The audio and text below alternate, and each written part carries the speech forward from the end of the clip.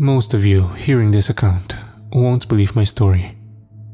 Hell, I wouldn't believe if I hadn't lived through the horror. To the best of my knowledge, only 2 people have ever survived this hell and made it back to Earth in one piece.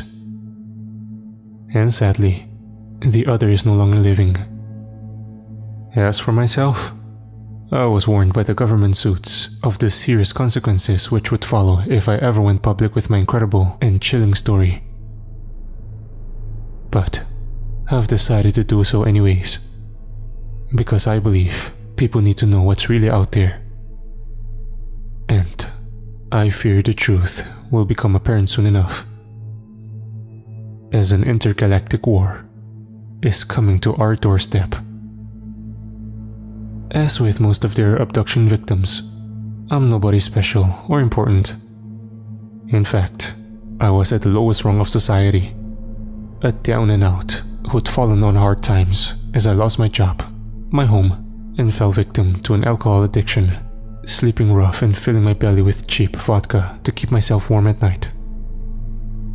My confession to having an alcohol problem will surely bring my account into question. But I can assure you that I was quite sober when the events I'll describe took place. On the night in question, I had taken refuge in an abandoned bus shelter set along a lonely back road, falling asleep under the stars after I'd emptied my bottle.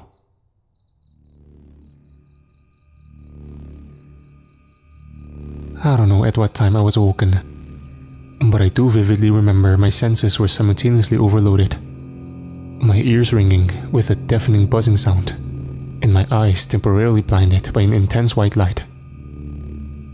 Suddenly and inexplicably, I felt my body rising off the bench, my form being pulled upwards into the night sky. My last memory was of the dark, cigar-shaped aircraft in the sky above me. And to my horror, I realized I was being pulled towards it. But then, I felt myself falling out of consciousness, my eyes closing as my whole world went black.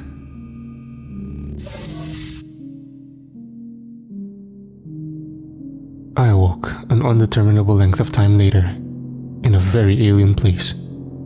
Quite literally. The first thing I noticed was the pain I felt throughout my body. A dull throbbing as my bones and joints all ached simultaneously. I soon discovered that I was completely naked. My clothes gone as I lay against cold metal, my skin freezing and body shaking. It caused me physical pain to open my eyes. But when I did, there was little I could see, because the steel-plated room was dark, only dimly lit by a faint red light. It was at this point that I panicked, quickly standing up on my trembling legs as I darted towards the wall. But I didn't get far, as suddenly, I experienced a shooting pain pulsating through my body, feeling like I'd just been hit by a bolt of lightning. I screamed in agony, falling down to the cold hard floor as I reached for my throat, and was horrified to find a metal collar secured around my neck. In an act of panicked desperation, I tore at the collar, trying to remove it, but instead being hit with another surge of electricity that tore through me. "I wouldn't do that if I were you," called out a male voice from the darkness, his tone surprisingly calm given the circumstances. "The shock collar is programmed to go off if you make any sudden movements, or if you try to remove it. The voltage will steadily increase until you either lose consciousness or your heart stops." I experienced a flood of emotions upon hearing his words. Confusion, anger, and fear. But I listened to the stranger's advice, not wishing to go through that pain again. Slowly, I opened my dry lips and stuttered out my words. "Who are you? And what is this place?" "My name is Gideon, and I am like you, a prisoner here." "Is there anyone else there?" I asked cautiously. "Yes," came the first response, this time from a scared female voice. I'm Tanya, and I don't know why I'm here." There was a pause before the next voice called out from the darkness. "Max. Max. I don't know why this is happening. I want to go home."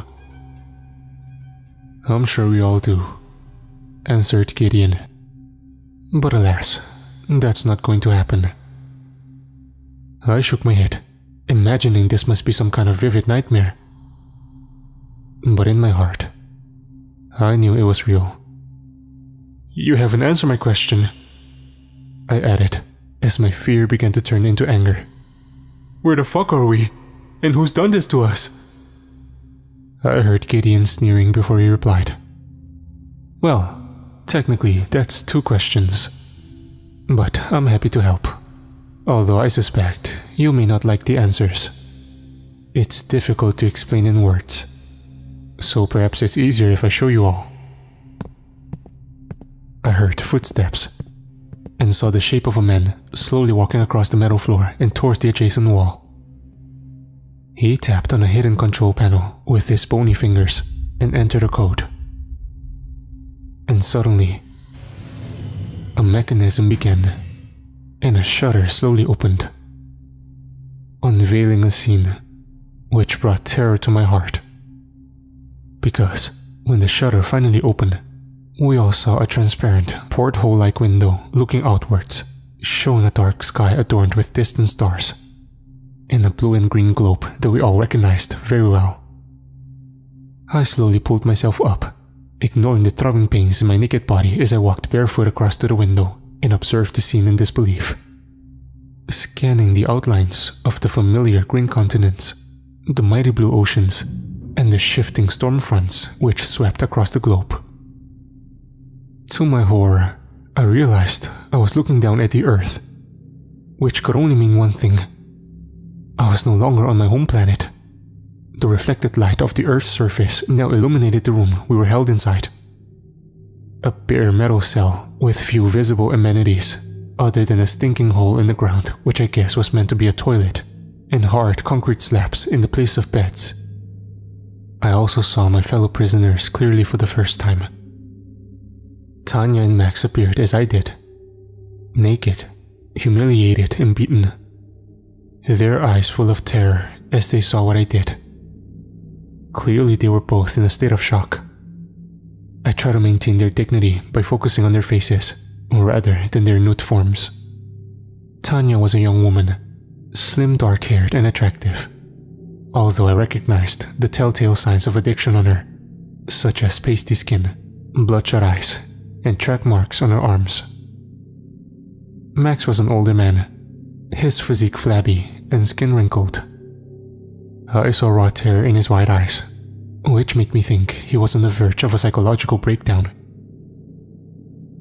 Gideon was different, however. I noticed he wore a shock collar like we all did, but he was also fully clothed, wearing a white robe which covered his dignity. True, he didn't look in the best of health, his body emaciated and eyes sullen, as if they'd seen too many horrors. It was also clear that he knew more about our situation than the rest of us. I wasn't the only one to come to this conclusion.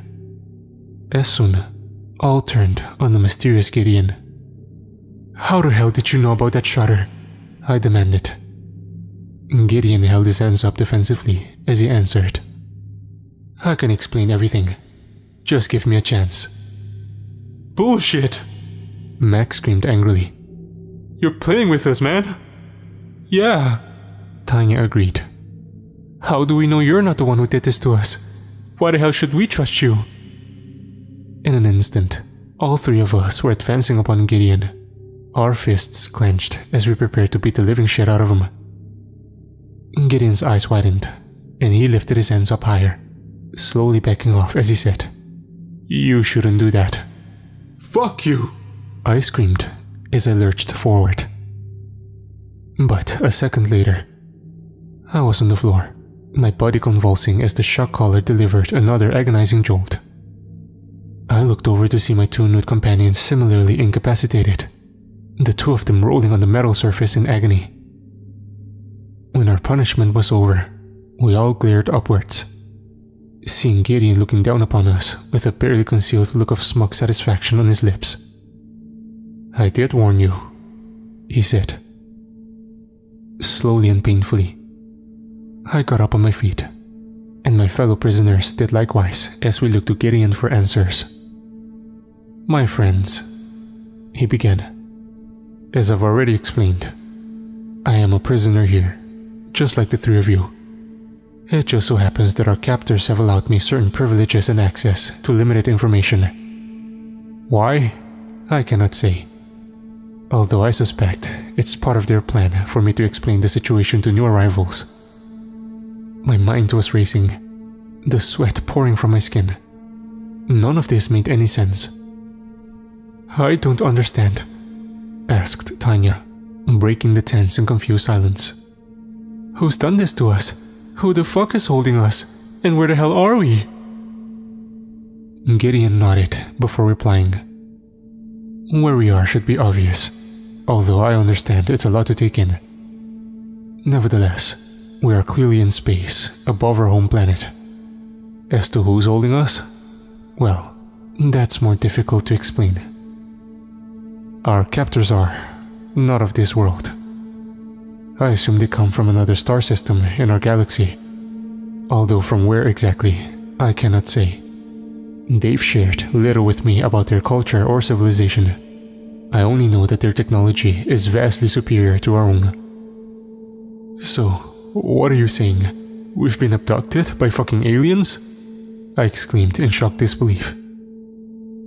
"That's exactly what I'm saying," Gideon confirmed grimly. "Alien abduction?" Tanya interjected excitedly. "What? You mean like anal probing and all that shit?" Max emitted a nervous laughter, but Gideon didn't share in the joke, his face remaining like stone. "I'm afraid it's far worse than that," he said solemnly.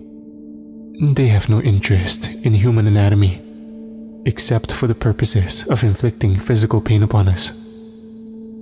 A cold chill ran down my spine as I asked, "What the hell do you mean?" Gideon didn't answer straight away. Instead, pointing and directing our attention back towards the porthole. I turned my head to look, instantly sickened by the horror that I witnessed. As first one, and then a second human body slowly floated through space and past the window, their naked bodies frozen in the cold vacuum.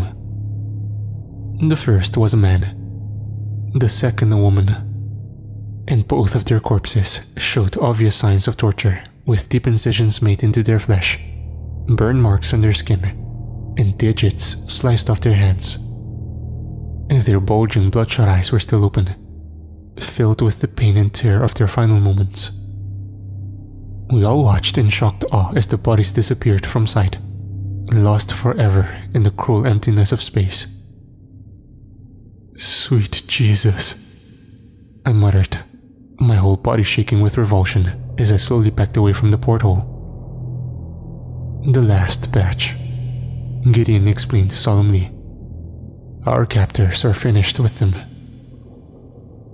I struggled to force the words out of my throat. "They murdered them, tortured them first, and then dumped their bodies into space? Why? Why would they do this?" "Well, that's the $1,000 question, isn't it?" Gideon answered cryptically. "I don't have all the answers, but I've been on the ship for a while. I've observed what occurs, and have had some limited communication with our captors, receiving as much information as a master would provide to a slave. From this, I have reached some conclusions. All living organisms are a product of their environment, and the traits they evolve allow them to survive in said environment. The trouble with evolution is that it's hard to shake. We humans consider ourselves an advanced and civilized species, but we are still prone to primal and animalistic urges. Now, imagine a species which evolved on a planet much more dangerous than our own, an environment populated by many highly aggressive organisms, where the evolutionary victor would need to be smarter, stronger, and more ruthless than its competitors to end up on top. Move forward a few millennia, and that species is now technologically advanced and capable of intergalactic space travel.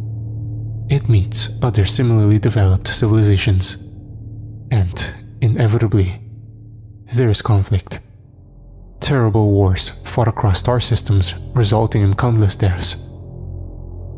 Gideon paused briefly as he looked out the porthole and towards our far distant planet.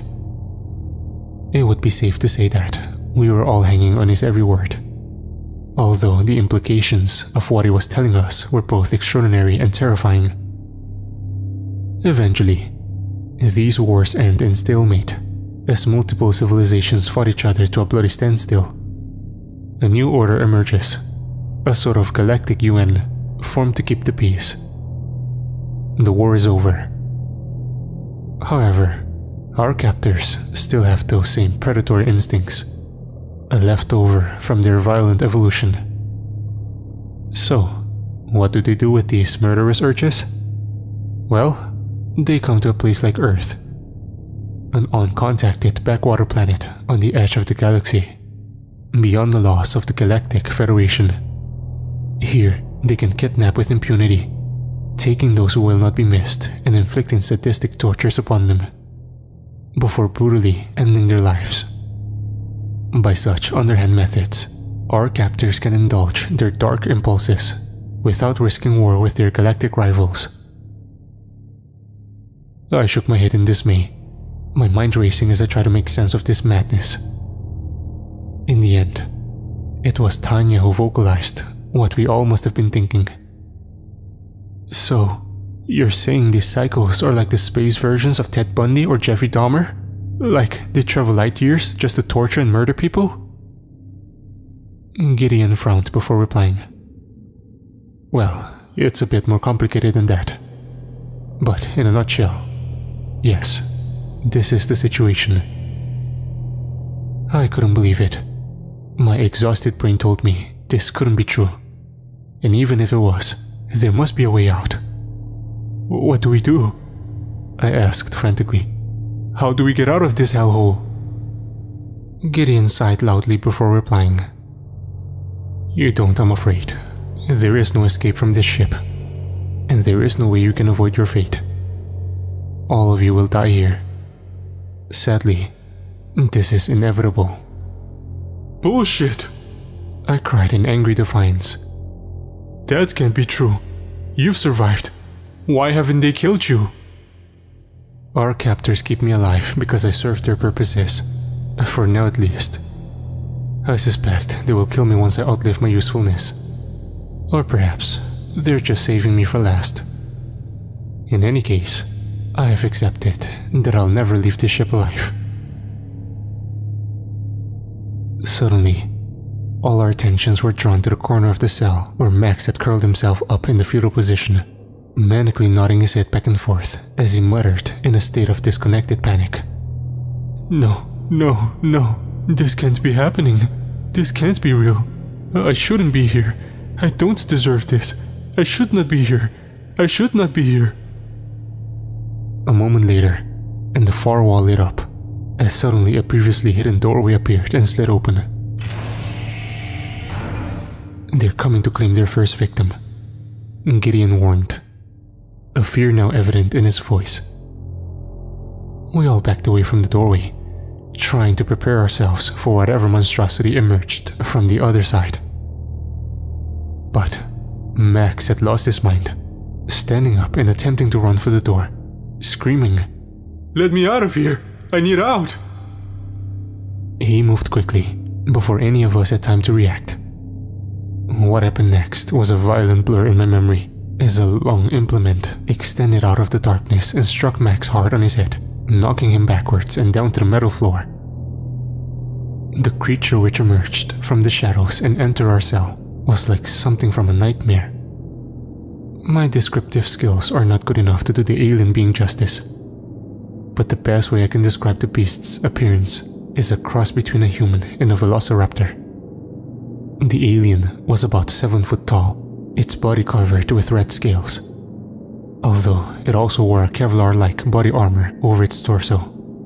Its snout-like mouth was filled with sharp fangs, and its dark eyes were those of a reptile. Cold, calculating, and predatory. Its arms were relatively short and stumpy compared to the rest of its body, but I noted that the beast had opposable thumbs and digits, meaning it was able to hold and direct the pike-like weapon in its claws, the same metal rod it had used to strike poor Max with. Its legs, on the other hand, looked powerful, and I saw its middle toes being adorned with sharp, curved claws about 6 inches long. It tapped these claws menacingly on the meadow floor as it surveyed us. Its naked and helpless human victims. At this point, Max unfortunately regained consciousness, glancing up at the beast above him and screaming out in absolute terror. I swore I could see a cruel smirk on what passed for the alien's lips, its eyes widening with a sadistic pleasure as it lifted its weapon. A second later, and Max's limp body was roughly dragged across the floor, his shock collar acting as a magnet which attached itself to the end of the alien's metal pike, allowing it to easily pull the kicking and screaming Max out of the cell and into the dark corridor beyond. A moment later, the door slammed shut, leaving a trail of Max's blood and urine on the floor, and the rest of us trapped inside, dealing with the shock of what we just witnessed. "My God, what will they do to him?" Tanya asked with a trembling voice. "Trust me, you don't want to know," Gideon answered. I sat down in a corner, my head in my hands as I desperately tried to think. Surely, there must be a way out, I thought. This couldn't be the end. But things only got worse over the next few hours. Clearly our captors enjoyed tormenting us because, although the cell walls were thick, they deliberately piped in sound using some sort of speaker system. And what we heard were the screams and pleas of our companion Max, as he was subjected to unspeakable tortures. We heard every ignored cry for mercy, every incision made into his living flesh, and a foul hissing sound that I can only assume was the reptilian alien's equivalent of laughter. Our reaction to hearing this monstrous cacophony were different in each case. Tanya broke down as she lay in a corner and sobbed uncontrollably, while Gideon stood and listened in grim silence, as clearly he'd been through this hellish situation many times before. As for me, my mind was on the edge of madness, and I wanted to rip my ears off so I didn't have to listen to Max's suffering. I kept racking my brain, trying to think of a way out and demanding answers from Gideon. But he didn't provide the answers I needed, as the veteran prisoner seemed resigned to his fate. "We can fight the motherfuckers. Surely we can," I shouted. Gideon shook his head in the negative. "You are naked, unarmed, and have a shock collar attached to your neck. What's more, we are on board their spaceship, surrounded by dozens of armed guards and torturers. Resistance is entirely futile. Believe me, many have tried, and all have failed." "Well, can't we reason with them then?" I asked desperately. "You're able to communicate with these aliens. Can't we make a deal?" Gideon scoffed at the very suggestion. "Reason with them? Our captors regard us as no better than insects. They would no sooner negotiate with us than we would with a common housefly." "Well, there must be something we can do," I cried out angrily, raising my voice to be heard over Max's screams. "We can't just sit here and wait for death. Don't you think I would have done something already?" Gideon shouted. As for the first time, he lost his temper. "Don't you realize I've considered every possible option?" "Shut up!" screamed Tanya as she erased her tear-covered face from her hands. "Shut the fuck up, both of you. This isn't helping. Jesus Christ, a man is dying in the next room. Show him some goddamn respect." The woman's angry words of rebuke ended our debate. And soon after Max's tortured cries ended, replaced by a horrifying death rattle as they finally left the mortal coil. I shuddered upon hearing that awful sound. I felt some relief that Max's suffering had ended, but also fear, because I knew one of us would be next. Sure enough, it wasn't long before the invisible door in the wall reopened and the 7-foot-tall reptilian guard marched in. Its footclaws clicking in excitement as its predatory eyes scanned the cell's interior in search of its next victim. I stood up in defiance, clenching my fists as I faced the beast. I knew any physical resistance would be useless, but still wanted to go down fighting. But the alien's cold eyes ignored me. Instead, focusing on Tanya and lifting its weapon as it advanced upon her. I experienced a moment of foolhardy bravery in that moment as I charged forward toward the guard, screaming, "No, don't take her! Take me instead!" The alien's reaction was instantaneous as it struck me with its spike. A shooting pain reverberated through my skull as I collapsed to the ground. With me out of the way, the alien guard continued its advance upon Tanya, who had taken cover in the far corner of the cell. It seemed inevitable that the beast would take her. But then, all hell broke loose. There was an almighty explosion, and the whole spaceship shook, throwing us all across the cell like helpless ragdolls. This included the alien guard, who was flung heavily against the wall, its head cracking as it made impact. The alien didn't get back up. I don't know whether it was dead or just unconscious, but either way, we were happy for our unexpected salvation. In that moment, we all turned to the porthole, astonished to see a second craft soaring through space, a silver needle-shaped ship, which was firing as it sped towards us, shooting missiles through the vacuum. There were more explosions as the prison ship we were on board shook under the force of multiple impacts. "Who the hell is that?" I shouted, looking to Gideon for answers. For once, the veteran hostage looked as surprised and baffled as we did. "I've no idea. I've never seen a ship like it before," he answered honestly. Tanya brought us back to reality. "Come on, damn it! We need to get out of here!" She pointed over the incapacitated body of the alien guard and towards the still open doorway, offering us an escape from the cell. Tanya led the way, and I followed. Gideon paused only briefly, taking one last look around the hellish prison before leaving it behind. We exited and found ourselves navigating a maze of dark corridors as explosions continued to rock the alien ship. Our collars thankfully did not transmit a shock for which we were all grateful. I can only assume the explosions had disrupted their signal. Gideon soon pushed ahead, as it seemed he knew the way. He led us to a second room, typing in a code to open the door. What we found inside was a hellish scene beyond my worst nightmares. It seemed this was the aliens' torture room.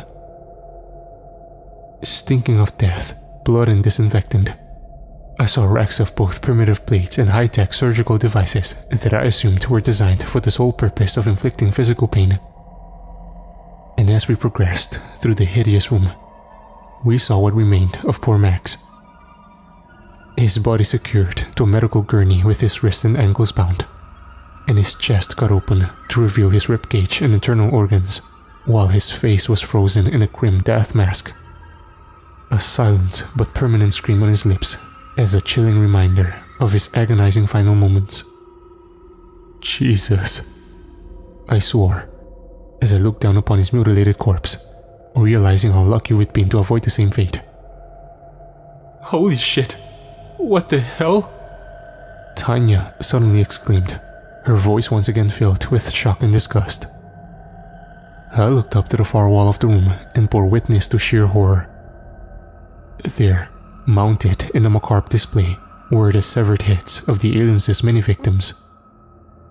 Most were human, but there were other species too, exotic and unfamiliar to my eyes. One looked like some kind of aquatic creature, complete with gills and scales, while another appeared similar to a werewolf, except it had 6 eyes. In all, there were about a dozen mounted heads up on the wall. But this wasn't even the worst thing about the sadistic exhibit. What chilled both Tanya and I to our very core was the fact that the severed heads were still alive. I don't know how they did it, or what kind of twisted bad science they used, but each head was connected by tubes to some sort of electronic digital device, which seemed to be monitoring their vital signs. Every head seemed to be trapped in their own hellish nightmare without end. Some stared at us with bloodshot eyes, filled with madness, while others maniacally opened and closed their mouths in an attempt to scream.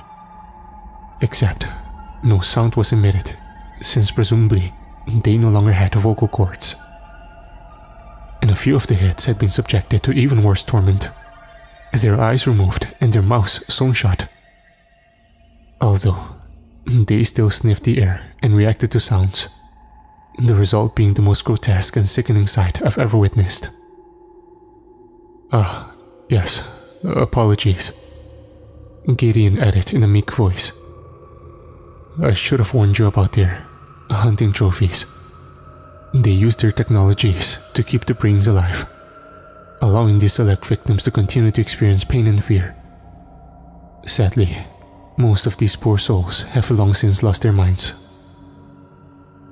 I shook my head, astonished at the almost flippant manner in which Gideon described these atrocities. I realized that he must have lived through hell, suffering untold horrors at the hands of our sadistic alien captors. I couldn't imagine what he had to do just to survive in this ship of nightmares. Whilst we stared in horror at the living heads, Gideon went to work, tapping into a control panel to reveal bizarre symbols that I guessed recorded text in the alien's language and images which appeared to show the ship's interior. He frowned as he tapped on the screen, obviously frustrated by what he was seeing. I know there are escape pods on the ship. I've heard them talk of emergency evacuation procedures. He pointed to the map of the ship, drawing our attention to an area at the rear of the cigar-shaped vessel. They should be located here, but I don't know how we get to them. And even if we do, I have no idea how to operate the pods, let alone navigate one back to Earth. Tanya and I shared a look of despair, realizing that we got this far only to face another obstacle. But Gideon was a beaten man, resigned to failure and defeat. He'd never thought we'd get this far, and I knew we couldn't give up now. When there's a will, there's a way. As we were considering our next move, fate once again intervened, as suddenly the room's door exploded, and something entered through the smoke and fire. We prepared for the worst. But what confronted us was something new. A hovering drone-like robot with 2 mechanical arms extending, both adorned with high-tech weaponry. It also had a camera-type device attached to its main body. A pitch-black circle silently observing us like it was analyzing our physical forms, or perhaps scanning our brainwaves. I looked to Gideon for an explanation, only to discover a look of bafflement on his face.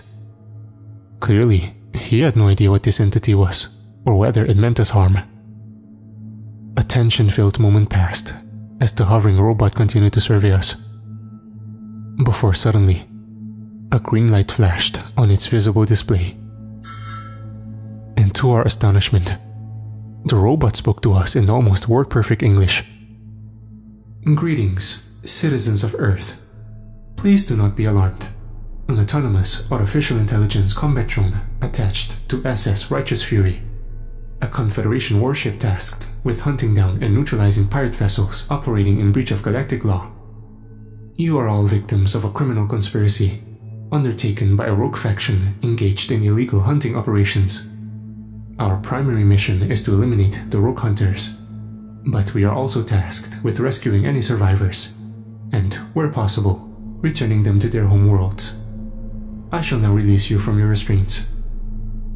In an instant, all of our shock collars disconnected and fell from our necks. presumably deactivated by some kind of electronic countermeasure. We all felt a great relief being freed, although we were still a long way from home. "Please follow me, and I shall escort you to a safe zone," said the AI drone. The three of us looked to one another in confusion. I certainly didn't feel comfortable putting my trust in a killer robot from another planet, but reckoned Unit 2317 was a better bet than our reptilian torturers. We exited through the demolished door and fled into the maze of corridors, following the hovering drone as it led the way. Meanwhile, the chaos of battle was all around us as the alien ship was assaulted by Confederation forces. We just turned a corner when we were confronted by a reptilian foot soldier, armed with some kind of high-tech rifle. It snarled before aiming, raising its gun and preparing to fire. But the machine reacted faster as it rapidly fired a series of dart-like projectiles that ripped the alien's body to shreds. We walked over its body and continued our escape, observing scenes of violence as other killer drones engaged reptilian aliens in mortal combat.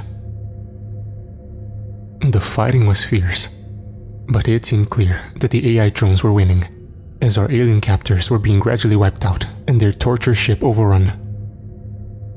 Finally, we reached what I guessed was the rear of the spaceship, where we saw a row of circular doors with strange symbols written above them and control panels on the metal walls beside them. "The escape pods! We've made it!" Gideon exclaimed, his eyes lighting up with hope for the first time since I'd met him.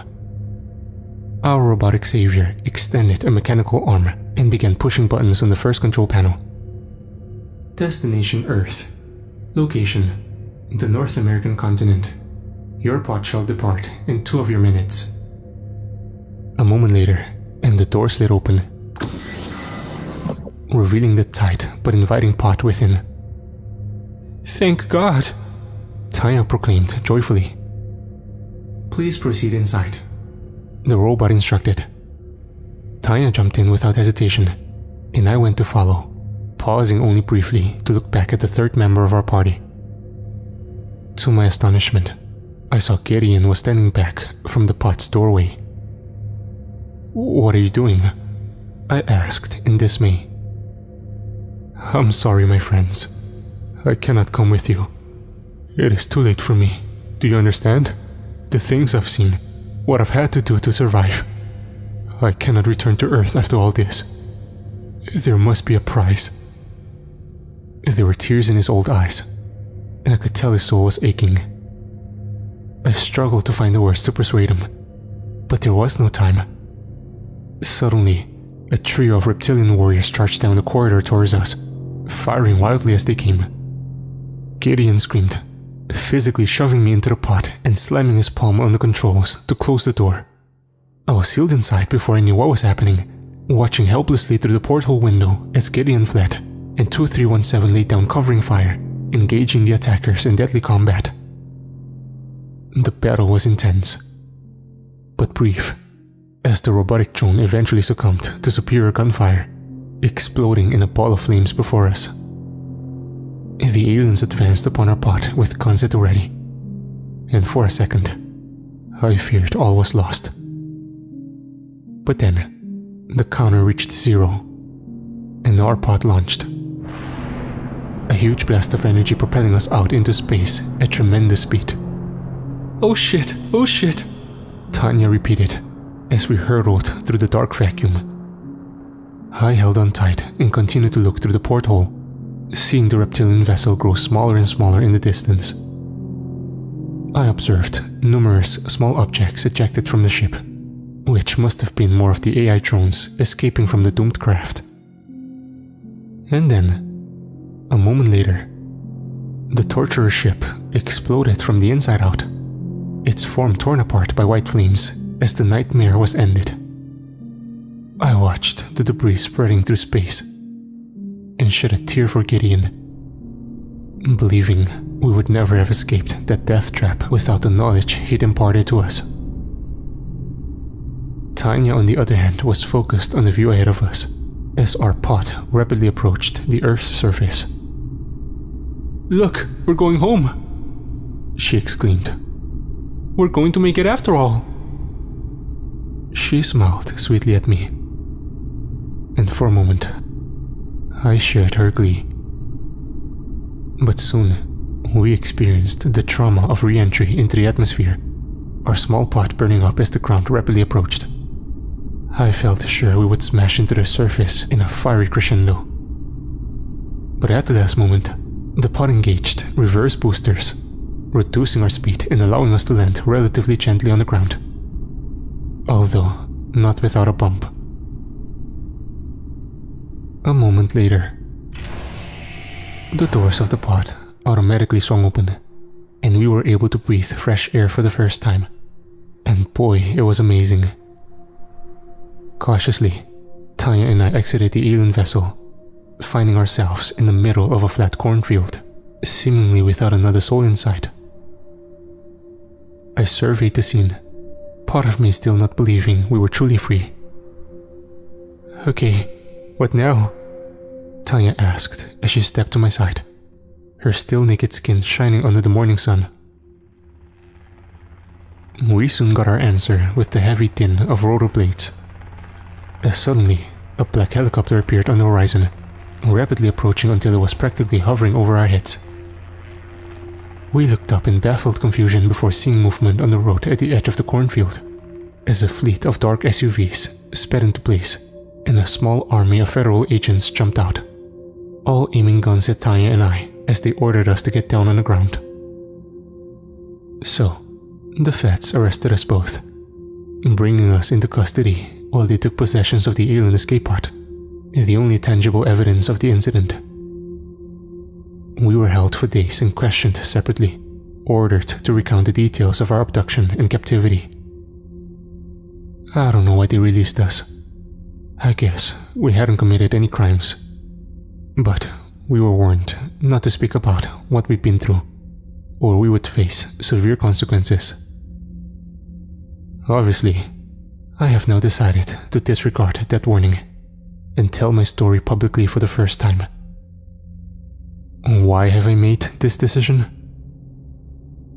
Well, I suspect my days are numbered.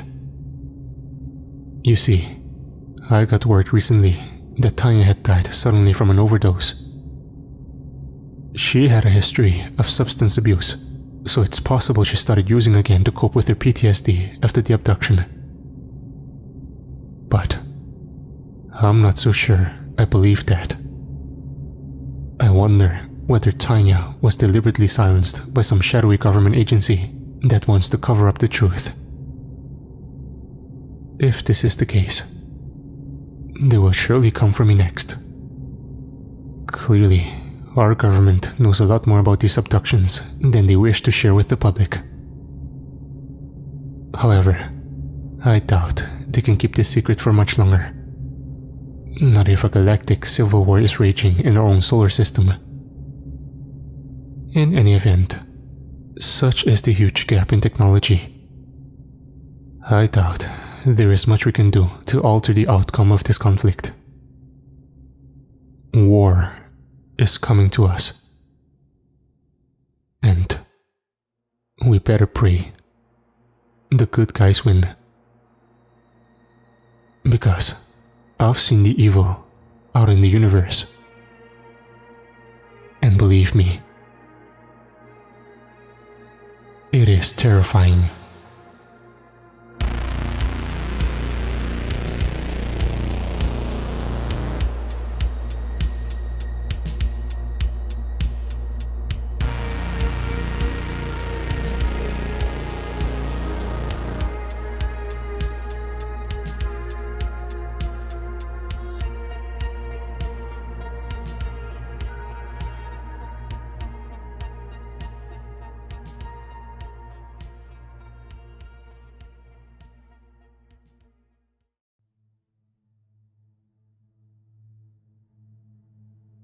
My story begins several years ago when I was a rising star in the mechanisms of federal government and planning on a career within the political establishment in DC. This wasn't to be, however, as I received what I thought at the time was a better offer. Believe it or not, The employment opportunity that led me to my current predicament began in a typically cloak-and-dagger manner. I was approached by a high-level but essentially anonymous black-suited individual who claimed to work for an off-the-books agency interested in recruiting me for a special assignment, one that wouldn't just help my country, but also the entire human race. It sounded so ridiculous that I almost laughed in the man's face, but I noted his expression was deadly serious and guessed he wouldn't react well to mockery. Besides, I must admit that I was intrigued by the man's mysterious offer. The opportunity I'd been presented with sounded too good to be true, and I thought taking on this unusual job role could propel my career to previously unheard of heights. And so I accepted their offer and started down the path of no return.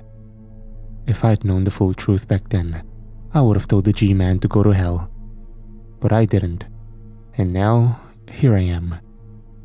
Jump forward 6 months, and I'd completed an intensive training program and attended a series of extraordinary briefings, which had changed everything I thought I knew about our world and the wider universe. I used to believe that we human beings were at the top of the food chain, but now I know better. It's hard for me to pinpoint the exact moment when my courage failed me, and I realized I no longer had any control over my situation. It wasn't when I was flown on board a military transport plane to a secret base in the Solomon Islands where I received my final briefing on this highly classified mission. Sure, I was nervous when they strapped me into my seat on board an experimental X-37C orbital test vehicle, the best in the US Space Force's inventory. I believe I stood up pretty well during our launch into orbit, as I joined a small club of humans who have traveled to space, although the actual numbers are far higher than most people know. I thought about the significance of the event and importance of my mission, whilst also realizing that few would ever know what we'd embarked upon. Only a select number at the top echelons of the US government knew of my mission, and the X-37 launch was a highly classified secret. Our rivals in China and Russia would be watching closely, of course, but their governments had been briefed and were in support of our operation. On this issue, if nothing else, all the nations of the Earth were on the same side. If the launch into orbit wasn't scary enough, our approach to the alien ship was truly terrifying. We saw the image on screen, that of a huge cigar-shaped spaceship capable of interstellar travel, which dwarfed our own small craft and was adorned with high-tech weaponry beyond our wildest dreams. Our tiny X-37 was puny and pathetic in comparison, seeming like nothing more than a primitive canoe paddling towards a mighty battleship. I realized then that our alien hosts could easily blast our small ship into oblivion with the mere push of a button. But why would they destroy an unarmed diplomatic mission, you might ask? Well, that answer is that it's simply in their nature to be cruel and violent, and this will become self-evident as my account continues. I think my nerves finally shattered after we completed the complex docking procedure and boarded the alien warship, going through the invasive and thorough scanning process before we were permitted entry. I vividly recall sitting in the holding area, a grim and dark cell of cold metal, as we waited to discover our fate. My sole companion was one Captain Henderson, a hardened Special Forces veteran who was as tough as they came. Henderson was tasked with acting as my bodyguard during this dangerous mission. Our alien hosts didn't allow us to bring weapons on board their ship, but Henderson assured me he was an expert in hand-to-hand combat and so would be able to protect me if things went south. I wasn't so confident, however. As we sat in the darkened cell, I couldn't help but notice how Henderson was perspiring heavily as he struggled to contain his fear. He had good reason to be afraid, as did I. You may have heard of the alien race who I was tasked to negotiate with. Their technology is far more advanced than ours, and they have been capable of interstellar travel for thousands of years, having first visited Earth at least 5 centuries ago. I'd never seen one in person, but their physical description was terrifying. A rat-scaled reptilian race with cold predatory eyes and sharp teeth and claws which could rip through human flesh without the need of any of their advanced weaponry. What's more, they are a cruel and warlike species who secretly visit our planet for one reason only: to find victims for their torture games and sadistic hunts. Those unfamiliar with their origins simply call them reptilians or lizard people. They don't know the full story, however, since the global governments have hidden the truth from their people for decades. The reptilians are in actual fact the empire of the Astri, a militaristic interstellar species from the TRAPPIST-1 star system who waged bloody war upon their neighbors for millennia before a new galactic order established an uneasy peace to keep the Astri and other aggressors in check. But the Empire didn't adapt well to this new peaceful order, so they searched for alternatives to satisfy their violent urges, seeking out uncontacted backwater planets such as our own, where they could continue to kill with relative impunity away from the vigilant eyes of the Galactic Confederation. And so, this is where I came in. You see, our global governments have been complicit in the Astri's atrocities for many decades. With no means of combating their vastly superior technology, we've effectively allowed the Astri to abduct, torture, and murder thousands of our citizens every year. In the United States, we simply turn a blind eye to these abductions, which inevitably occur in isolated areas, and the people they take are usually those who aren't missed, the homeless, drug addicts, or simply those without family or friends. In other countries, totalitarian regimes take the opportunity to donate victims to the Astri as a form of tribute, sending them prisoners, political dissidents, and so-called undesirables, as they cynically use the opportunity to kill two birds with one stone. This has been the state of affairs for too long, as the world leaders have sought to justify their secret collusion with the Astri mass murderers, believing that their sacrifice of countless thousands is necessary for the greater good, and because they feared the consequences of denying the alien slavers, knowing all too well that the Astri could devastate the Earth's surface with their space-based weaponry. But things have changed in recent times, which is why they sent me on this dangerous yet crucial diplomatic mission. For the first time in our history, we had a trump card to use against the Astri, and the powers that be on Earth decided to play it. And so, I potentially had the future of humanity on my shoulders. That's a lot of pressure. But as I sat in that holding area, I only hoped that the Astri wouldn't renege on their promise to allow us an audience and would instead simply throw the two of us out of the airlock, leaving us to die in the cold vacuum of space. I almost jumped out of my skin when I heard the hidden speakers burst to life, and a mechanical voice spoke to us in near word-perfect English. Representatives of planet Earth, the screening process has been completed, and you are permitted to board the SS Glory of the Empire. Proceed through the door and make your way down the corridor to the passenger cell. Once you are secure and contained, we shall continue the journey to our final destination. With that, a previously invisible door in the steel wall ahead of us slid open, revealing a dimly lit and uninviting corridor, which led to yet another door at its end. I experienced a moment of fearful trepidation, finding myself temporarily unable to stand and walk, until Captain Henderson silently pulled me up to my feet and practically frog-marched me through the doorway. He whispered sternly in my ear whilst doing so. "They're watching. Don't show the fuckers any weakness, or they'll destroy us." His harsh words forced a cold shudder up my spine, but I knew he was right. My extensive briefings on the Astri's culture and psychology left little doubt. All of our intelligence pointed to the Astri lacking in any empathy or mercy, at least towards our human race. Certainly, they believed in their own version of social Darwinism, an extreme ideology stating that only the strong would survive in a ruthless universe and weaker species should be crushed, enslaved, or destroyed. I tried to control my fear as I shakingly stepped forward, following Henderson down the dark, featureless corridor of cold steel, barely stopping myself from jumping when the airlock at the far end slid open to reveal what the ship's AI had disconcertingly described as the passenger cell. Cautiously walking inside, we saw a room not much different from the one we just left, cold, dark, featureless, and hostile.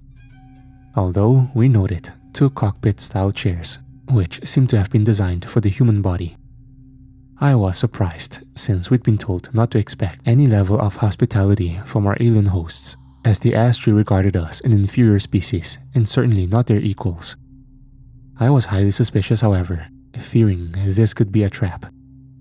Looking to the hard-faced Captain Henderson, I thought about asking him what he thought of this, but then I remembered that our hosts were almost certainly watching and listening to everything we said and did. Henderson took a seat without uttering a word, quickly and efficiently strapping himself in for the space journey to come. I followed his lead, watching him closely as I repeated his actions to secure my seatbelt. I didn't know how Henderson knew what to do and how he stayed so calm and confident under the circumstances. I supposed it was his training kicking in as he quickly adapted to this alien environment. I wish I had his confidence, but what we were facing scared the shit out of me. The experts from NASA and the Air Force had warned us that we'd be making a journey that would last months or even years in one of our rockets in the space of a few short hours. We had little knowledge of the Astri's technology, and most of our assumptions regarding their spacecraft were based on theory only. The assumption at the time was that Henderson and I would be traveling farther out than any Earth-based lifeform had done before, and we would be subjected to a G-force which no human being had previously experienced. They had no idea whether our bodies could survive the journey, and we had to take whatever assurances the Astri had given regarding our physical safety with a pinch of salt.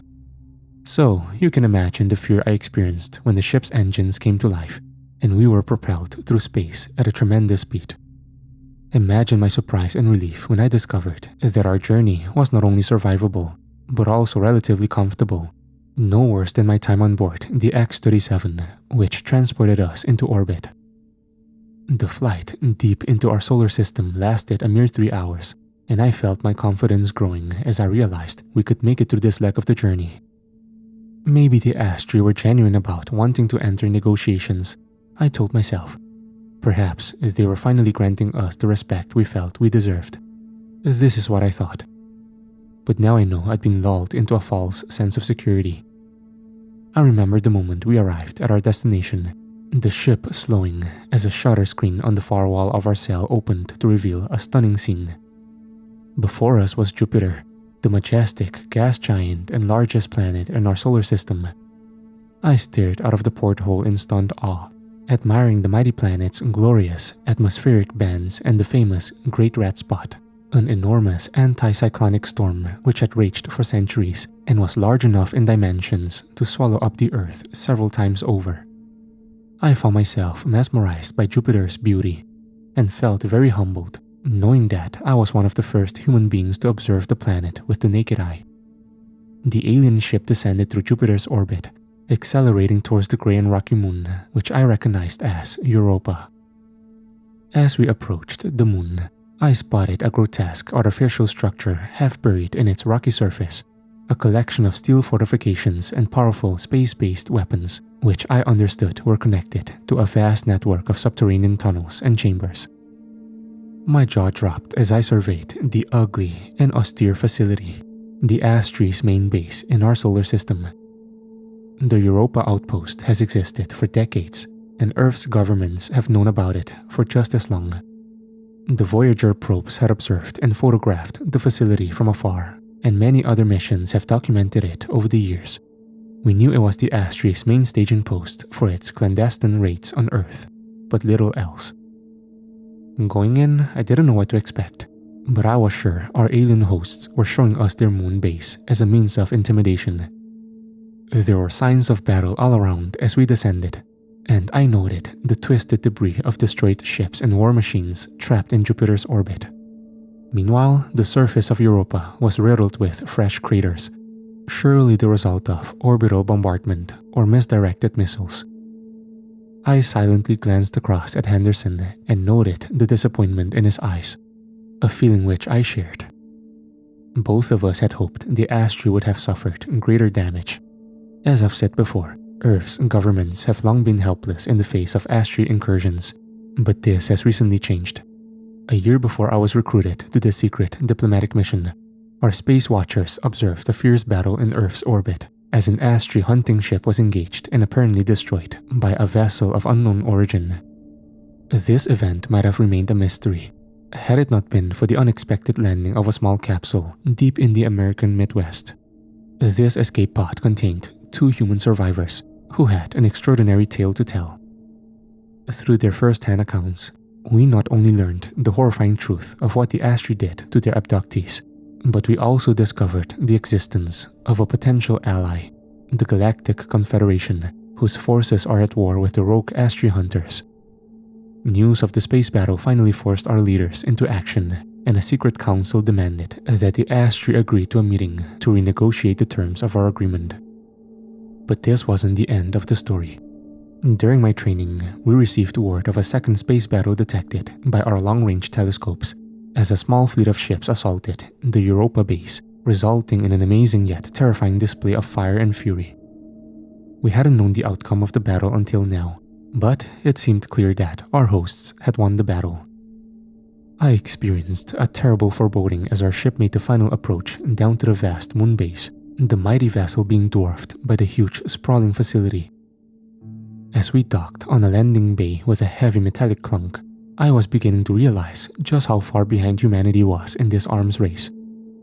Once the ship docked, we received further instructions from the disembodied robotic voice. "We have arrived at the Empire's Alpha facility. You should remove your restraints and wait for a representative who will guide you inside the base." We did as told. Henderson and I shared a look as we undid our seatbelts and stood up. The far door activated, and I mentally prepared myself to see an Astri warrior in the flesh for the first time. I'd heard the witness descriptions and seen what few photographs and film footage we had of them. But this wasn't adequate preparation. I took a deep breath as the automated door slid open, but was disappointed by what I saw on the other side. We were met by some kind of robotic drone hovering in the air as its scanners and cameras observed us and collected data. I remembered the witness accounts of the Confederation war machines and wondered whether the Astri had adopted the same model.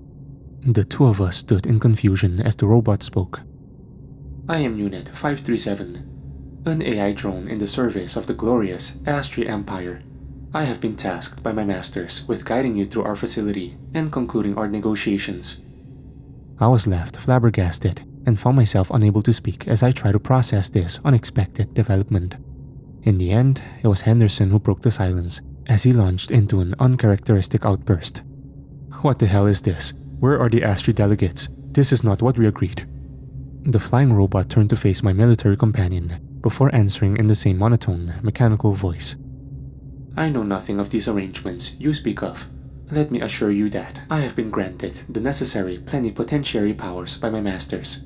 I would also advise you not to engage in any further emotional outbursts. My masters may view such tirades as acts of aggression and respond accordingly. Now, you must follow me." With that, the drone swung around and entered the facility. I shot Henderson an angry look and whispered, "What the hell were you thinking? Are you trying to get us both killed?" Henderson simply shook his head in despair before saying, "No plan survives first contact with the enemy. We need to adapt." I stared at my companion in confusion, wanting to ask him what he meant, but Henderson simply nodded and said, "Come on, let's go." He proceeded through the open doorway and I followed, not yet realizing we were walking straight into a living hell. The interior of the Europa base was slightly less bleak and intimidating than the spaceship, but only marginally so. The corridor walls were white and sterile, and my nostrils were filled with what smelled like disinfectant. As soon as I set foot inside, I felt something was terribly wrong, and a sense of impending doom came over me. I was frightened and on the edge, but it was more than that. Within a few seconds, my head was pounding, the pain growing inside my skull until it became almost unbearable. I felt naked and exposed. Like suddenly, my deepest thoughts and secrets were there for the whole universe to see. And it got worse. Suddenly, my aching brain was assaulted by terrible, horrific images. I saw human beings tortured by the vile Astri killers, a man ripped to shreds by claws and teeth, a screaming woman strapped to a gurney and operated on without anesthetic, and many more scenes of ultra-violence. The images I saw inside of my head were so vivid that I could almost hear the blood-curdling screams and smell the gory viscera. I struggled to stay on my feet and see straight, turning my head to look upon my companion. Any hope I had for support faded, as I saw Henderson was fighting his own internal battle against whatever psychological weapon the Astri had deployed against us, sweating profusely as his eyes bulged and face burned red. I reckoned he was using all his mental strength in an attempt to keep the enemy out of his head, although I doubted he would be successful. This was a new tactic which we hadn't been warned about during our briefings, and frankly, it terrified me. What chance did we have if the Astri could destroy our minds as well as our bodies? The pressure built up inside of my skull until I thought my head would explode, and for a horrible moment, I believed they would kill us through this vile method. But the assault upon our brains ended as suddenly as it had begun, the pressure lifting and sadistic images disappearing, although I couldn't forget the horrors I'd seen. Our robotic guide acted like nothing had happened, leading us to yet another automatic door at the end of the sickly white corridor as it turned to address us in its deadpan mechanical voice. My masters thought you might wish to visit your fellow Homo sapiens who we accommodate at this facility. I will show you our holding pens. I felt a sickness deep in the pit of my stomach after hearing the drone's emotionless words, casting a glance towards Henderson in the moment before the next door slid open. The first thing that hit me was the smell, the foul stench of waste that reminded me of a zoo or kennels. And then I heard the wails, screams of agony and pain which I was horrified to learn came from human lips. Our robotic guide led the way as Henderson and I entered into a living hell under glaring artificial lights. We were sickened, yet awestruck at the horrific scenes we witnessed.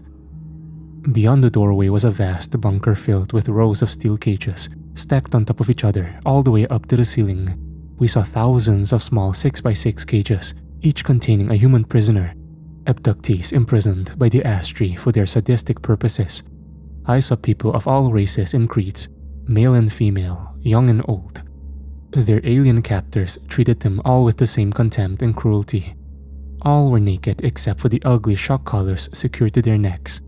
And as I walked closer, I saw how all were emaciated and left to live in their own filth. Many bore scars and injuries, surely as a result of the torture they'd endured. Others looked sick, and more than a few appeared to be on the verge of death. But the most horrifying moment came when the many prisoners noticed our presence, the word quickly spreading through nervous but excited whispers between the cages. Suddenly, thousands of eyes lit up with something very dangerous indeed: hope.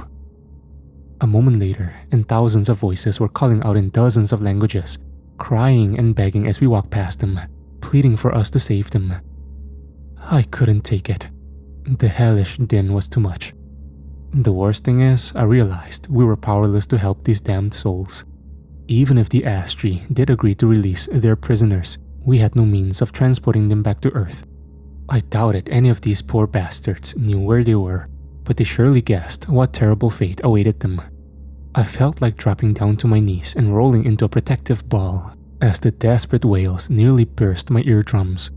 But then, all the prisoners emitted a new sound, one of shocked pain as every one of their number collapsed in agony, screaming as they clutched hold of their throats and squirmed on the floors of their cages. To my horror, I realized that the prisoners' shock collars had all been activated simultaneously as a form of collective punishment. Despite my terror, I screamed out in anger and challenged our guide. How fucking dare you? You damn savages have no right to treat our people this way. I realized how foolish my words were as soon as I spoke them. The drone swerved around to face me, and I wondered why I'd taken my anger out on an AI which merely served the cruel Astri and probably had no capacity for independent thought. The hovering robot looked over at me with its inbuilt cameras, lights flashing on control panels as it processed data. And when the machine spoke, its words didn't contain even a trace of humanity. Quiet. I have warned you about the consequences of emotional outbursts. Let us proceed to the amphitheater, where you may witness the fruits of my master's work. With that, the robot turned and flew forwards, leaving Henderson and I to look upon the defeated prisoners, all wounded and silent as they glared down upon us with disappointment in their eyes. And they came to the terrible realization that we weren't here to help them. And somehow, those silent, reproachful looks were even worse than their screams and cries for mercy. I thought this was as bad as it could get. But then we exited the prison chamber, and entered a whole new circle of hell. We walked out onto an empty stand overlooking an oval-shaped arena with a circular pitch around 100 foot in diameter, surrounded by 10-foot walls on every side.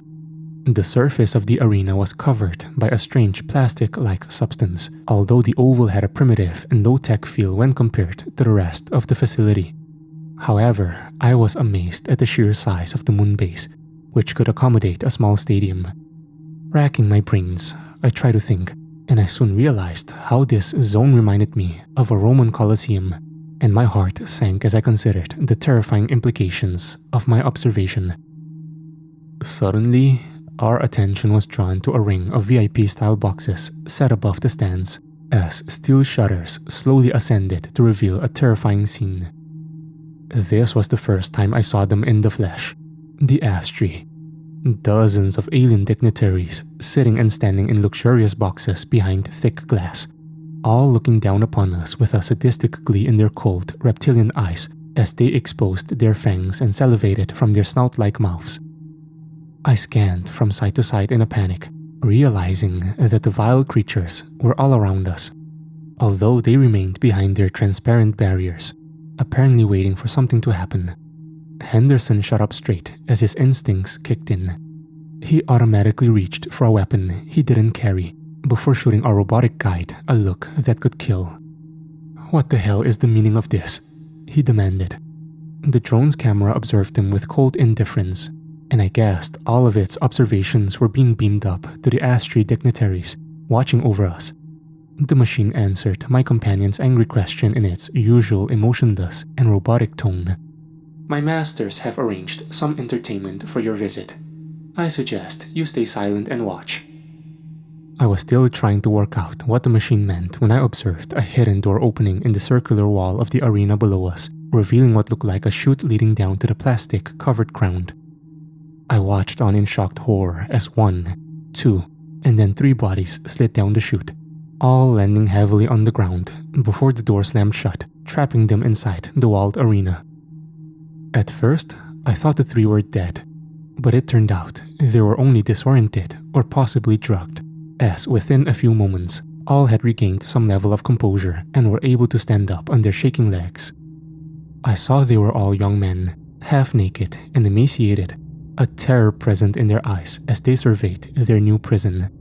A moment later, and a second compartment opened to reveal a steel rack filled with handheld weapons, including what looked like machetes, axes, and short swords.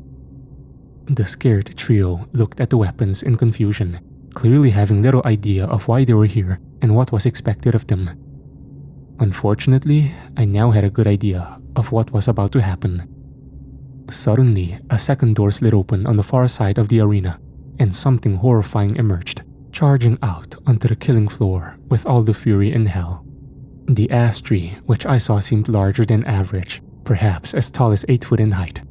I saw old scars cut across its red scales, and so guessed this beast was a veteran warrior. Its lizard eyes were those of a cold and calculating predator, methodically scanning the kill zone as it sought out its victims. The warrior was armed with a long pike-like weapon, but it hardly needed a spear, as its teeth and claws were surely sufficient to tear its victims to shreds.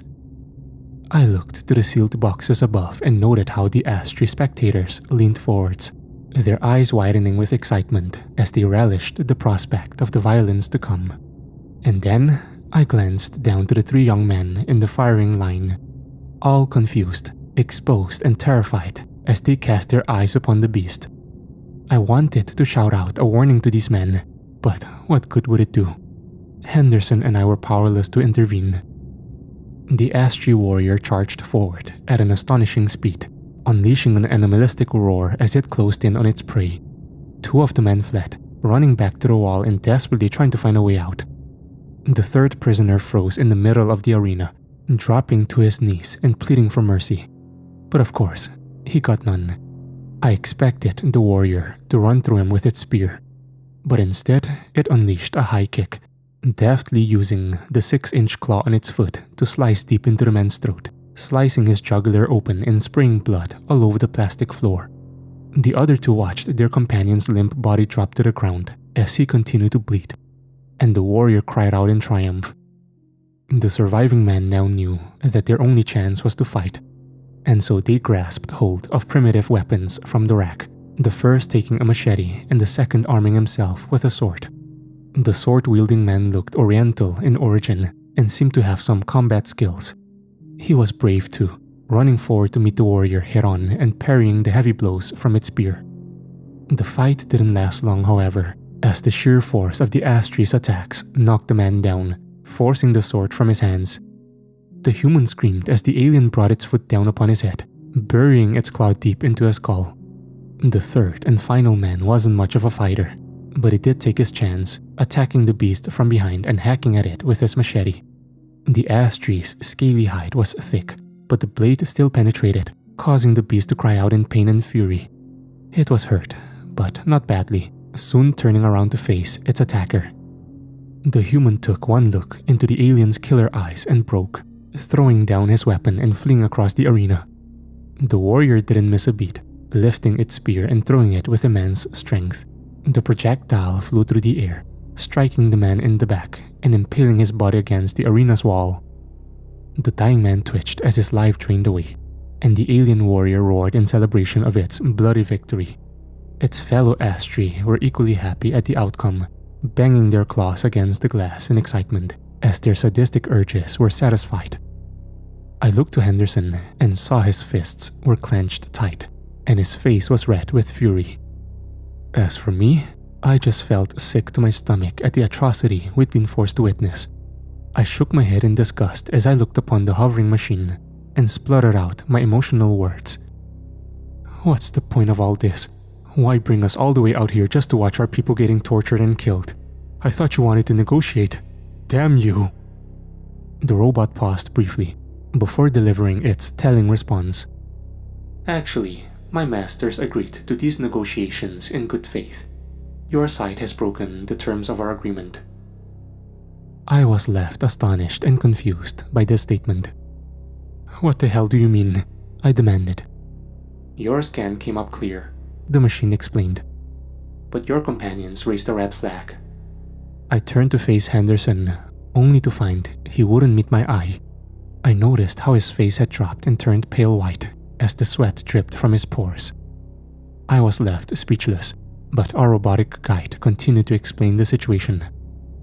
The trace was subtle, but our senses detected a viral infection in Captain Henderson's blood.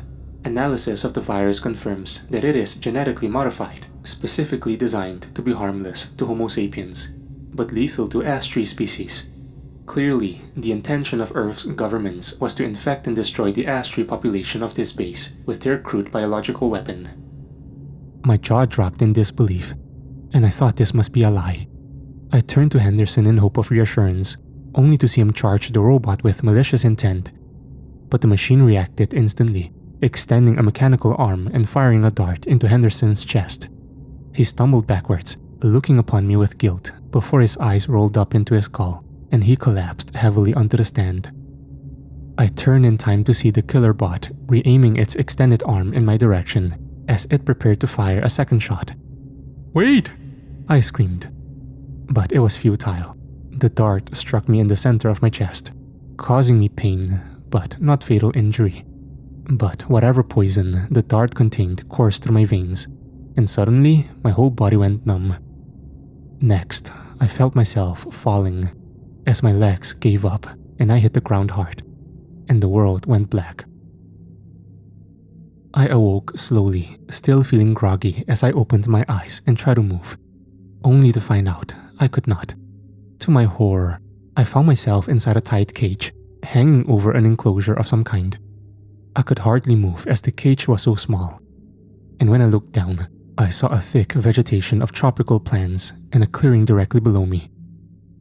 Glancing to my left, I found my companion, Captain Henderson, awake and also trapped in a tight cage hanging over the enclosure. I opened my dry lips and forced out my words, shouting angrily as I chastised Henderson for his betrayal. What the fuck, man? You let them inject you with a biological weapon? Are you crazy? Henderson lowered his head, once again not meeting my eye. I was only following orders. Whose orders? I screamed. What lunatic ordered this attack? What made them think this madness would work? It was always a long shot, but the brass believed it was our best chance. But why? Why wasn't I told? What the fuck happened to our negotiations? Henderson sneered dismissively before answering me. Wake the hell up. The diplomatic mission was just a cover.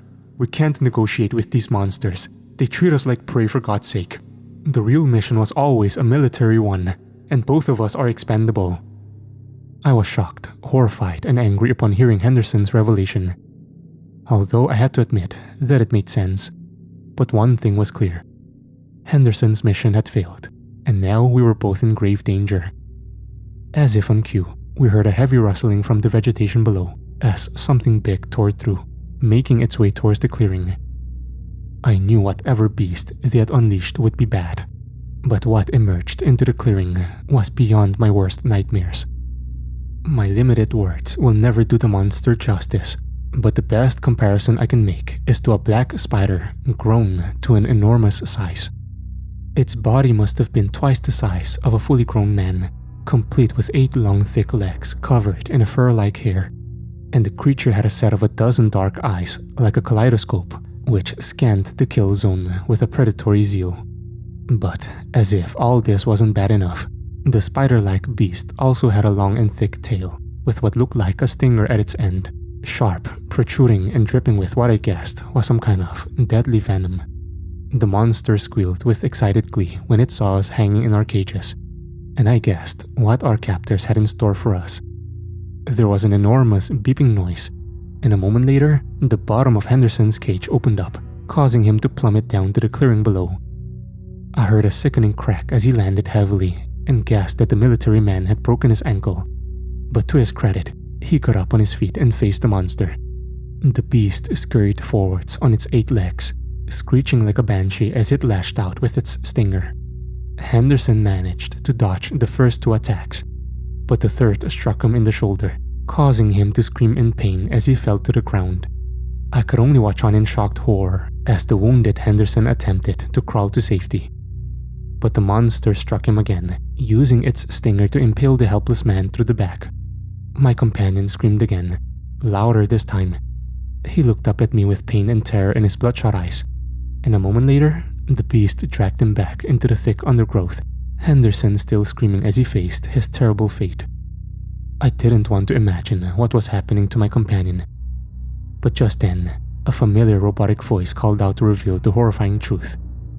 My masters want you to know that the Predator will not kill Captain Henderson. She will lay her eggs inside of his still living flesh, keeping him alive until they hatch, after which her offspring will feast upon him.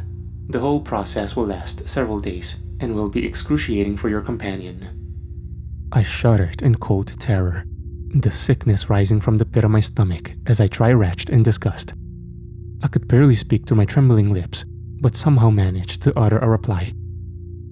I suppose you mean to do the same to me? No, my captor replied.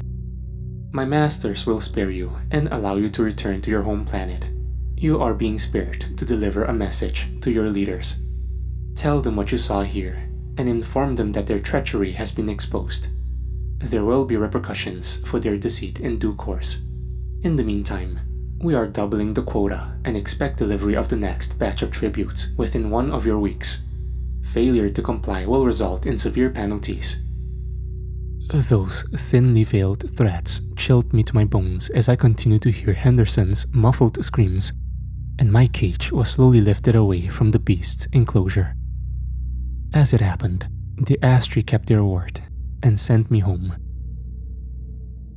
I'm almost ashamed to admit my relief at living through the ordeal, and now I'm racked with survivor's guilt, not to mention terrified of what the Astri will do next.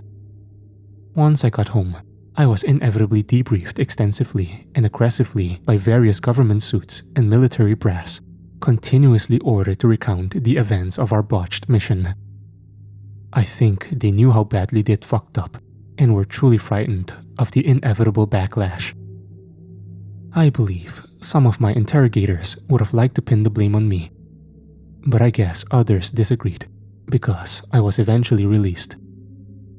I expect I'm not much longer for this world, however, as several witnesses have fallen victim to unfortunate accidents in recent months. Our leaders are scared because they know the Astri could come for them at any time. They'll do anything to save their own skins and to cover up their mistakes. And this includes sacrificing thousands of their own people as tributes to these monstrous killers. And so, I have decided to tell my story before it's too late. The threat we all face is more serious than ever. And our governments are complicit in the Astri's atrocities. I don't know how we can win this war. But we must stand and fight. Because the price of doing nothing is too much to bear.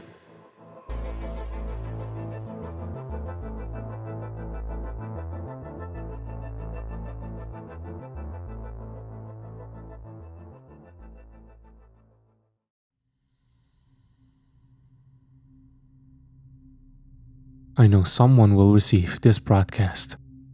Sooner or later, our signal will reach one of the parties involved in this conflict. My only hope is that whoever is listening is able and willing to send help, and they can reach us before our enemies do. My story is incredible and may be written off as a fraud by some, but there are those in a position of power back on Earth who know the terrible truth, even though they've gone to incredible lengths to cover it up.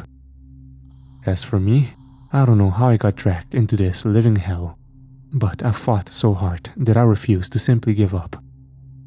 Let me start at the beginning. My story will be sadly familiar to many.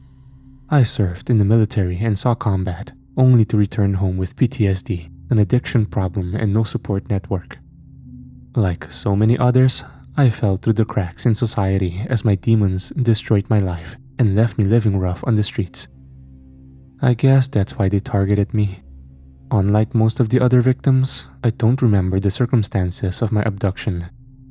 I guess I was totally out of it when they took me, so I avoided the well-documented blinding lights and sensation of being pulled upwards by an alien tractor beam. Hell, for all I know, I was taken by an agent of some shadowy organization and willingly handed over to these animals. Frankly, I don't know which is worse. The first thing I do remember is waking up naked on cold metal, my head aching as a dull pain reverberated through my skull. I groggily opened my eyes and got up on my feet, finding myself trapped inside a tiny windowless cell of featureless steel, illuminated by a dim red light above me. I tried not to panic, although this wasn't easy. I struggled to control my breathing and fought hard to avoid having an anxiety attack, instead focusing on my surroundings. I searched my cell, finding a set of ill-fitting white robes neatly folded on the floor in front of me. I was suspicious, but also freezing cold, and so decided to dress myself in the garments provided. Feeling slightly more confident, I placed my hands upon the cold metal walls of my cell, feeling blindly for a door or exit. I did consider calling out for help, but quickly decided against it as I figured whoever had done this didn't have good intentions towards me. To my immense frustration, I couldn't find a way out, and then I started to panic. I found it hard to breathe as my chest tightened and my head was filled with terrible visions. My imagination went wild as I considered why I was here and who was holding me. I lay down on the cold metal and placed my head in my hands. But suddenly, I was startled by whooshing sound as a previously invisible door slid open, revealing a lit corridor beyond my tight cell. Slowly and cautiously, I left the holding room and walked out into the passageway, jumping when the door automatically closed behind me. I continued barefoot across the metal gangway, feeling increasingly uneasy as I explored. The dimly lit and narrow corridor was devoid of any color or natural light, austere and featureless.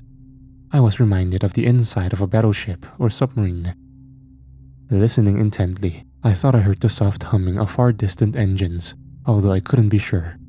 However, I did experience a terrible foreboding as I slowly advanced. I felt sure I was being watched and wondered what my captors wanted with me. Once I reached the end of the corridor, I discovered a T-junction with two seemingly identical corridors before me, one going left and the other right. Standing still, suddenly I heard a booming robotic voice calling out to me from invisible speakers. "You are the subject of an experiment. This is the labyrinth. If you make it to the center, you will live." I gasped as a raw panic pulsated through my body. My instincts and military training kicked in as I experienced an intense heat behind me. Turning to see a wall of flames rapidly advancing along the corridor, I just walked down. My skin cinched as I ran from the fire, and I chose the corridor on my left as I dived for cover. Thankfully, another shutter door slammed shut, trapping the wall of flames on the far side. I got up on my feet and shook myself off, relieved that I hadn't burned to ashes, but terrified by the hellish situation I found myself in. The labyrinth, that's what the voice had said. Make it to the center and you'll live. I was a rat in a maze, tormented by my yet unseen tormentors. Of course I didn't want to play their twisted games, but what choice did I have? Despite the hell my life had become, I wanted to live. I continued walking, advancing deeper into the labyrinth, whilst keeping my eye out for traps. I made my way down several narrow passageways, all appearing identical to the last. I had no clue whether I was heading in the right direction or not. Come to think of it, I had no idea of how large this maze was or how I would reach the center. For all I knew, this was all just a twisted game planned by my captors, and they were simply toying with me. The fear was building inside of me, a sickness rising from the pit of my stomach. Somehow, I knew something bad was coming, but I never could have guessed at the threat I was about to face. I froze when I heard it. A low, animalistic growl from the corridor behind me. I turned slowly, seeing a monstrous shape in the shadows. And suddenly, the invisible speakers blared, and the same mechanical voice called out to me. "Meet your competition. Only one of you will make it out of here alive." I experienced an icy cold shudder as I watched the figure approach, and I saw the monster's true form under the dim light. The horror I witnessed was impossible, but yet real. There stood a werewolf, or at least a close approximation of one. The beast was over 6 foot tall, its muscular body covered in thick, matted fur. When I looked to the beast's face, I was surprised to see it had 3 pairs of eyes, all black and glaring menacingly towards me. But what really concerned me was its thick claws and sharp teeth, saliva dripping from its maw as it advanced.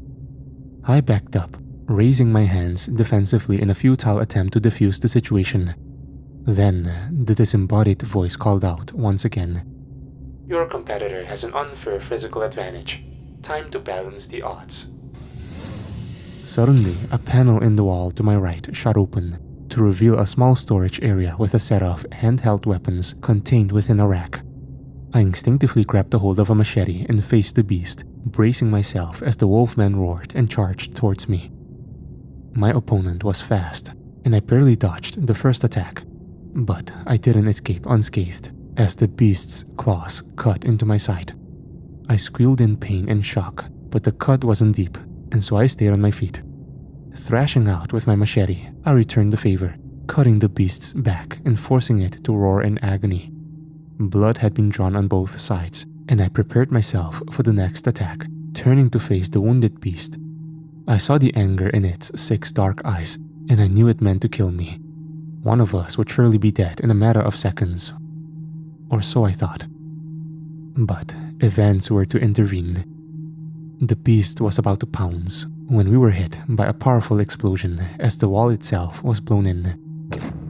The blast threw both me and my opponent to the floor. I hit my head on the cold metal gangway and was dazed for a moment. Slowly, I regained my senses and rose to my feet, coughing and spluttering as I made my way through the dust and debris. To my astonishment, I saw a huge hole in the wall of the labyrinth, quickly filled as a motley crew tore through the gap. I ducked and rolled myself into a protective ball as a mop of bodies charged past me in a mad scramble. I saw a dozen or more pairs of feet, glancing up to see human bodies, Most dressed in spare robes or rags like me, while others were entirely naked. All were whipped up into a frenzy, their eyes filled with a mad rage and a fiery determination. Most were armed with handheld weapons such as machetes or short swords, although a few carried advanced-looking firearms that I didn't recognize. A second later, and a small but deadly robotic war machine floated through the newly created hole in the wall. The drone hovered above me, observing me with its inbuilt cameras and apparently deciding whether or not I constituted a threat. I froze, expecting to be cut down at any moment. But then, a hand reached out and helped me to my feet. I looked into the eyes of my rescuer and saw a hint of compassion behind a hardened exterior. The young woman who'd helped me up looked like she'd been through the wars, her face drawn and eyes tired and bloodshot. When I saw her skin, I noted deep and barely healed scars and wondered what tortures she'd endured. In fact, all of the humans present appeared emaciated and bore signs of torture upon their naked bodies. And yet, these people were far from defeated as they waved their weapons in the air and prepared for battle. "I don't understand," I muttered weakly. "Me neither," the woman replied. "All I know is that we're free. These Astri bastards have tortured us all and murdered our friends. Now it's time for payback." I didn't know who she was and what she meant, but reckoned I was better sticking with these guys rather than the alternative of facing an unknown enemy alone. The hovering robot seemed to be leading them up and delivered its instructions in a monotone voice. "Follow me. I will lead you safely through the labyrinth and onto the next level." I felt a little more confident now I had help, but in the chaos I'd forgotten about my previous nemesis, the six-eyed werewolf who'd also survived the explosion and was now back on its feet, snarling aggressively and blocking our path. I lifted my machete and prepared to fight, but the woman stopped me by placing a firm hand on my shoulder. "No," she said. "He's on our side." I looked to her in utter bafflement, but the woman remained steadfast. "Just watch," she said. We stood back as the machine advanced towards the growling werewolf, but instead of attacking, the drone communicated with the beast, speaking in what I guessed was the alien wolf's native language. This sounded to me like a series of unrecognizable grunts and growls. Nevertheless, the werewolf responded to the communication in kind, and its body language quickly changed from aggressive to relatively friendly. To my disbelief, the beast who had almost killed me moments before was now an ally. It made no sense, but I didn't dwell on the confused situation, instead joining my new comrades as we followed our robotic guide and tore down the tight corridors. Before long, we reached a solid wall, and I feared we'd made a wrong turn. But then the machine called out to us, saying, "Stand back." Raising its robotic arms, the machine fired two powerful rockets, which slammed into the metal wall, demolishing it in a mighty explosion which knocked me off my feet. Pulling myself up, I followed the scrum as we charged through the newly created hole and emerged into a whole new level of hell. Leaving the so-called labyrinth, we found ourselves inside a massive chamber which looked like some kind of docking bay, except the cargo were hundreds of prisoners held in stacked cages. So many frightened humans with ugly shock collars secured around their necks. But I hardly had time to take in the horror as suddenly every one of the cages opened automatically, and the collars dropped off the prisoners' necks, freeing them all at once. Some were reluctant to leave their prisons, hanging back like they thought they were being tricked, but others bolted out of their cages without hesitation, crying with fury as they leapt down onto the metal gangway and armed themselves with whatever weapons they could lay their hands on. Most of the prisoners were human, but to my utter astonishment, I saw other species amongst their number, exotic aliens of various descriptions. There were several other wolf-like creatures similar in appearance to the one I'd fought back in the maze. There were other humanoid creatures too, some tall and hairless, and others short, stumpy, and covered in thick fur. Most bizarre was a pink octopus-like being which slithered across the cold metal surface, using the suckers on its tentacles to propel itself forward. Despite their differences, all the prisoners seemed united in their desire to escape and seek bloody vengeance upon their captors. But who had done this to us? And why? I had no time to ponder this question, but did receive an answer of sorts as the situation quickly escalated. A blaring alarm sounded throughout the chamber, and a moment later, a shutter door at the far end of a docking bay shot open, revealing a platoon of monstrous alien foot soldiers who quickly joined the fray. "Astri," my female companion cried, a cold terror now evident in her voice. I watched on in horror as 24 red-scaled reptilian killers armed with guns and war pikes fanned out in military formation, their cold and predatory eyes full of malice and the claws on their feet clicking in anticipation as they attacked.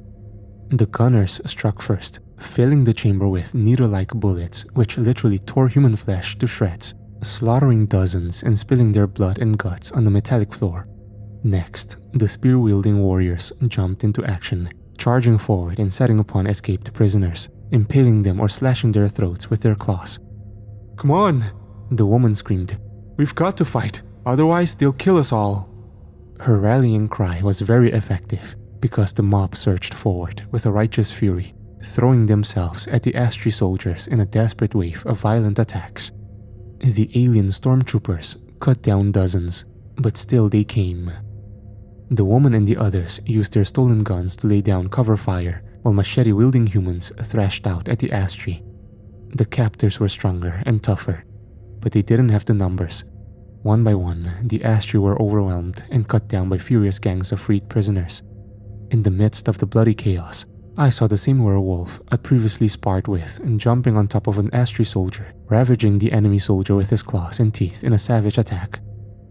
Next, I witnessed the octopus-like being seize a gun from the claws of another reptilian guard with one of its tentacles.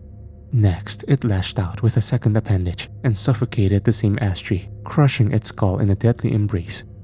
For a time, I stood paralyzed, watching in horrified awe as the savage battle played out before my eyes. But I was brought back to reality when one of the reptilians charged at me, pike extended as it roared in fury. I reacted on pure instinct, using my own blade to parry the first attack.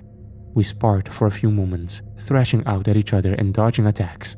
But the Astri was bigger, stronger and faster than I was, and so the alien soon gained the upper hand, knocking the weapon from my hand and forcing me down to the ground. The snarling beast stood over me, holding its war spear aloft as it prepared to strike its killer blow. I closed my eyes and prepared for death. But suddenly, a shot rang out. I looked up in time to see the Astri's head explode into bloody viscera, its scaled body collapsing heavily onto the hard floor. Getting to my feet, I turned around and saw my gun-wielding savior, the woman from the labyrinth who'd led the resistance. Once again, she held out her hand to help me up, which I gladly took. "Thank you," I mumbled. "You're welcome," she said with a faint smile on her dry lips. "My name's Natasha, by the way." I smirked, acknowledging the insanity of making introductions in the middle of this violent chaos. Nevertheless, I replied in kind, saying, "Nice to meet you, Natasha. I'm Jamie."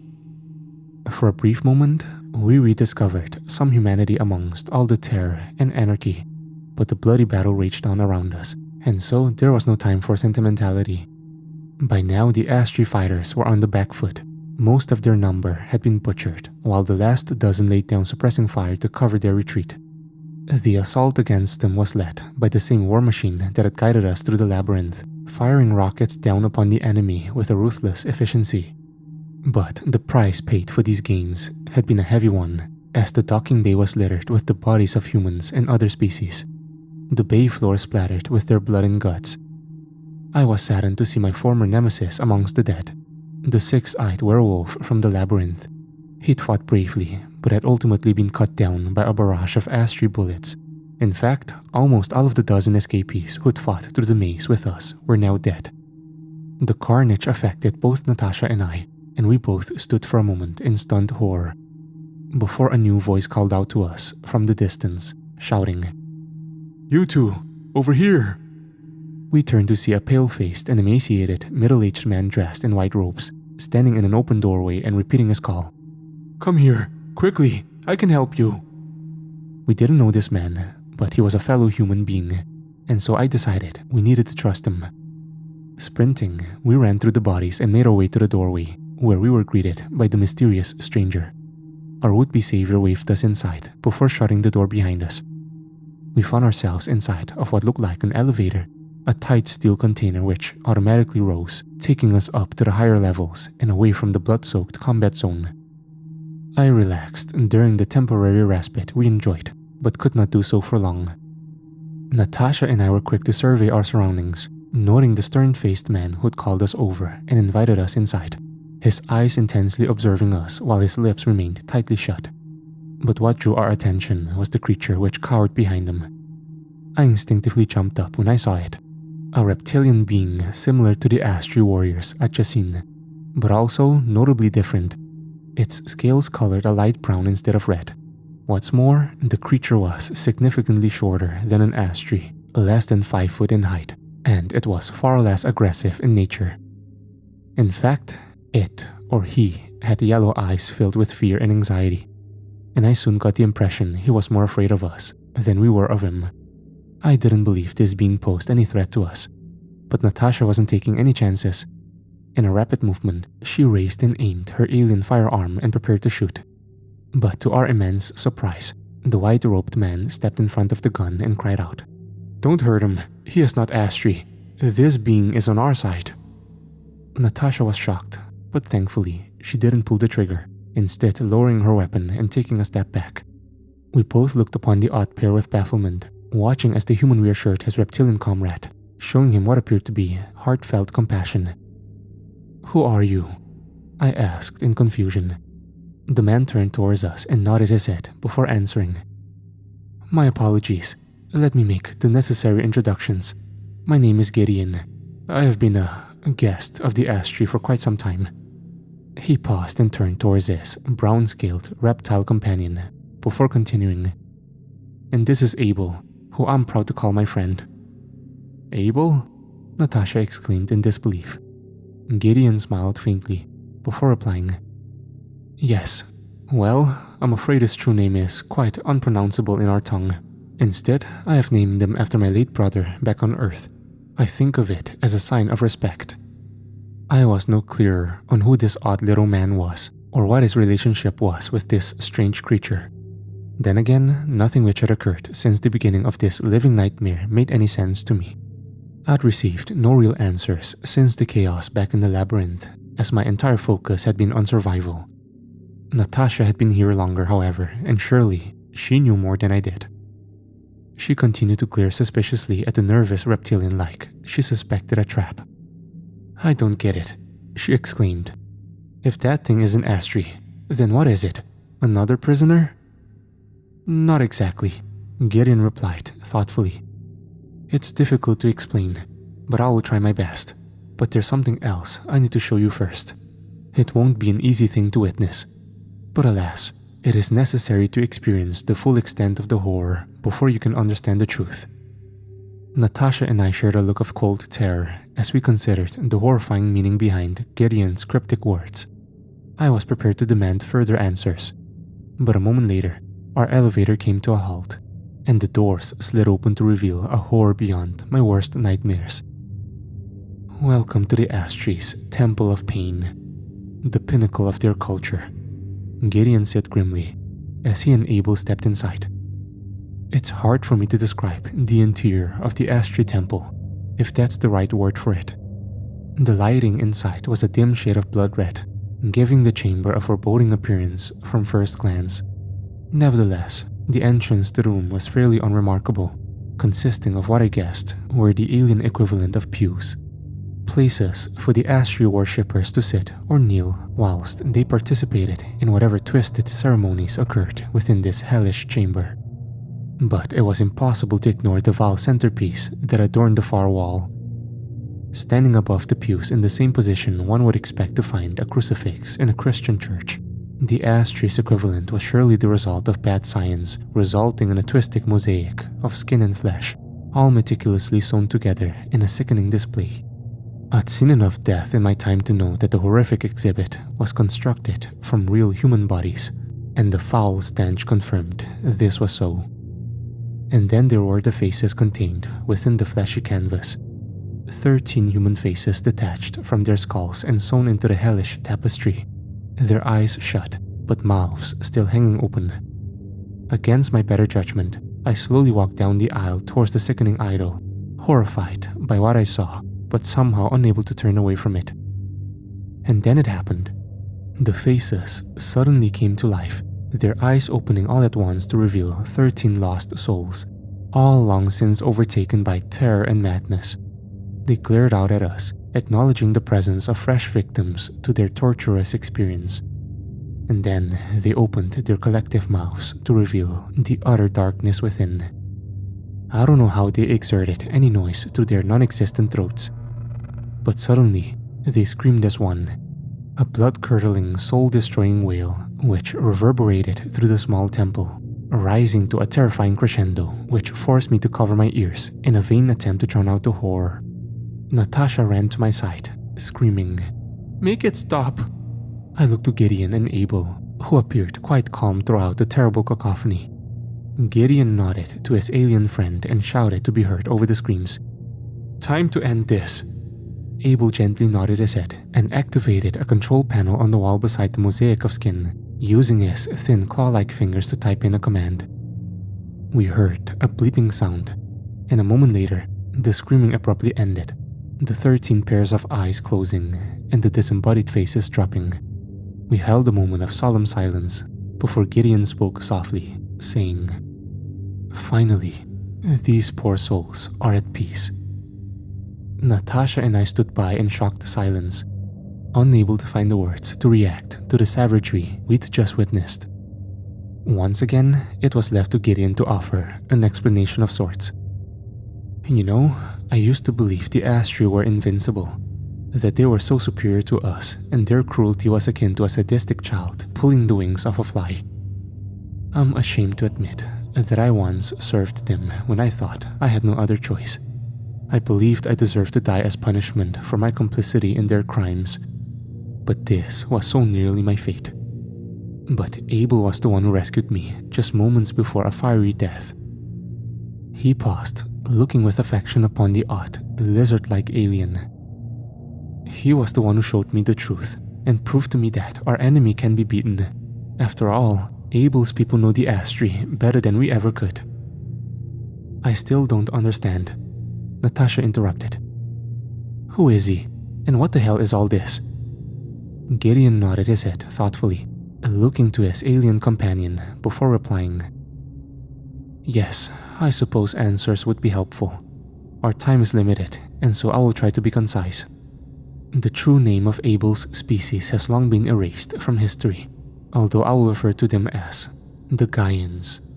In any event, they had the misfortune of evolving on the same planet as the Astri millions of years ago. The two races are related in a similar way to Homo sapiens and Neanderthals back on Earth, except both subspecies survived to establish their own independent civilizations. The Astri came from the savage jungles, where they needed to fight against fierce predators for limited resources. Meanwhile, the Gaians lived upon the more peaceful plains, valleys, and coastlines where their civilizations thrived.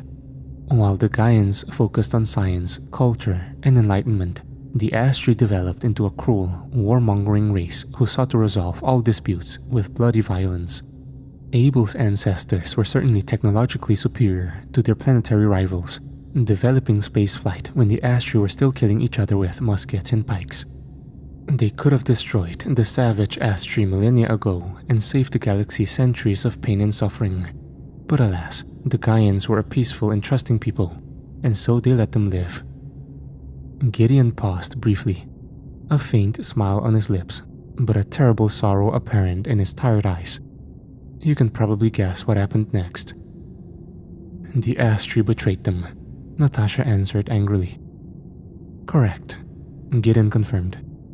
They used brutal violence against their planetary rivals, committing a near genocide whilst subjecting the survivors to permanent slavery. And the Astri also captured the Gaians' spaceships and advanced technology, ultimately allowing them to expand their savage empire across the galaxy. I shook my head as suddenly this nightmare was starting to make sense to me, but there were still so many unanswered questions. But why all this? I exclaimed whilst pointing towards the grotesque display of now thankfully dead human faces. What do they hope to achieve from all this cruelty? A very good question, Gideon answered thoughtfully whilst meeting my gaze. And a difficult one to answer. We humans have committed horrific atrocities too, of course, both against our own species and the animals we share our planet with. Still, on some level, most human beings know the distinction between right and wrong. Not so for the Astri. I'm afraid they have no moral compass left after millennia of savage warfare and intergalactic genocide. But it's more than that, isn't it? The violence and passion for torture has developed into a religion of sorts, a twisted cult of death built upon the pain and suffering of their many victims. At least, this is what I once thought. But now I see the truth.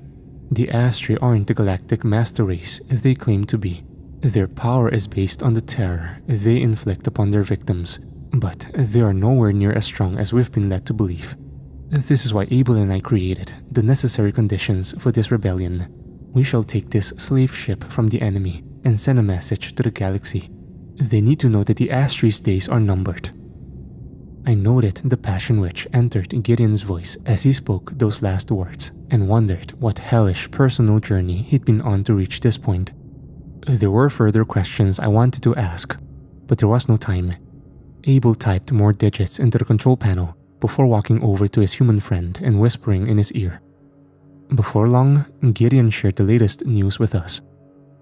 "The battle is all but over," he proclaimed. But there is little reason for celebration. Sadly, casualties amongst the prisoners have been very high. But our rebellion has succeeded. The Astri torturers and murderers have been vanquished, and all that remains is for us to seize the bridge. From there, Abel can take control of the ship and bring us home. Now, shall we? I shook my head in disbelief, looking to Natasha, who seemed to share my confusion. Could it really be so simple? Were we actually going home? I didn't know what to believe, but it seemed we had little choice but to trust the enigmatic Gideon and follow his plan.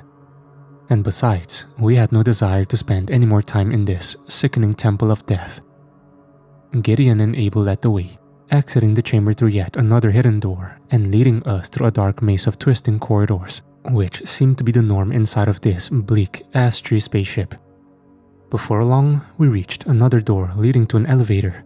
The ever-resourceful Abel summoned the lift and we entered, ascending to another level inside of this enormous vessel.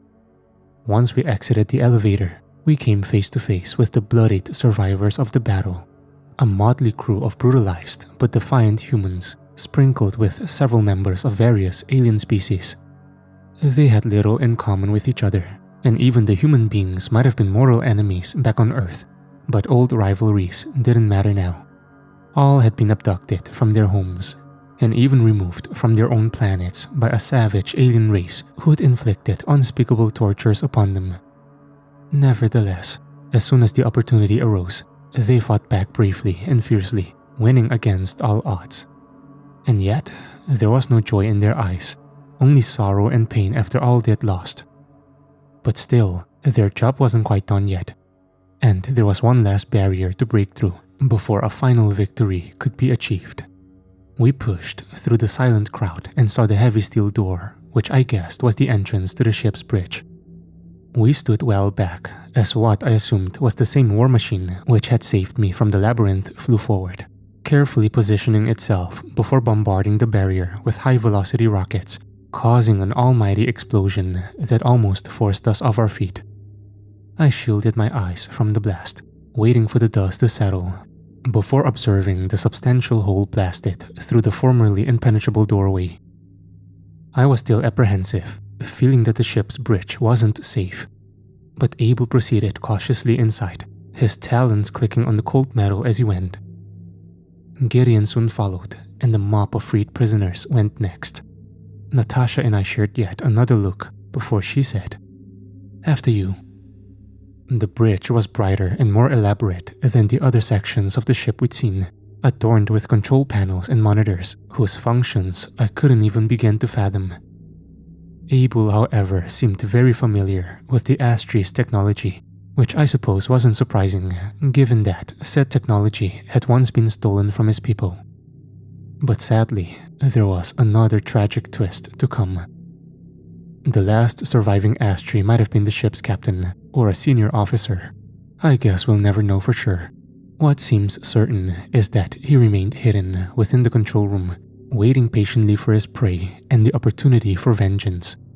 The predator moved fast, and before anyone had a chance to react, withdrawing a pistol and firing, the round hitting Abel square in the head and blowing his brains all over the control panel. Gideon responded with grief and raw anger upon witnessing his friend's death, screaming in fury as he recklessly charged at the Astri warrior, only to be hit by a second shot, his body thrown backwards by the powerful force of the impact. In that moment, the mob was consumed by a righteous anger, charging forward as one in a ruthless attack upon the Astri killer.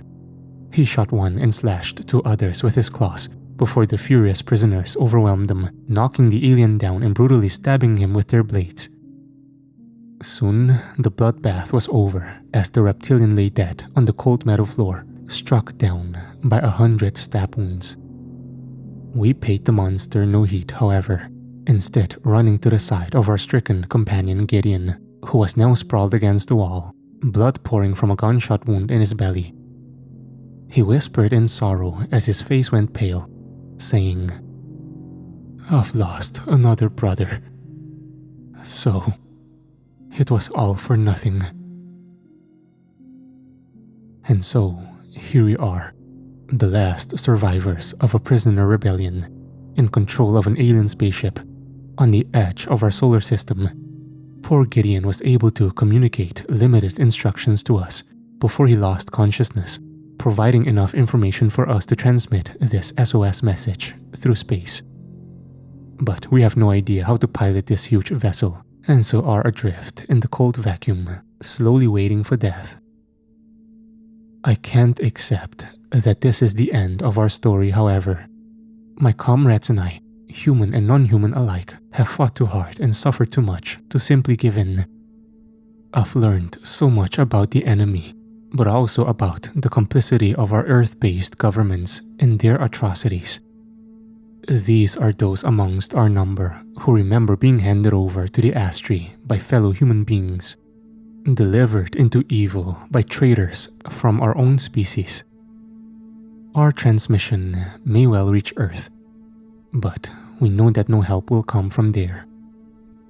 But we have heard rumors of a third party, a galactic confederation which stands up to protect those brutalized and tortured by the monsters of this cruel universe. And so, we hope against hope that our account will reach these intergalactic saviors. If you're listening, you must reach us before the enemy does.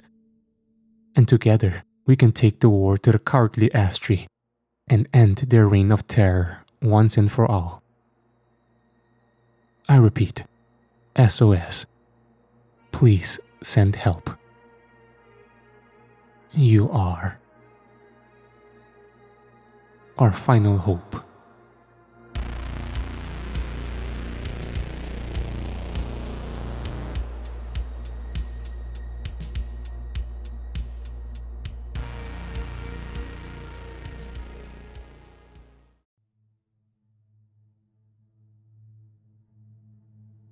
This is a message to the citizens of the planet Earth.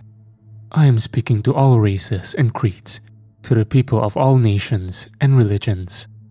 Our petty differences and disputes, they mean nothing now. We must unite under a common cause, or face the prospect of annihilation.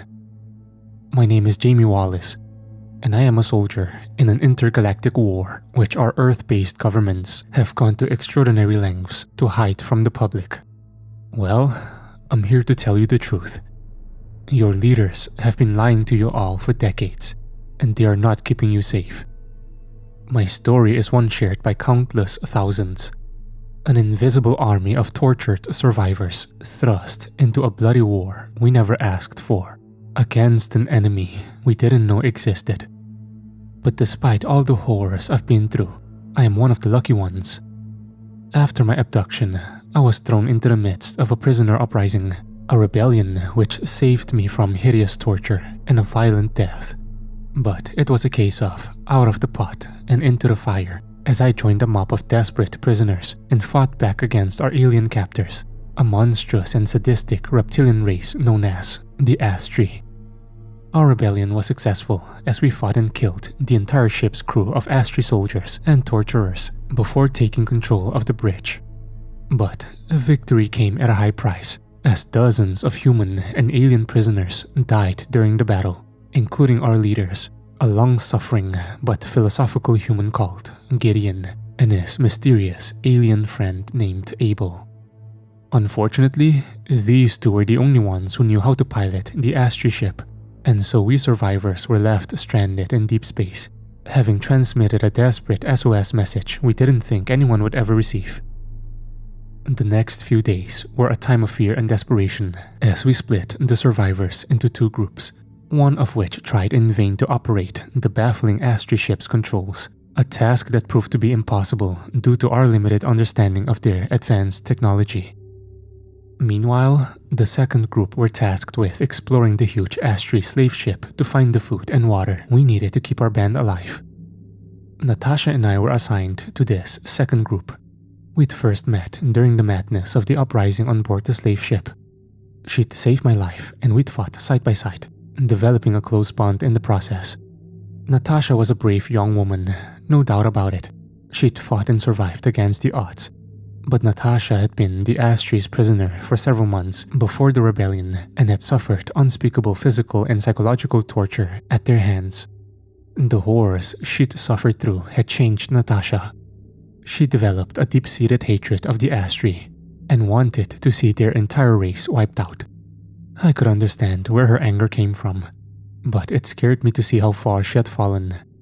Unfortunately, our exploration of the huge Astri transport ship only exacerbated her anger as well as my own, as we discovered yet more evidence of Astri atrocities.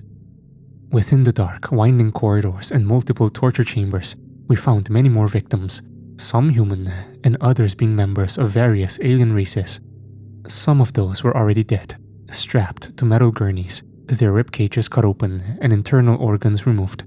Natasha grimly told me how the Astri like to perform unnecessary surgery upon their captives without using anesthetic. Other victims had been mutilated in equally horrific ways, their heads and limbs removed with surgical precision. Sometimes, their dismembered corpses had been carefully stitched together in grotesque displays. Astri art is what Natasha called it. But worse still were the living victims, those on the edge of death who had been purposefully kept alive by the Astri to prolong their torture. We saw human beings who were barely recognizable as such, their bodies desecrated and mutilated in ways I could never have imagined. I witnessed heads severed from their bodies, the brains still functioning as eyes filled with madness scanned the room. They tried to scream, but could not, as their tongues had been removed or their mouths stitched shut. But the Astri's ghoulish experiments didn't end there. As we explored deeper into the guts of the spaceship, Natasha and I bore witness to fresh horrors, abominations resulting from the enemy's twisted science. Human bodies chopped up and stitched back together with those of alien species. These poor wretches clung to life, but had no understanding of what had been done to them, screaming in horror and unimaginable agony when we found them. There was only one thing we could do for these torture victims: put them out of their misery. We went from cell to cell, firing bullets into the heads of those who begged for death, the final relief from their torturous existence.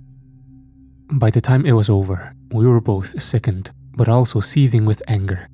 If I had a living Astri before me in that moment, I would have gladly inflicted torture and violence upon it, making it suffer as I sought vengeance on behalf of their many victims. We found sufficient supplies to keep our party alive, but although we had sufficient food and water, we had no idea how long the power and life support systems would last, and so every hour that passed was marked by an almost unbearable tension. But then, after several days adrift in deep space, we saw a needle-shaped ship appearing upon the monitors in the bridge, the control panels suddenly coming to life as the ship's sensors detected the incoming vessel. I vividly recall the look of cold terror in Natasha's eyes as we watched the smaller ship dock with ours. You must understand that we had no idea who was aboard the spaceship and suspected it was an Astri vessel bringing an assault force to reclaim their property and punish us, the rebel hijackers. Natasha clutched a tight hold of her pistol, the fear behind her eyes replaced by a stern defiance as she turned to me to give her orders, a fiery intensity entering her voice as she spoke. If it's the Astri, we'll fight them to the last man. But promise me this, Jamie. If the bastards are going to overwhelm us, just put a bullet in my head. I'm not going back to the cages. Never again. I looked into her intense eyes and knew that she meant it. And frankly, I couldn't blame her. I made no effort to talk Natasha out of her desperate plan, instead merely nodding my head in the affirmative.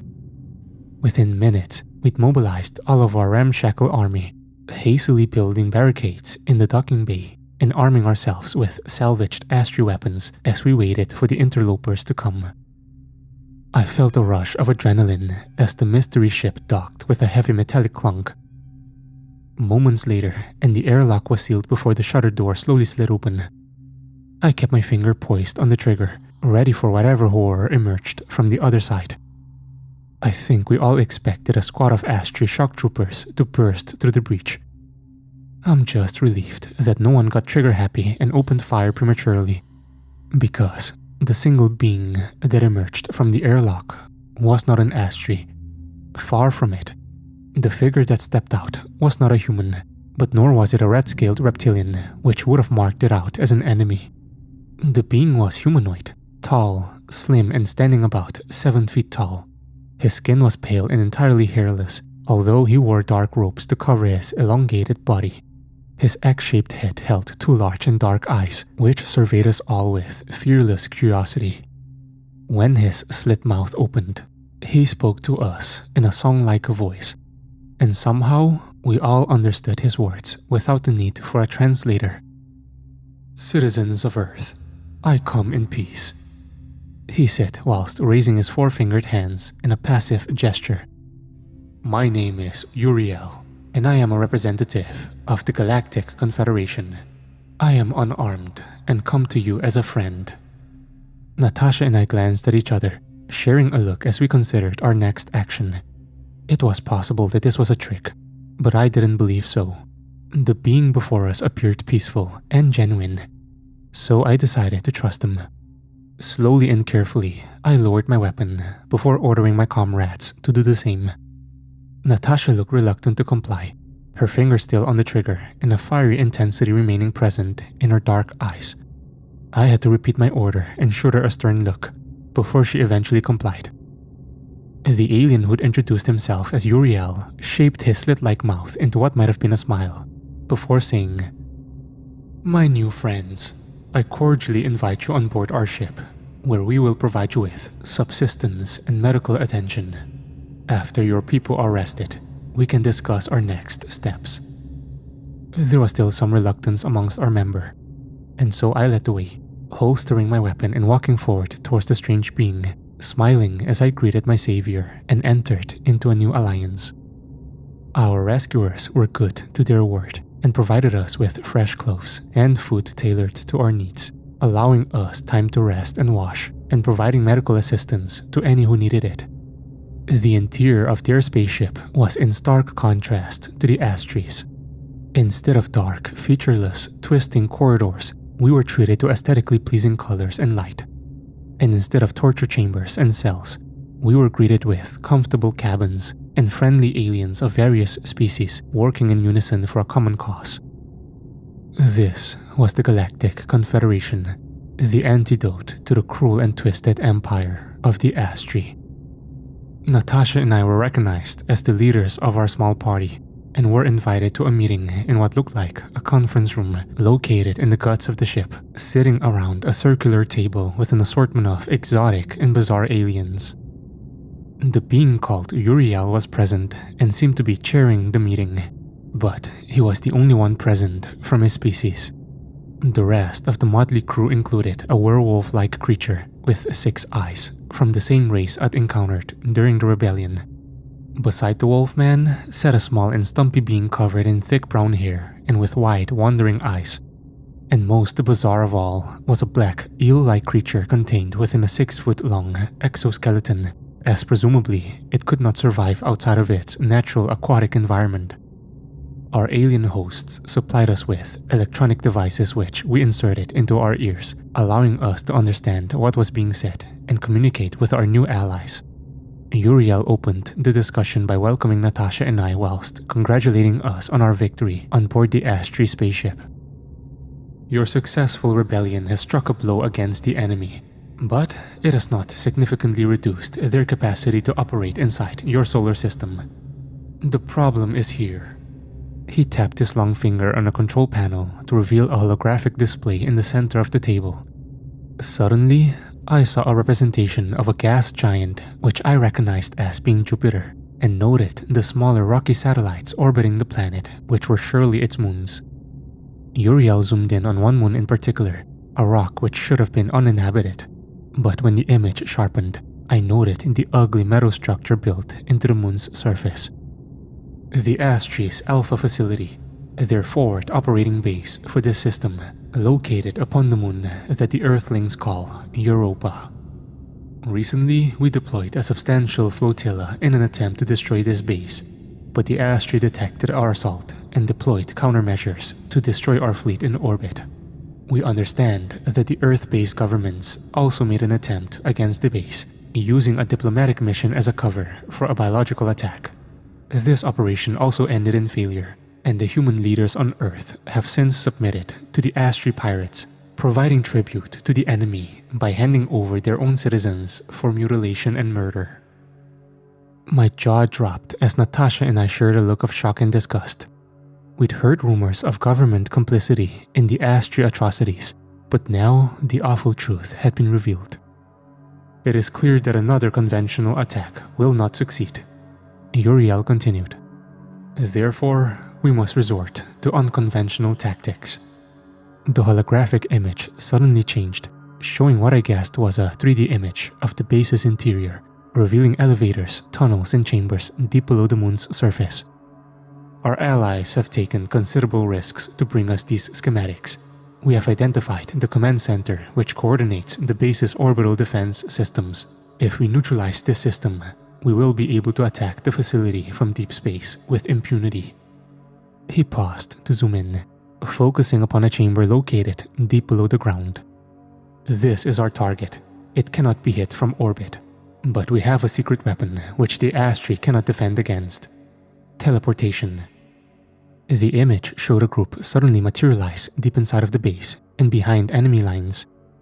We can insert a small assault team here and neutralize the Astri defenses, allowing us to carry out our final assault. I was just about following the briefing. Talk of teleportation and orbital assault were clearly beyond my understanding, but the basic strategy the alien had described seemed sound. I still had one question, however. That all sounds good on paper, but why do you need us? I asked. Uriel smiled through his slit-like mouth before answering. Our assault team will be greatly outnumbered once we teleport into the facility. We have the element of surprise on our side, but our projections predict this will not be sufficient. Therefore, we need a distraction to divert Astri forces away from the control room. The vast majority of the prisoners held in the base are human. You both have already led a successful prisoner rebellion and can do so again. We're asking you to set your people free so they can join the fight and defeat our mutual enemy. The alien paused before continuing. I realize we're asking a lot of you, given all you've already suffered. He didn't even get a chance to finish his sentence before Natasha interjected. We'll do it, she said firmly. I glanced across at my companion in shock, astonished that she'd committed us both to this dangerous mission without even consulting me. But deep down, I knew she was right. We were the only ones who could carry out this part of the operation, and we had to go in and save our fellow humans. We were soldiers in this war now, and there was no turning back. During the next few days, Natasha and I were subjected to intensive training in preparation for the attack. We weren't exactly novices since I was a combat veteran, and Natasha had survived months of abuse in the Astri torture chambers. Nevertheless, We had to learn to use advanced Confederation weapons and how to fight effectively against Astri warriors. This was done through the use of full immersion VR technology, which literally placed us in a replica of the Astri's moon base, where we had the opportunity to fight scarily realistic digital representations of enemy warriors. It was after one particularly intense and draining training session when Uriel came to see me, addressing me as I was removing my headset and equipment. "How is your training progressing?" the alien asked, his large dark eyes focusing upon me with a curious intensity. "Good," I repeated, not really knowing what more I could say. "The attack will commence tomorrow," Uriel said suddenly. "Our assessments show you are as ready as possible for combat. Unfortunately, there is no effective way to prepare you for teleportation. It is not a pleasant process, but I can assure you that the necessary safety protocols are in place." I gulped in dismay, feeling a cold terror run through me as I considered the alien's words. But I maintained my tough front, replying with typical bravado. "Well, I'm looking forward to killing a lot of Astri." Uriel produced what I believed was a frown before he asked his next question. "You have hatred for the enemy?" "Of course," I shot back in surprise. "Didn't you see what he did to the prisoners?" "Yes, indeed," Uriel replied. "We have documented the atrocities committed as evidence against the Astri Empire. Sadly, these are scenes we have witnessed all across the galaxy as we take the fight to the enemy." "They're animals," I cried. "Worse than animals. Violence is the only language they understand." "Yes," Uriel said thoughtfully. "You were the Astri's prisoner for only a short space of time, isn't that right? Your female companion suffered worse at their hands." I thought of Natasha, and the anger rose up inside of me. "You can say that again. They tortured her for months, murdered her friends. You would understand if you'd suffered what she had." For the first time, I noticed a glimmer of emotion in the alien's eyes before he answered. "The Astri killed my entire family. They executed them one by one and made me watch." My jaw dropped. I was astonished by Uriel's admission and couldn't find the words to respond. "Our enemy has carried out many heinous acts, and it is easy to succumb to blind hatred as we fight back against them. But have you ever considered the Astri perspective?" "What the hell do you mean?" I shot back in dismay. "You want me to feel empathy for these bloodthirsty psychopaths?" "In order to effectively fight the enemy, we must first understand them," Uriel said calmly. "We have learned much from the few Astri prisoners that have fallen into our hands. Our neural technology has permitted us to monitor their brainwaves, to even tap into their memories." He nodded at the headset I held in my hands. "If you will indulge me, I would like to share one last simulation with you before the mission. I believe you will find this experience helpful in the battle to come." I was reluctant to comply, given how exhausted I was after the intense training of the past few days. However, I was intrigued and thought that whatever Uriel wanted to show me must be important, and so I nodded my head in the affirmative, putting my headset back on and linking up my equipment before I was thrown into yet another virtual scenario. I found myself falling, the ground coming at me fast. There was no time to do anything as I rapidly descended from a height. But thankfully, thick vegetation broke my fall before I hit the forest floor with a heavy bump.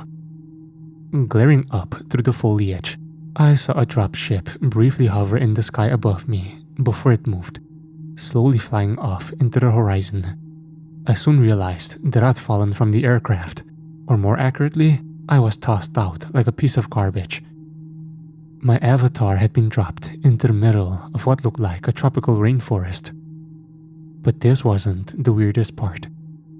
I looked down at my hands and saw claws, and my torso was covered in rat scales.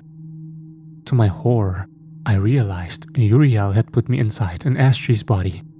I had no idea why he'd done such a thing, but I guessed this was what he wanted to show me. Something else was wrong here.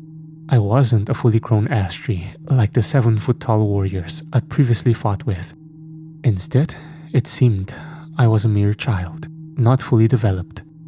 I felt small, vulnerable, and frightened. Who would have thought Astri could feel fear? I nervously explored my surroundings, walking forward awkwardly upon stumpy legs. The atmosphere was stifling and the vegetation thick. I heard the harsh buzzing of what I assumed were insects and used my claws to cut through the foliage. It seemed like I was deep in a jungle, but the plants and trees were strange and unfamiliar to me, multicolored and potentially deadly. My progress was slow, but I finally fought my way out to a clearing. Looking up to the sky above, I was astonished to see two suns shining down upon me, one large, the second much smaller. I realized then that I wasn't on Earth, but instead on an alien planet. I wondered whether this was the Astri homeworld, recalling how they had once lived in a jungle-type environment. I didn't have much time to ponder this, however, as my attention was drawn by movement close to the tree line. I turned around, instinctively on edge as my instincts told me I was in danger. However, I lowered my guard when I saw another Astri child, just like me, a red-scaled reptilian with fear in his eyes as he nervously emerged into the clearing. For a moment, I thought I found a friend, but then I saw the crude spear in his claws, a homemade weapon fashioned from a tree branch with a sharpened end. The Astri youth roared before he charged me, quickly closing the gap as he came at me with his spear. I reacted on instinct, discovering that my alien avatar had physical attributes well beyond my own. Waiting till the last possible moment, I ducked and avoided my enemy's thrust, simultaneously slashing out with the large claw on my right foot. I sliced the Astri across his arm, making the youth squeal in pain, his dark blood falling on the grass below. The other Astri glared back at me, pain and anger in its yellow eyes as it prepared to launch a second attack. But suddenly, all hell broke loose as the ground we stood upon began to shake violently before it collapsed completely, throwing me off my feet. As I lay helpless on the grass, I witnessed a hole emerge in the ground in front of me and watched as a huge creature emerged from its subterranean lair. I recoiled in horror at the sight of the monster, a huge, spider-like being with a sharp stinger attached to its mighty tail. I crawled backwards in a frantic attempt to escape, but thankfully I wasn't the beast's target. Instead, the predator went for the other Astri, striking him before he had a chance to react and burying its stinger deep into his back. I watched in impotent horror as the young Astri screamed and was dragged down into the hole by the monster, still alive and facing what could only be a horrific fate. I didn't wait around for the beast to come back for seconds, however, soon getting up on my clawed feet and running as fast as my stumpy legs would carry me, heading for what I naively thought was the safety of the forest. I didn't know how long I ran for, but I was exhausted and utterly lost by the time I finally stopped, now finding myself deep in the alien jungle. I looked around and saw a ravine leading down to a narrow river and heard war cries and the sounds of pitched battle. I should have run, but I confess I was curious, electing to climb down into the ravine to get a closer look. There I found a scene of bloody anarchy, as a dozen or more Astri youngsters fought one another with claws and improvised weapons, stabbing, biting, and tearing as they went for the kill. I noted how all were roughly the same age and size as my avatar. They were also a mix of males and females. Don't ask me how I could tell the difference, but somehow I did. Both sexes were just as vicious as the other, however, fighting for their lives as they spilled the blood of their compatriots across the forest floor. I stood in shocked awe for a time as I watched the bloodbath play out, but I was brought back to reality when a female Astri jumped me from behind, knocking me off my feet. A brutal struggle ensued as she viciously tore at me with her claws and teeth. I felt the pain of each blow and responded in kind, biting deep into her exposed throat, the metallic taste of blood filling my mouth as my fangs bit down into tough flesh. Once I withdrew my teeth, I saw the female Astri slowly bleeding to death on the ground, a fatal bite wound in her throat. Stunned and in shock, I staggered away from the battle and towards a small watering hole running off from the stream, an apparently calm body of water where I hoped to find some respite. I approached the shoreline with the intention of drinking and washing my wounds. But my instincts failed me, and I didn't see the dark shape below the waterline until it was too late. In an instant, a new horror emerged from the water, grabbing me in its mighty jaws before I could react.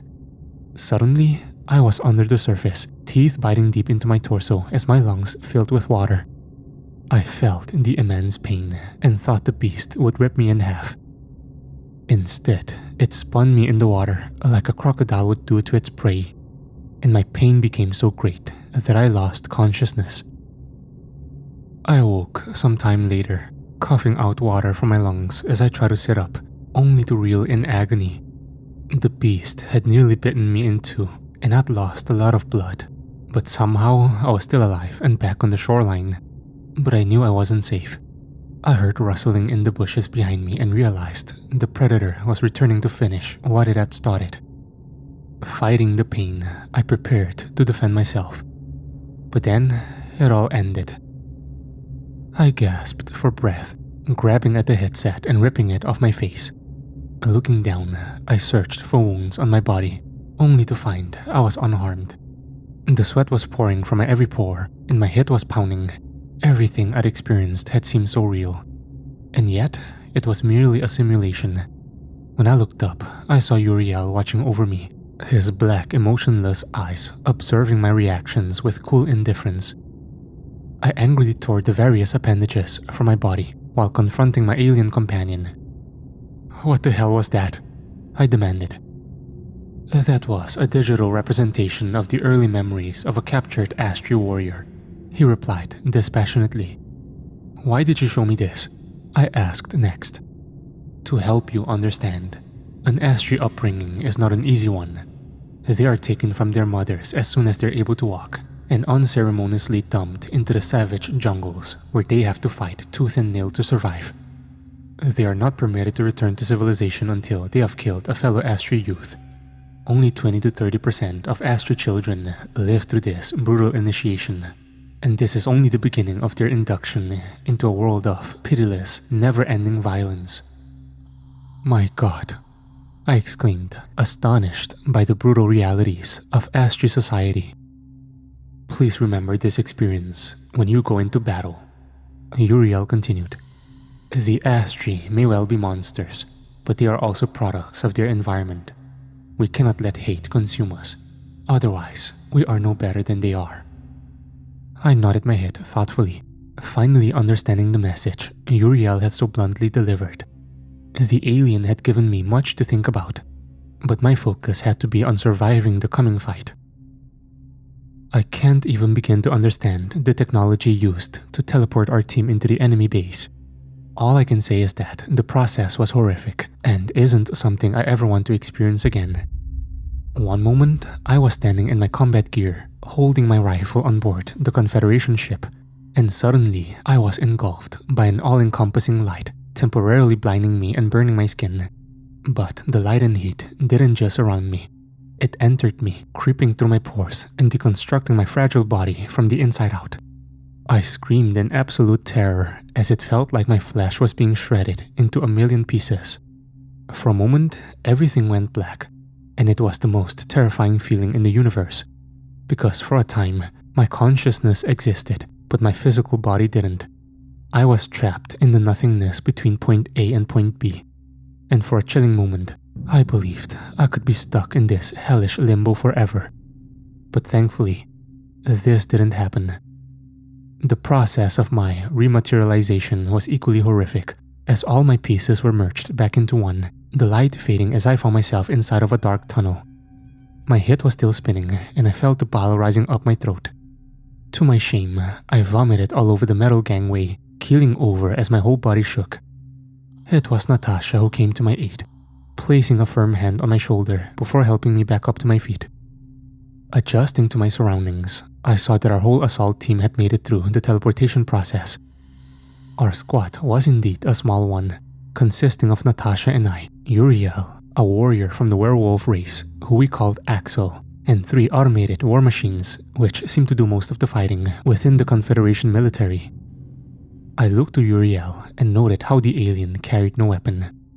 When I questioned him on this point, His answer was typically philosophical and fatalistic. I am a diplomat, not a soldier. I have a role to play in this fight to come. If the enemy take my life, then so be it. Our party was split into two, with Uriel leading the group heading for the subterranean control room, while Natasha and I followed a single aerial war machine, which led us through the twisting tunnels and towards our objective. I looked to Natasha as we ran, noting the dark look behind her eyes, and knowing she wanted to inflict brutal vengeance upon the Astri enemy. I saw the hatred in her heart, and it terrified me. We eventually reached the end of the final corridor and waited while our robotic drone forced the door open, revealing a vast chamber on the far side. I was hit by a familiar stench of unwashed bodies and slow creeping death. We slowly crept into the chamber, looking up at the masses of human prisoners contained within cages stacked up to the ceiling high above. We stayed in the shadows, praying that we wouldn't be detected before our task was completed. The hovering war machine made its way to a control station, where it began the process of disabling the security system and releasing the prisoners. Meanwhile, Natasha and I kept a lookout.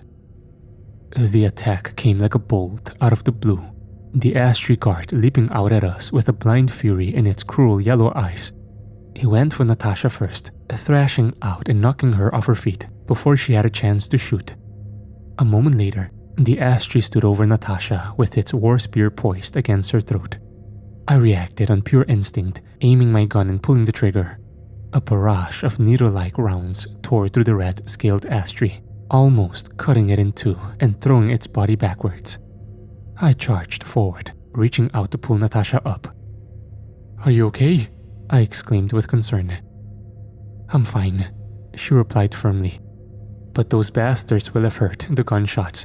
We're running out of time." As if on cue, sirens started to blare and red lights flashed. The base was now on alert, but thankfully, our robotic guide finished its work, and each and every cage door automatically swung open, much to the shock and surprise of the emaciated and tortured prisoners within. The first brave few emerged, with one thin and heavily scarred naked man walking towards us, a glimmer of hope visible in his bloodshot eyes. "You're humans," he stuttered in near disbelief. "Are you here to rescue us?" Natasha responded by pulling a knife from her belt and handing it to him. "You're going to need to fight for your freedom. Now's your chance for revenge."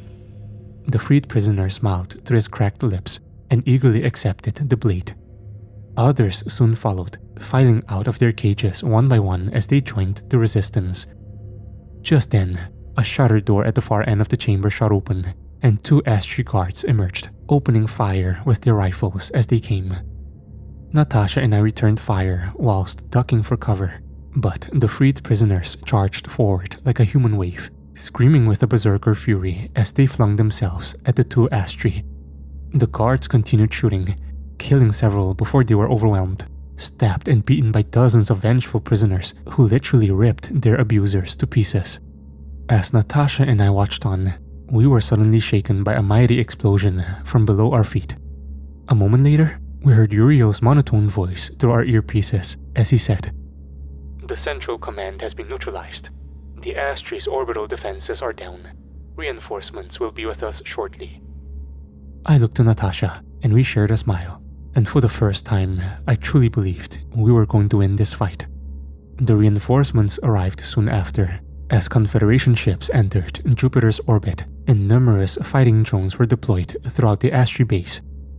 It seemed the enemy were totally unprepared for the attack, and they proved unable to defend the base once their security systems were down. There were pockets of resistance as surviving warriors fought frantic battles against the robotic invaders, but their outposts were all gradually overrun. Meanwhile, Natasha and I led a group of liberated prisoners as we moved deeper into the facility in search of other survivors. Natasha showed a frightening zeal whilst dispatching wounded Astri soldiers, her eyes lighting up as she pumped bullets into their limp bodies. It seemed that her lust for vengeance had consumed her, and I began to fear there was no way back for my friend. Natasha's anger only grew as we descended deeper underground, navigating the dark twisting corridors and discovering fresh horrors and further evidence of the enemy's atrocities. In one vast chamber, we discovered a substantial amphitheater, a circular arena of seats looking down upon what could only be described as a killing zone. The ground covered in blood and viscera, which stood as a lasting reminder of the slaughter which had occurred here. And it got worse. On the next level down, we discovered several artificial habitats containing savage alien beasts. In the first was a crocodile-like predator swimming in a tank of murky green water, greedily feasting upon severed limbs and assorted body parts from its many human victims. Next, we observed an enclosure from a viewing platform above it, watching in sickened horror as dozens of small spider-like creatures burst through the ribcage of a still living man, feeding on his innards as he screamed in absolute agony and blind terror. But when Natasha and I reached the bottom level of this hellish facility, we found something we never could have anticipated. The room we entered stood in contrast to the bleak and dark metal corridors we traveled to get here. Instead of darkness, we were confronted by bright lights and white walls, walking into what looked like a hospital ward, and noting the incubator-type transparent cribs lined up in rows of 3. And inside of the incubators were Astri infants, squealing little red-scaled reptiles staring up at us with their big yellow eyes.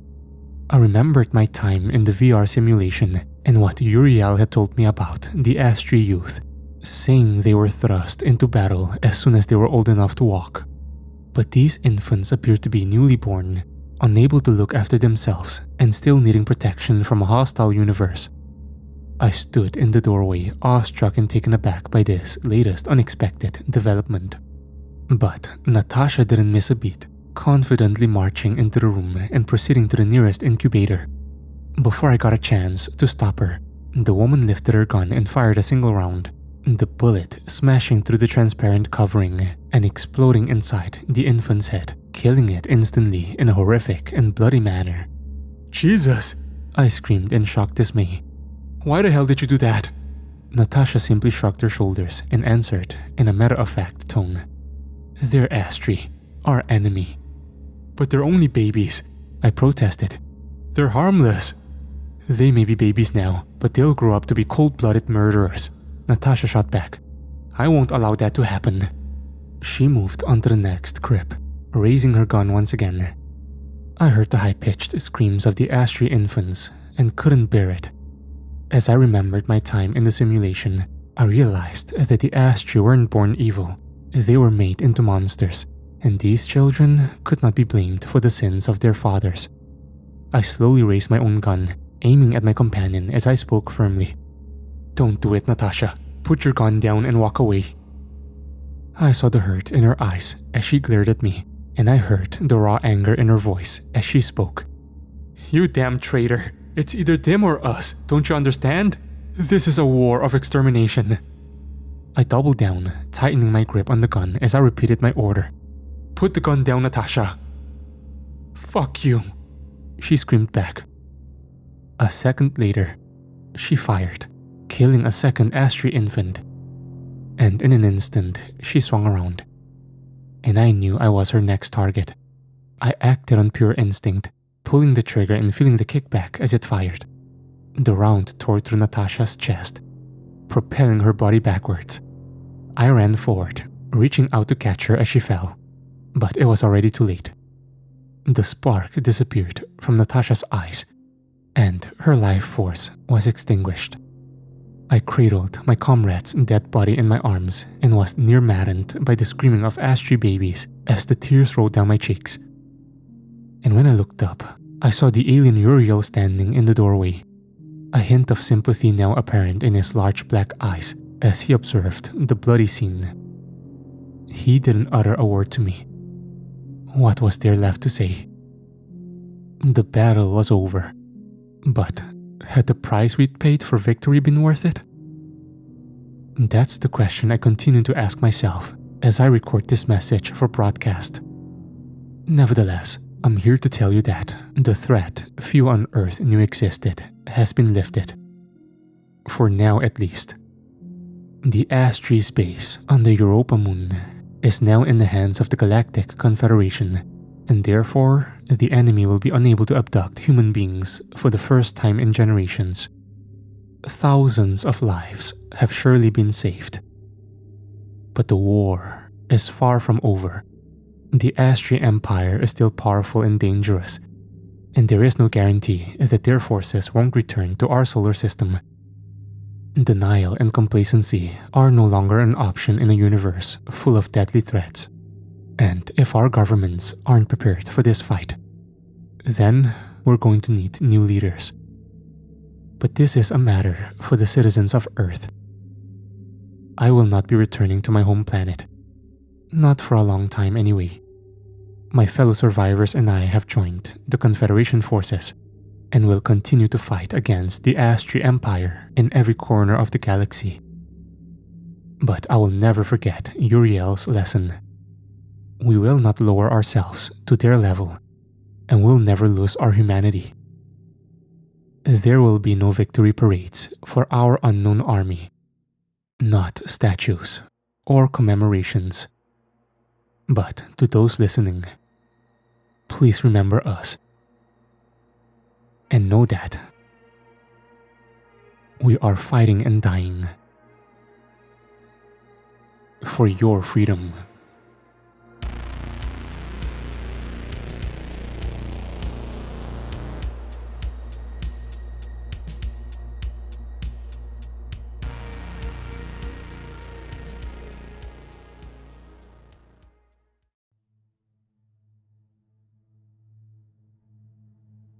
This has been a difficult account for me to write, but a necessary one. I never imagined that I'd be given the opportunity to tell my story and speak to my people, even if my communication is indirect. A message transmitted across vast light years from the far side of the galaxy. I am a human being, still recognizable despite all the modifications made to my physical body. I was born on Earth many decades ago, but I was taken from my planet when I was still a child, and I've accepted the fact that I'll never see my home world again. I haven't thought about my fellow human beings for quite some time. After all, my life has taken me to all corners of the galaxy, where I have met numerous exotic aliens and visited extraordinary worlds which would be beyond your wildest dreams. And yet, here I am, speaking to the peoples of Earth and trying to regain some of my humanity, because recent events have sharply reminded me of who I am and where I come from. I'm not going to recount my entire life story, but a brief history is necessary to set some context. My early years were unremarkable and surprisingly peaceful when I consider what happened in the period that followed. I was born on a small farm in an isolated, rural community. My family weren't wealthy, but we were happy and safe. Sadly, I only have fleeting memories of my parents and younger siblings, images etched into my brain of birthday parties, playing in green fields, and bedtime stories. These were the good times, before I realized how vulnerable we really were. When I was young, I looked up at the night sky and faraway stars with a childlike sense of wonder. I dreamt of one day becoming an explorer and visiting these uncharted worlds. But I never could have imagined the horrors and dangers which existed out there in the cold vastness of space. My childhood ended one summer's night shortly after my 9th birthday. That's when the Astri came for me and my family. I remember little about the frantic assault upon our home. I suppose I forced the traumatic experience into the back of my subconscious. In any event, I do recall chaos, white lights and screaming, as my mother and father tried in vain to protect their terrified children from this inexplicable threat. But there was nothing they could do in the face of the advanced and all-powerful alien technology. I was attempting to hide under my bed when the window was smashed and the room flooded with a blinding light. Then I lost control of my own body, being dragged through the window by an invisible force and out into the dark night. And soon after, I lost consciousness. I was now a prisoner of the ruthless Astri, a cruel and sadistic alien race who have abducted, tortured, and murdered countless human beings over many decades. My entire family was taken that night, and I never saw any of them again. Contrary to popular belief, the Astri do not kill all of their human victims. It's true that they have built an entire culture and quasi-religion around their cruelty and murderous ways, and few adult humans will ever make it out of their torture cells. Children are a different matter, however. The Astri like to restrain youngsters and sell them onto various other nefarious actors as slave labor. This was to be my fate.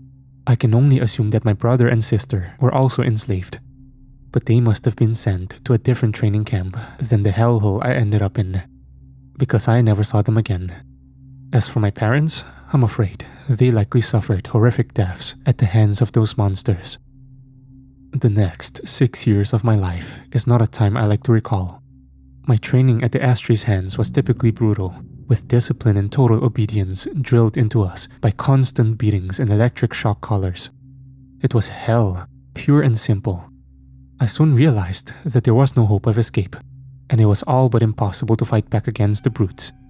Therefore, my sole focus was on survival.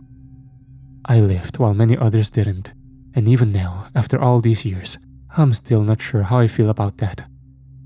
Once my training was complete, I got sold to a rogue mining consortium and forced to work on a mineral-rich asteroid located in the Sirius system.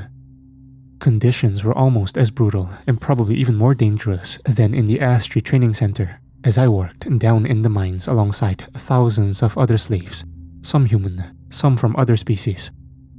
Our robotic overseers dished out savage punishments for even the smallest of misdemeanors, and safety protocols were virtually non-existent. As a result, workers died on a regular basis, and our life expectancy was limited. I fully expected to meet my end upon that godforsaken rock, but then salvation came from a most unexpected source. I was resting between shifts, laying on my hard bunk in the workers' barracks, when all hell broke loose, as suddenly I heard multiple explosions and heavy gunfire. I jumped up from my cot and ran through the barracks to find out what the hell was going on. At first, I suspected a slave rebellion was underway, and my heart sank, because I knew the consortium's automated defense systems would slaughter us in our droves. However, when I looked up into the dark sky, I saw war machines descending into the asteroid's orbit, neutralizing the mine's defenses with lasers and missiles. The battle was short-lived and one-sided, with the attacking force soon overwhelming the slavers and taking control of the facility. Afterwards, all the surviving workers were gathered up and addressed by a representative of the conquering forces. I'll admit that I was cynical and didn't hold out much hope. I reckoned the invaders were simply another gang of slavers who would merely sell us to the highest bidder. But I'll admit to being astonished when we came face to face with a tall and thin alien with pale skin and large oval-like eyes which looked upon us with compassion and empathy. When the alien spoke, his voice was soft and almost song-like, and he calmly explained that he was a representative of the Galactic Confederation, sent here to close the illegal mining operation and set us all free. That alien's name is Gabriel. He saved my life that day, and I've been with him ever since. Let me try to explain my situation after the liberation of the Sirius slave mine. I was only 15 years old, but had been forced to grow up fast. I had known nothing but violence and cruelty since my abduction from Earth, and there's no doubt that the tortures I'd endured had a significant impact upon my fragile psyche. I assumed the galaxy was a place of chaos and violence, and so didn't know what to make of this Galactic Confederation. Were they genuine about their stated mission of fighting intergalactic aggressors and ending their reign of terror? I'll admit that I was highly suspicious. They told us we were free, but what did that actually mean? The Confederation weren't able to send me back to Earth, and even if they could, why would I want to go? My family were missing, presumed dead. I had nothing to go back to. And besides, how could I go back to a normal life on Earth after everything I'd been through and with what I now knew about the universe? I was at a loss on what to do with my newfound freedom, but I guess Gabriel took a shine to me because he offered me a position as his assistant, one which I would ultimately accept. At the time, I had little idea what this job would entail, but it was clear that Gabriel's life was an interesting one. The alien was a member of the Malak race, an advanced and cultured alien species who lived in peace for millennia until they were forced to take up arms in self-defense following a brutal attack upon their home world by the Astri. The Malak were one of the founding members of the Galactic Confederation, which aimed to restore peace and justice to the galaxy, and Gabriel acted as a diplomat for that organization, which meant that he traveled through space on his own starship, meeting all kinds of exotic and bizarre alien races. I have been by Gabriel's side for decades, traveling back and forth across the galaxy, using the vital network of wormholes which allow our vessels to traverse between the stars. It may seem like an odd relationship, but over the years, Gabriel and I have become close companions and have forged a lasting friendship. So, this is my story and explains how I came to be in this bizarre, yet somewhat privileged position. Over the many years of my service, I have come to think of myself as a citizen of the galaxy, rather than a refugee from a backwater planet on the edge of known space. But, as I've said, something significant occurred which changed my point of view and made me reconsider my link to humanity. And this is the story I want to tell you. I'm guessing you'll all be familiar with the concept of a zoo, even if you've never visited one. I recall going to the local zoo with my family before our abduction. I assume they still exist on Earth, although they might have been changed somewhat in the many years since. I remember the excitement I shared with my siblings during our visit as we saw exotic and majestic animals from across the globe. Nevertheless, the experience was tinged with sadness. On my part at least. It upset me to see these animals trapped in cages, whereas I'd always imagined such magnificent beasts roaming free in the wild. I told my father how I felt, and he explained that many species were endangered in the wild, and so were safer here in captivity. This made sense, I suppose, but it still didn't sit right with me. In any event, the galactic equivalent of a zoo is something considerably grander and more advanced than anything we have on Earth.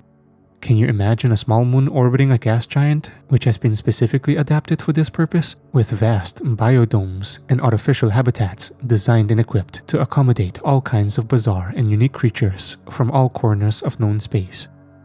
As you can imagine, a venue such as this is exorbitantly expensive to set up and run, and so only the wealthiest and most important individuals can afford to attend, often traveling many light years to visit the largest and most extravagant zoological facility in the galaxy.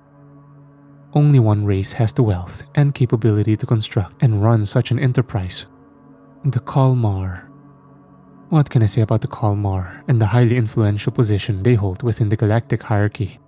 Well, they are a squid-like aquatic species who have long since abandoned the water world where they evolved, instead traveling through space in mighty colony ships and inhabiting vast space stations scattered across the stars. The Kalmar have become obscenely rich and powerful due to their control of the network of wormholes which connects the inhabited systems and serves as the sole means of communication, trade, exploration, and military expeditions in the absence of faster-than-light travel. The Kalmar control the entrances to these wormholes, and they never fail to collect their toll. What's more, the Kalmar are a pragmatic people who will do business with any species with money, but who also refuse to enter into any formal alliances or coalitions. Therefore, they remain officially neutral in the conflict between the Galactic Confederation and Astri Empire, allowing both sides to use their network, albeit for a substantial price. The Great Galactic Zoo is a vanity project for the Kalmar royal family, allowing them to demonstrate their vast wealth and extravagance. So, why did I end up visiting this location? Simply put, Gabriel was invited to the grand reopening of the facility following a substantial refurbishment, and he was obligated to attend, lest the Kalmar take offense and limit our access to their crucial wormhole network. Such is the convoluted nature of intergalactic diplomacy. I pondered these matters as our needle ship descended into orbit around the gaseous planet, and I admired its vast rings and atmospheric bands. As we approached the ball of icy rock that was our destination, the ship's autopilot slowly and carefully made its way towards the docking station, which was constructed upon the moon's rocky surface. The structure didn't look like much from orbit, but I reminded myself that the bulk of the facility was located below ground, within the hollowed-out core of the small moon. As the AI took care of the navigation, Gabriel and I were left to observe the scene from the observation deck and consider the finer details of our mission. I looked into my companion's dark, oval-shaped eyes and felt like I could read his thoughts. We'd been working together for a long time, and there were few secrets between us. "You're concerned about the mission?" I asked, more as a statement of fact than a question. "I am," was Gabriel's limited reply. "But why?" I continued.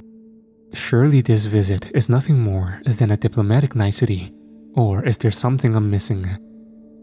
Gabriel nodded his egg-shaped head before responding. "You're quite correct, my old friend. On paper, this is simply a visit to flatter the Kalmar royal family, to show them due respect and compliment their outlandish creation. But I fear the situation is more complex. Relations between the Kalmar and our confederation are strained. We have put pressure on their government to cease their support for the Astri Empire, but to little avail. My instincts tell me that our Kalmar friends may have an unpleasant surprise in store for us." The alien said no more, but his prophetic warning brought a chill down my spine. Nevertheless, our ship docked without incident, allowing us to disembark and enter the lavish welcome center, which marked the entrance to the mega zoo. As one would expect, the Kalmar had spared no expense in their construction of the center, combining the traditional and modern flawlessly, with pillars of finely sculptured marble alongside holographic 3D images of several exotic creatures accommodated within the zoo. I was awestruck for a moment, admiring the grandeur of the setting. But Gabriel drew my attention towards the glass viewing window set above us, behind which was a tank of dark, murky water. We watched in silent awe as a dark shape emerged from the water, swimming up to the glass so we could see its huge and intimidating form. I took a deep breath as I witnessed the Kalmar in all its terrifying glory. At least 20 foot in diameter, with long and thick, swinging tentacles, vast eyes the size of dinner plates, and a sharp beak large enough to swallow my head whole. The Kalmar was like something from a nightmare to my human eyes, and yet it was a member of an advanced and powerful species who demanded respect. Therefore, I swallowed my disgust and fear and followed Gabriel's lead, bowing respectfully towards the Kalmar in a symbolic gesture. The squid-like alien responded by shooting black ink towards the glass, which Gabriel assured me was a good sign. With this bizarre ritual completed, the alien swam away from the glass and disappeared back into the murky water, leaving us still standing within the welcome center and awaiting further instructions. I wasn't surprised by the Kalmar's swift exit. Gabriel had provided me with a crash course on their culture before we landed. In addition to their greed and lust for power, the Kalmar were also surprisingly xenophobic and wanted little to do with other species. The brief greeting we'd received was the best we could have hoped for, and the logistics of our tour would be left to their robotic subordinates. As if on cue, an automated communication drone hovered over to us, speaking in a friendly tone through its attached speakers. "Welcome, esteemed guest, to the grand reopening of the greatest zoo in the galaxy. My name is Unit 1642, and I have been personally appointed by His Royal Highness Zalak the Great to guide you through his proudest attraction." His welcome was addressed towards Gabriel, of course, and my companion replied in a typically diplomatic manner. "Please pass on our sincere thanks to His Majesty for his kind invitation. It is indeed a great honor to attend this prestigious event." Knowing Gabriel as I did, I realized these words would have been difficult for him to speak. My companion had little time for Zalak the Great, the tyrannical leader of the Kalmar. There were many places he'd rather be than here. But Gabriel was an accomplished diplomat and knew how to talk the talk. I was a different matter, however. The aerial drone turned to look upon me, examining me suspiciously within its inbuilt cameras. There was a short delay before it spoke again, and I swore I could hear contempt in its previously emotionless, robotic voice. "Is this human a member of your party?" it inquired. I was taken aback by the question, but luckily Gabriel answered firmly and without hesitation. "Yes, this gentleman will be accompanying me on the tour. I trust this won't be a problem? The robot delayed for a moment, perhaps transmitting the information to its masters upstairs. A tension-filled pause ensued, before it eventually answered coolly, saying, "As you wish, Ambassador." A thin smile came across Gabriel's slit-like lips as he said, "Very good. Now, shall we proceed?" "Not quite, Mr. Ambassador," the drone responded. "We are waiting for a second party." "Another party?" Gabriel replied uncertainly, as clearly he hadn't been informed of this. "Yes," the drone confirmed. "Ah, here they come now." We turned around sharply to look back towards the docking bay, and my whole body froze when I saw the 4 creatures approach, their sharpened claws tapping on the metallic floor as they came. The other party were Astri, a family by the look of it. The father stood nearly 7 feet tall, his red scales flaring, and his yellow reptilian eyes burning when he saw us. I noted the visible scars across his tough hide, and numerous decorations pinned to his neat uniform, and I guessed the Astri was a seasoned warrior of some repute. The female walking alongside him was only slightly smaller, and just as mean-looking. I assumed this was his wife or concubine, and trailing behind were 2 juveniles, both male. They were adolescents, and so I reckoned they'd already been through the hellish Agoge-style training which all Astri children were forced to undertake. It's not an exaggeration to say that I was frozen to the spot in terror as I watched the Astri approach. Horrific memories came flooding back into my head as I recalled the hell of my abduction and the tortures inflicted upon me in the Astri slave camp. I'd tried to push this trauma to the back of my mind in the years since, but seeing these monsters in the flesh unleashed a tidal wave of repressed trauma. "What is the meaning of this?" Gabriel exclaimed, his normally cool exterior suddenly disappearing. The robot didn't skip a beat before replying, "Ambassador, let me introduce you to Admiral Tas, commander of the Astri 7th Fleet. He is accompanied by his wife and 2 sons. They will be joining us on today's tour." I was told nothing of this. Gabriel protested. "His Majesty believed this meeting should be a surprise for both parties. He hopes this occasion can be an opportunity for reconciliation between the Confederation and the Empire, and perhaps the seeds of peace can be planted on this day." Gabriel shook his head, but made no comment. Clearly, this was the Kalmar trick he'd anticipated, but he'd been caught unaware by their boldness. Judging by the angry clicks emitted by the Astri and the hateful, murderous glares they shot me in particular, I guessed they were pretty unhappy about the situation too. But there was nothing either side could do. This was neutral ground, and no one could risk upsetting the Kalmar, lest they cut off access to the crucial wormholes. For better or for worse, we would all have to play their twisted game.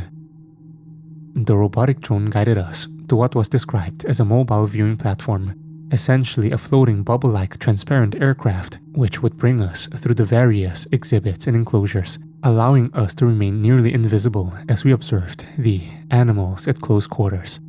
The 2 opposing groups shared the same viewing platform, and the tension inside of that pod was intense. I saw the Astri Admiral glaring at me, his claws clicking and eyes burning, as no doubt he imagined the horrific way he would kill me, given half the chance. I was scared, of course, but also very angry, and I'll confess that fantasies of revenge went through my mind. Gabriel kept his cool, however, calming me, assuring me that I would remain safe by his side. Our journey down into the depths of the hollowed-out moon was a once-in-a-lifetime experience. That much I cannot deny. The vast size of the alien zoo was nearly impossible to quantify. Entire ecosystems and biospheres were contained within the interior, specifically built to accommodate diverse species originating from many different worlds. I could spend hours describing all the bizarre creatures we'd encountered during our descent, but I will focus on 3 encounters which directly relate to my account. The first incident occurred when our vessel entered the porous membrane of a desert-type ecosystem, a hot and sandy sphere which looked desolate and virtually devoid of life. Our pod hovered in mid-air for some time, my skin baking under the simulated sun as I looked over what seemed like miles of white, near pristine sands.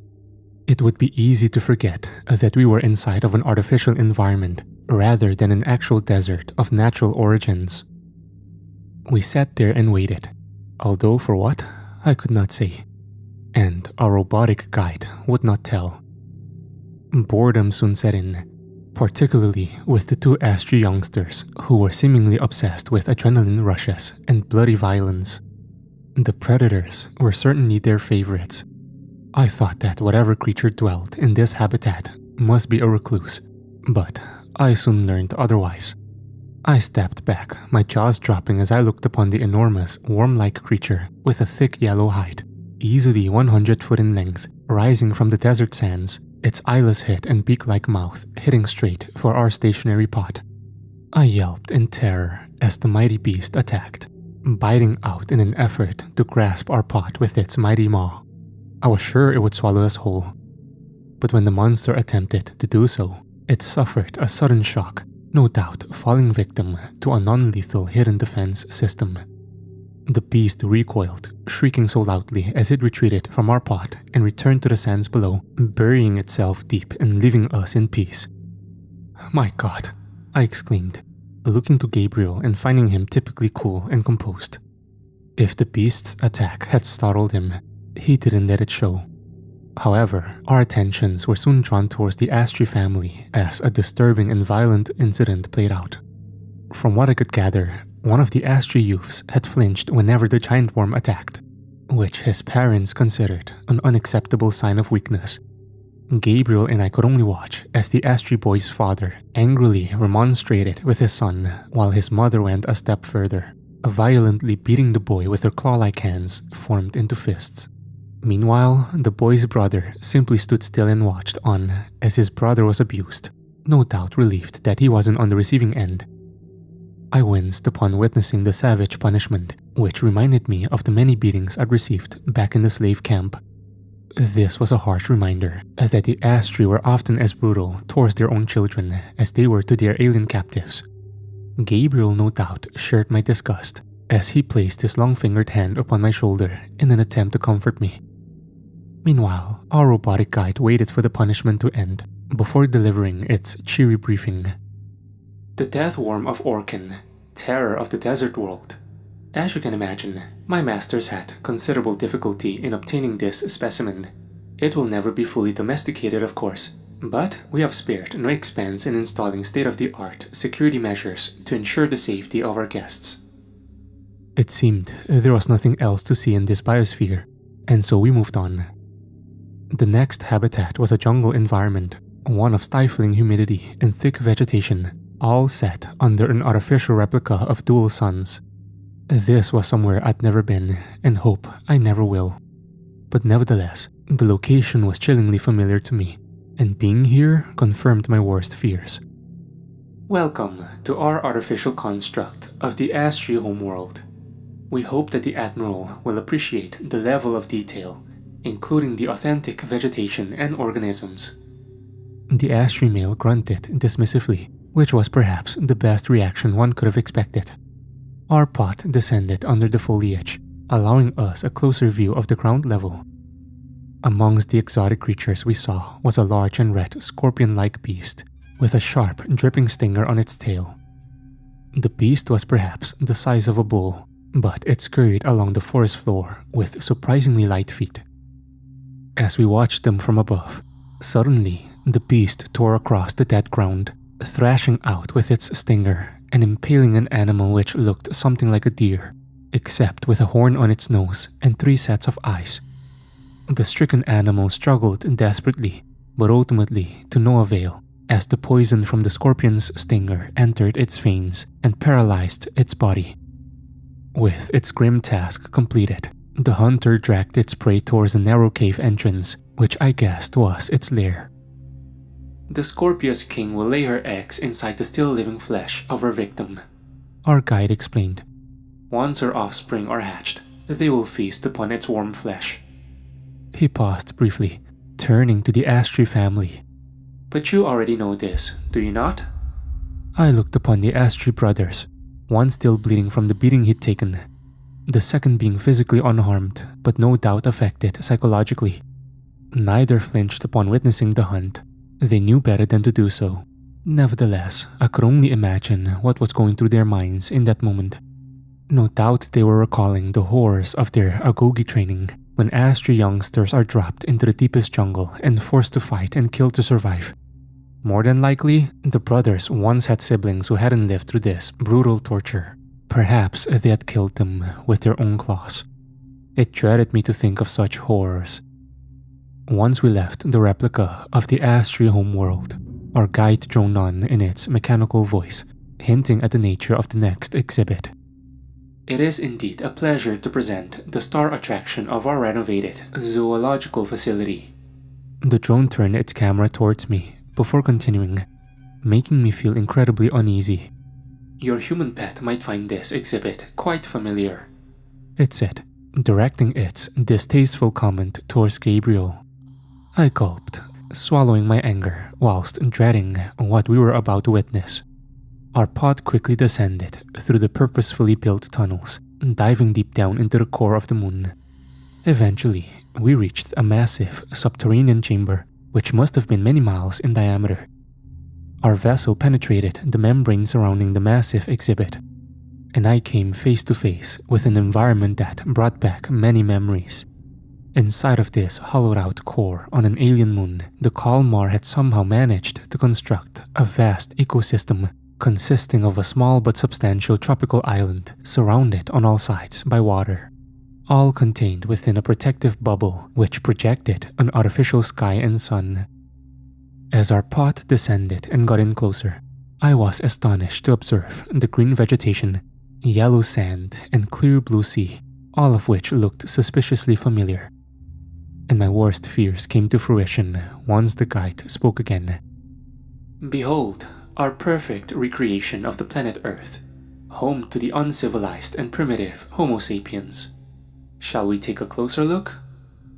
He didn't wait for an answer before directing our small craft down towards the island. I was still in a state of shock, and when I looked into Gabriel's oval eyes, I saw an uncharacteristic anger seeping through his normally cool exterior. I could tell he was seething with rage at the Kalmar's latest trick. Soon, our pod hovered over a clearing on the island, where we witnessed a group of human hunters armed with primitive spears and bows as they pursued their prey, a wild boar which tore across the long grass. I watched as spears and arrows flew through the air. Most missed, but at least one of these projectiles hit the mark, skewing the pick and bringing its charge to a halt. We all looked on and listened as the boar squealed in pain before two of the hunters moved in, one holding the beast by its horns, while the other slit its throat and ended the creature's life.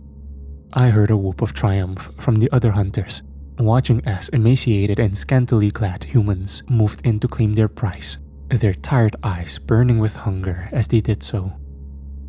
Thank you to our Astri friends for delivering these fine specimens, the robotic guide suddenly blurted out. I turned and ran towards the Astri family just as the Admiral cast me a hateful look with a sadistic smile etched across his fang-filled maw. Of course the Astri were involved in this atrocity, I told myself. They considered us as nothing more than animals, and it would bring them a preserved pleasure to see human beings reduced to such a lowly state, mere exhibits in an alien zoo, trapped many light years away from their home planet. And it only got worse. Soon, our pod flew to the center of the island, where we saw a tiny village of bamboo and wood huts built in a small clearing within the forest. This was surely the main human settlement upon the island, where my fellow Homo sapiens were reduced to living a Stone Age experience. We stayed above the village for some time, observing a tragic scene play out below us. I watched wide-eyed as a weeping young woman carried a clearly deceased baby from her hut and slowly walked towards a tiny shallow grave dug in the ground on the very edge of the village. My heart almost broke as the mother kissed her dead child on the forehead before carefully lowering the body into the waiting grave. All the while, the other villagers looked on in solemn silence. I noted how there were many other graves of various sizes alongside it, all marked by crude but poignant wooden crosses. It was Gabriel who broke the silence, directing his accusatory questions towards our guide. Your masters surely have the ability to stop the sickness. Can they not cure the humans from their ailments? Of course, the drone answered. But we choose not to intervene with the ecosystem unless there is no other option. We believe in letting nature take its course. I see, Gabriel answered without any further comment. It seemed we had remained in the same spot for too long, because the villagers eventually noticed our presence. Some of the young men reacted with anger, grabbing hold of their bows and firing arrows up at our pot. Most missed or fell short, and the few arrows that did reach us bounced harmlessly off the pot's exterior. All the while, the Astri laughed cruelly in open mockery. Time to move on, the guide stated as our vessel ascended and flew to the south. Soon, we were hovering over a sandy beach at the island's edge, watching as a hollowed-out canoe returned from the shallows, and the people on board unloaded a small number of fish from homemade nets. I guess that fishing was another source of food for the imprisoned community who were barely surviving as hunter-gatherers. All proceeded without incident, until a couple of youngsters emerged from beyond the tree line and sprinted across the hot sands to the now unattended canoe. The two were just kids, a boy and a girl in their teens. Perhaps they were starstruck lovers. In any event, they seemed to have a pre-prepared plan to steal the small boat. As in an instant, they were on board and had cast off into the calm blue waters. I saw an older fisherman on the shore shouting desperately at the pair, telling them to turn around and come back home. But they didn't listen, instead rowing faster as they left the island behind. The villager elders warned their young to never sail past the designated boundary, our guide explained. But alas, human children are ill-disciplined and stubborn. In this situation, we must intervene. But the scenario presents an exciting opportunity. I felt a chill creep up my spine when I heard these words. I didn't know what was coming next, but reckoned it couldn't be good news for the young couple attempting to escape their cage. Out of nowhere, a rogue wave emerged from the previously calm waters, an event that was surely triggered by the Kalmar's hidden security systems. The small canoe didn't stand a chance against the powerful wave, and their boat was overturned, throwing both teenagers into the sea. But this was only the start of it. Suddenly, and without warning, our pot dropped from the sky and plummeted underneath the waves, and then we were submerged in water, sealed inside as we looked out into the clear waters, watching the two teenagers kicking wildly as they struggled to stay afloat. And then I heard the excited clicks from the Astri group as the sadistic aliens pointed at the beasts emerging from the depths. My heart almost stopped as I watched the giant fish swimming upwards, their huge mouths opening to reveal rows of razor-sharp teeth and their dark eyes filled with a raw hunger. Mako, great white, and tiger sharks, the guide announced coldly. Alpha predators of the Earth's oceans. Now we will get to see these magnificent hunters in action. I was frozen in horror whilst watching the trio of sharks rapidly ascend.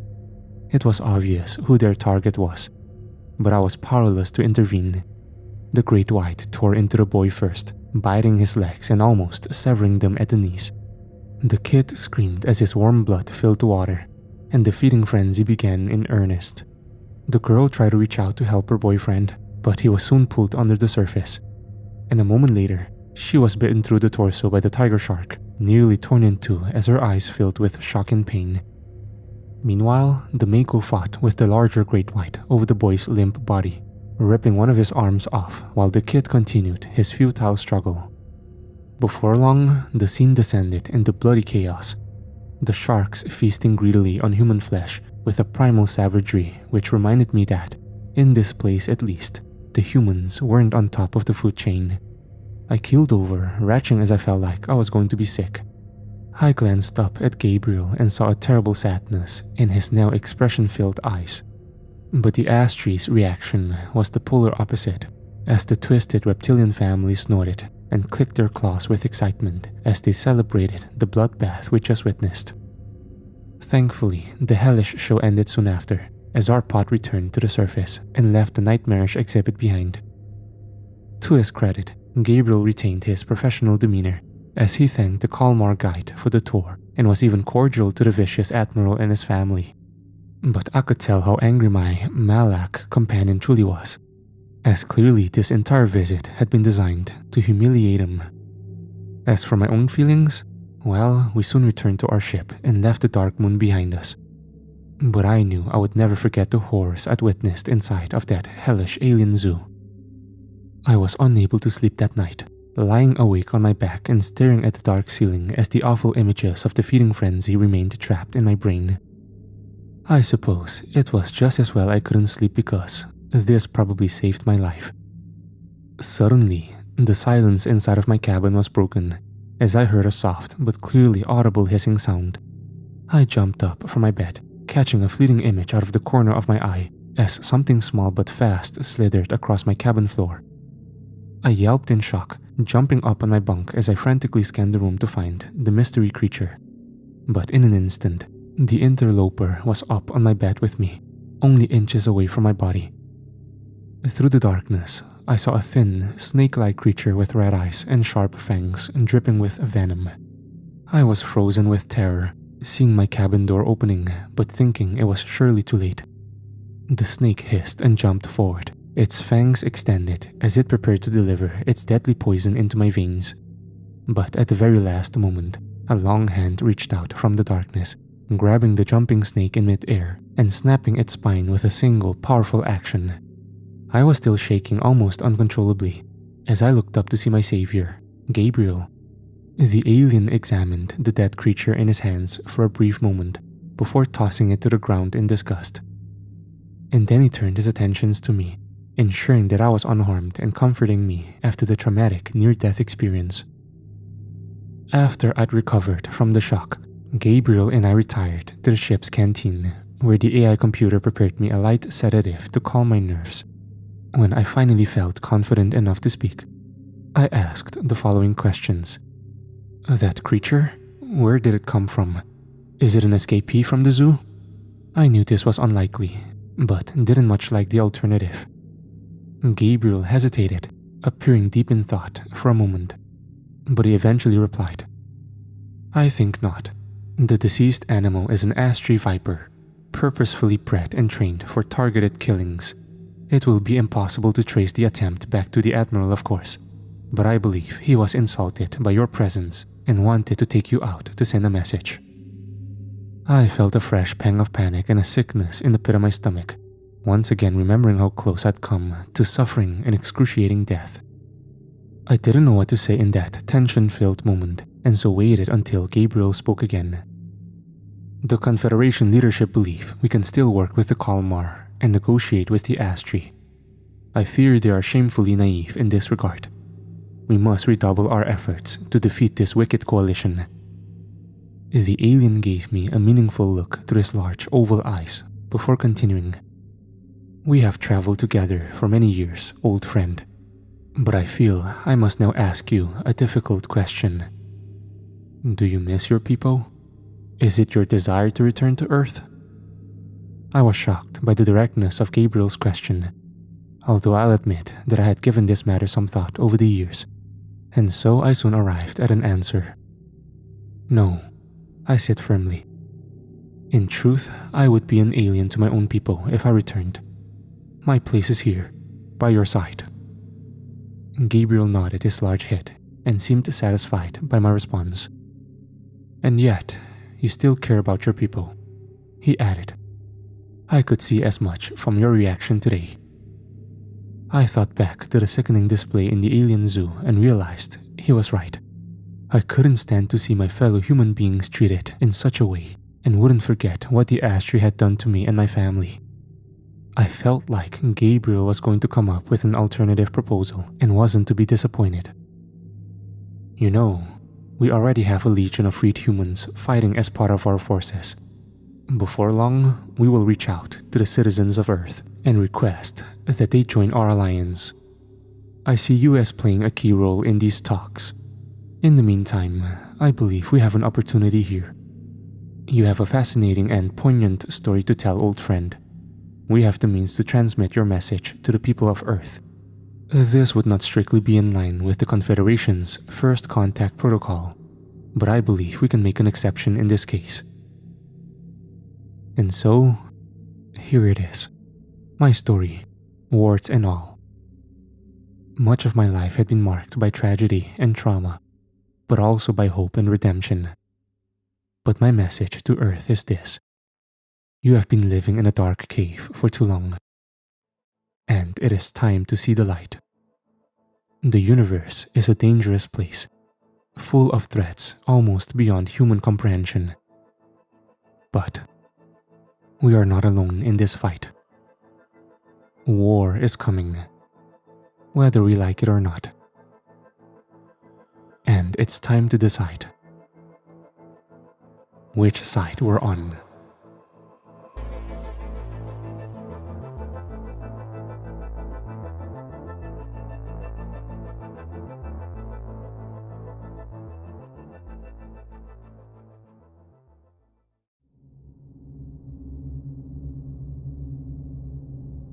I awoke to chaos, my senses being simultaneously overwhelmed.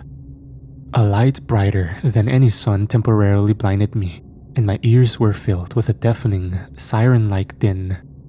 My body shot forward, and I instinctively prepared for a heavy collision. But I was pulled back into my seat, secured in place by a powerful magnetic force. The light faded, and the ominous apocalyptic noise was replaced by the constant sounds of beeping control panels and distant explosions. I blinked, slowly opening my eyes and looking down at my own body, finding my frail form encased in a suit of armor, an exoskeleton designed for modern warfare, which offered me partial but no means total protection from the battle environment. I took a moment to catch my breath and soon realized I was breathing through a respirator, a sealed helmet covering my head but allowing me to see out through a thick but transparent visor. I was still secured to my jump seat, restrained by an invisible force and protected from the extreme pressures. But I was able to turn my head and observe my immediate surroundings. I sat inside a tight metal tube, surrounded by other bodies. I saw people to my left and right and across from me, noting how they were all similarly kitted out, dressed in heavy combat suits which made them look like giants. I counted 15 suited individuals, not counting myself. Looking through their visors, I could see their faces. They were an assortment of races, genders, but all were human beings just like me. Nobody spoke or even met my eye, but I sensed we were all experiencing the same emotions in that moment. Fear, adrenaline, wonder, and also disbelief. We weren't meant to be here. That seemed certain. All of us were human beings, most born on Earth, although some were citizens of the galaxy. In any case, we were all a long way from home, caught up in an alien conflict not of our making. We hadn't asked for this war, but there was no other choice but to fight. The enemy had to be defeated, and this was our one and only shot. The tension continued as our tube-shaped craft was propelled through space, and suddenly my command helmet came to life, transmitting a surge of information, images, and data that appeared on the inside of my visor. My meager brain struggled to take it all in, and I'm sure I failed to understand much of what flashed before my eyes. But I got the gist of it. I was a mere foot soldier participating in one of the largest and most complex military operations in galactic history. The invasion of Hades, homeworld of the vicious and warmongering Astri race.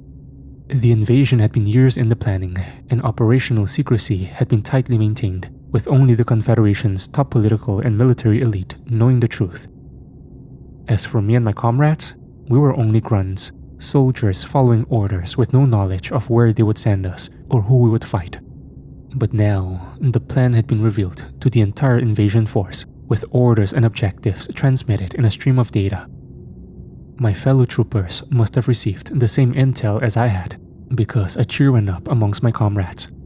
A joyous war cry emitted through the communicators attached to our combat suits, their eyes lighting up with the spark visible through their visors. I shared my comrades' excitement in that moment.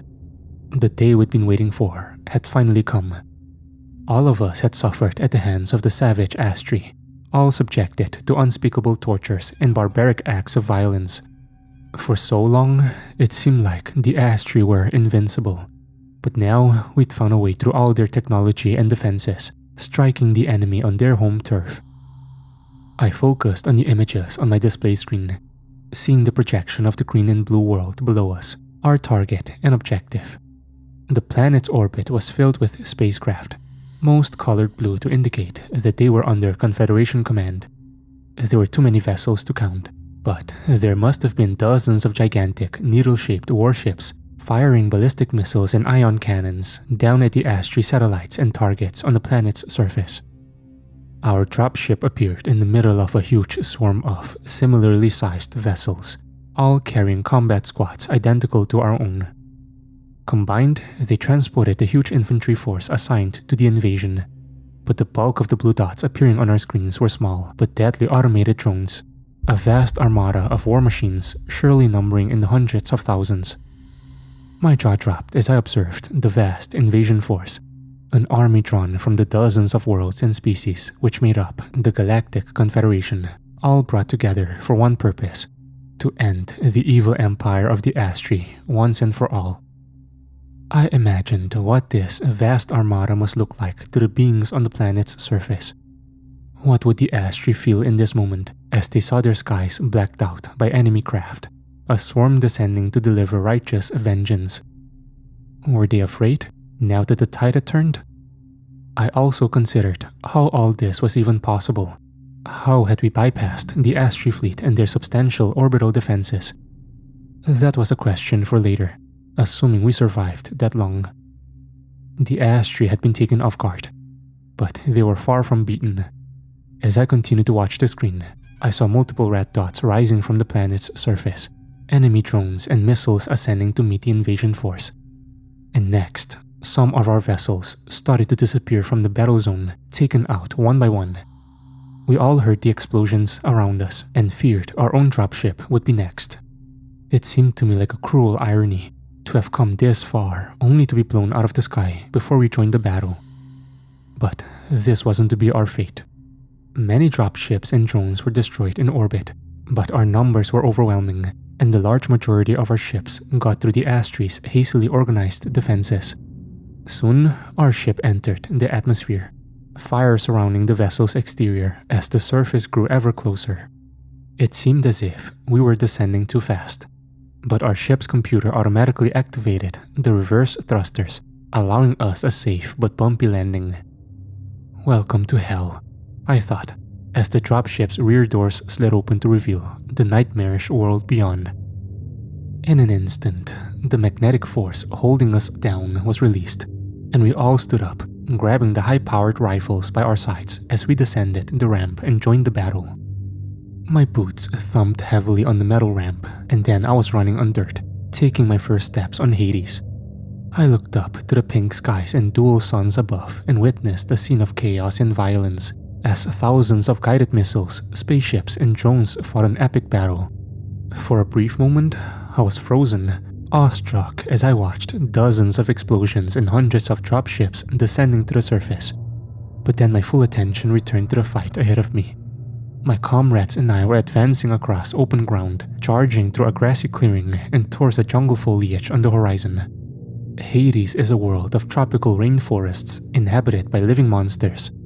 The atmosphere would of course be toxic to our human lungs, except our exoskeletons protected us from the hostile environment, but our combat suits only provided limited protection from the Astri guns and particle beams. We advanced without opposition for the first few hundred yards, meeting other squads en route as fresh orders continued to flash across our screens. Our small band of humans were outnumbered by dozens of troops from other species, but we all fought under the same galactic flag and were accompanied by hundreds of AI drones which flew over our heads providing cover. For a moment, I felt so powerful, like I was part of an almighty war machine that couldn't be stopped.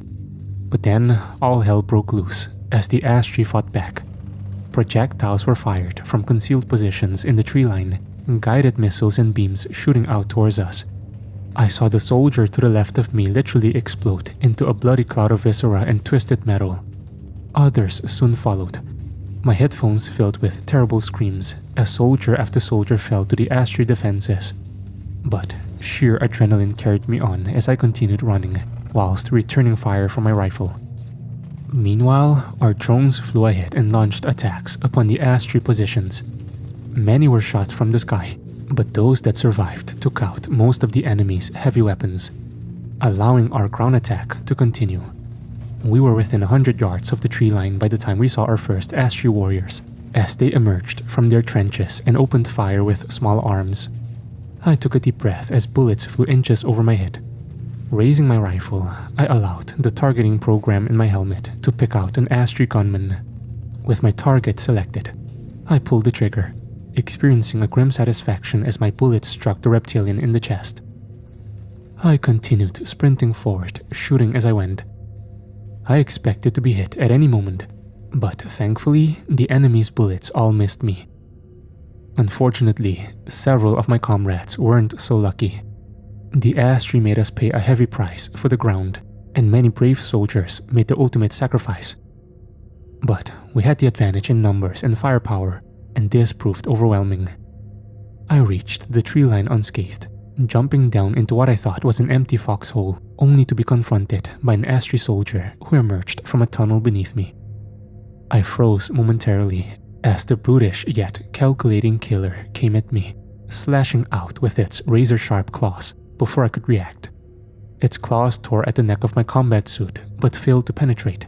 I think it would have sliced my throat open if it hadn't been for my armor. But I had survived the attack, falling backwards but firing upon the Astri which had flung itself at me. The projectile easily penetrated the reptilian's red-scaled hide, throwing its body backwards as it squealed in pain. The alien squirmed in agony in the dirt with a bullet in its gut. A part of me took a perverse pleasure from the Astri's suffering, but I couldn't stand the terrible screeching that the wounded warrior emitted, and so I fired a second shot, putting the alien out of its misery. I stood for a minute over the Astri's body, admiring my own bloody handiwork, but I didn't dwell for long as the bloody chaos of battle continued all around me. I saw my comrades fighting Astri holdouts hand to hand along the trench line, and I went to their aid, taking out 1, 2, then 3 enemy warriors in quick succession. We slaughtered them to the last one. No Astri attempted to surrender. I doubt their strict warrior culture would allow such a capitulation. Before long, the trenches were ours, and the sounds of screaming and cracking bones in my ears were replaced by joyous cries of celebration. Fresh data flashed in front of my eyes, providing real-time updates on the battle. We had taken our first objective, and even though our losses were high, the casualty rate was lower than the pre-battle projections. But there was still a lot of fighting to come. We proceeded slowly and cautiously through the alien jungle, carefully watching for any signs of booby traps or an enemy ambush. The thick vegetation was difficult to traverse, and I practically jumped at every cracked branch or unidentified chirp. The Astri were only one of the threats in this dangerous environment, as many of the indigenous predators were more than capable of taking on a fully grown human male, even one clad in a combat suit. Nevertheless, we crossed the thick jungle without incident, only hearing the distant din of explosions and gunfire emanating from dozens of separate skirmishes across the continent. After some time, we emerged into another artificial clearing, looking up in awestruck horror at our second objective. The Astri Cathedral dominated the skyline, with its needle-like steeple extending to several hundred feet. The structure itself was typically ugly and constructed in the brutalist style, with thick walls of cold, featureless metal on all 4 sides, and the high steeple being the only indication of the structure's cultural significance. The steel doors of the hellish cathedral were firmly shut, and I dreaded to think of the horrors on the far side of them. But this didn't change the fact that we had to get inside. The cathedral was a key objective which we needed to capture and hold, no matter what the cost. Our orders came through, and I dropped down to my knee, providing cover whilst a sapper team attached plastic explosives to the door. All was quiet except for the distant explosions and missile strikes I observed in the darkening skies above. Nevertheless, I felt a grim foreboding as I scanned the perimeter, fearing that an attack would come at any moment. My heart jumped when I heard the dull thud of an explosion, only to realize it was our demolition team blowing the door open. And then I joined my comrades, rushing forward as we piled inside of the twisted cathedral and witnessed the horrors within. I entered what was clearly a hostile environment, the cathedral's interior only dimly lit by a blood-red illumination. I activated the night vision function on my helmet controls, following my comrades as we advanced down the aisle and past the cold metal pews. As we searched for threats, what we saw was a vile example of the Astri's cruelty and sadism. Mounted on the walls were the severed heads of dozens, perhaps hundreds of their victims. I observed many different species, including human beings, and all of the heads still lived, emitting silent screams as their crazed eyes observed our advance into their torture chamber. But worse still was the monstrosity displayed above the altar at the back of the cathedral. I felt sick to my stomach when I witnessed the scene. A grotesque mosaic of skin, body parts, mouths, and eyes. It seemed that multiple beings had been stitched together to create this Frankenstein-like monster. And the creature was somehow alive, squirming in absolute agony and exerting a dozen tortured cries from as many mouths. My squad halted their advance, all awestruck and frozen in abject horror as we listened to the blood-curdling screams. Unfortunately, we let our guard down and didn't see the attack coming until it was too late. I spotted the projectile out of the corner of my eye, but didn't have time to shout a warning before it hit the man in front of me, penetrating his armor and impaling him through the chest. The dying man dropped to his knees, turning to face me with terror and pain in his eyes before his visor was obscured with blood. I swung around, seeing the dark shapes emerging from the shadows and moving rapidly towards the aisle. The Astri who assaulted us were taller, stronger, and faster than those we'd previously fought. A warrior priest elite with a fanatical zeal who would defend their sacred temple at all costs. The soldiers around me fired in a panic, but the attackers moved so fast, jumping upon my comrades and knocking them to the floor before stabbing through their armor with war pikes.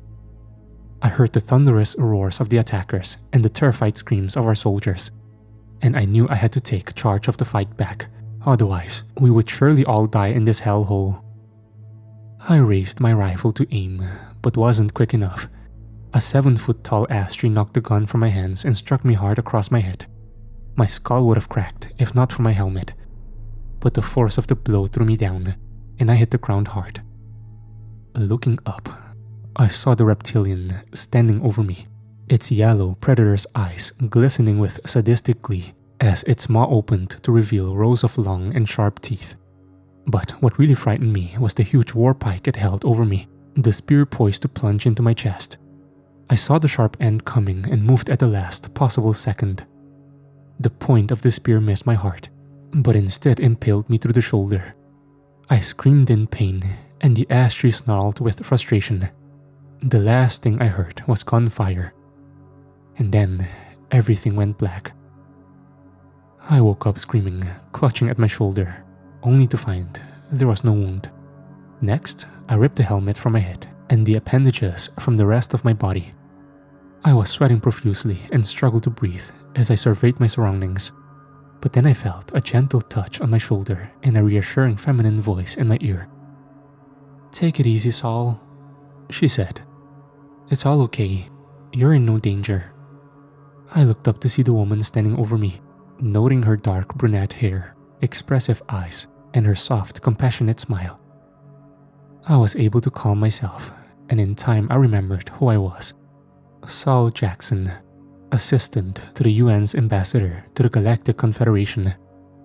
The woman assisting me was my boss, Lisa Tang, Earth's official representative at the most significant war trial in recent galactic history.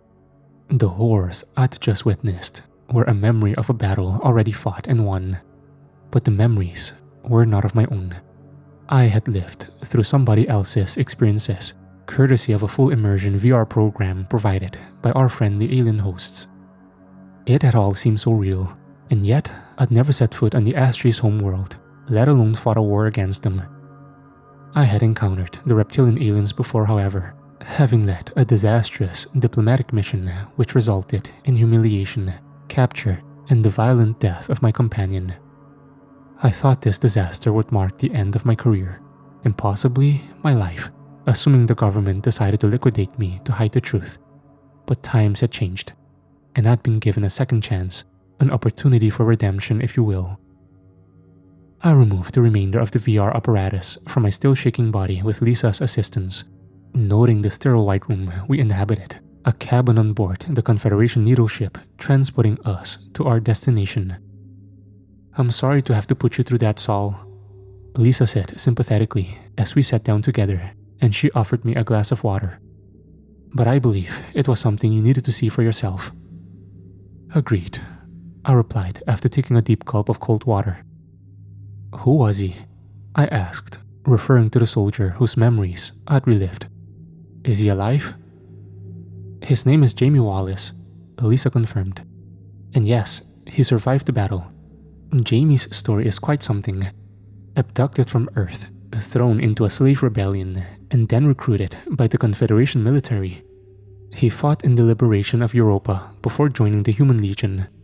As you've seen, he was in the first wave of the Hades invasion, wounded in combat, but honored for his bravery during the final assault on the Astri capital." "Whoa," I said in awe.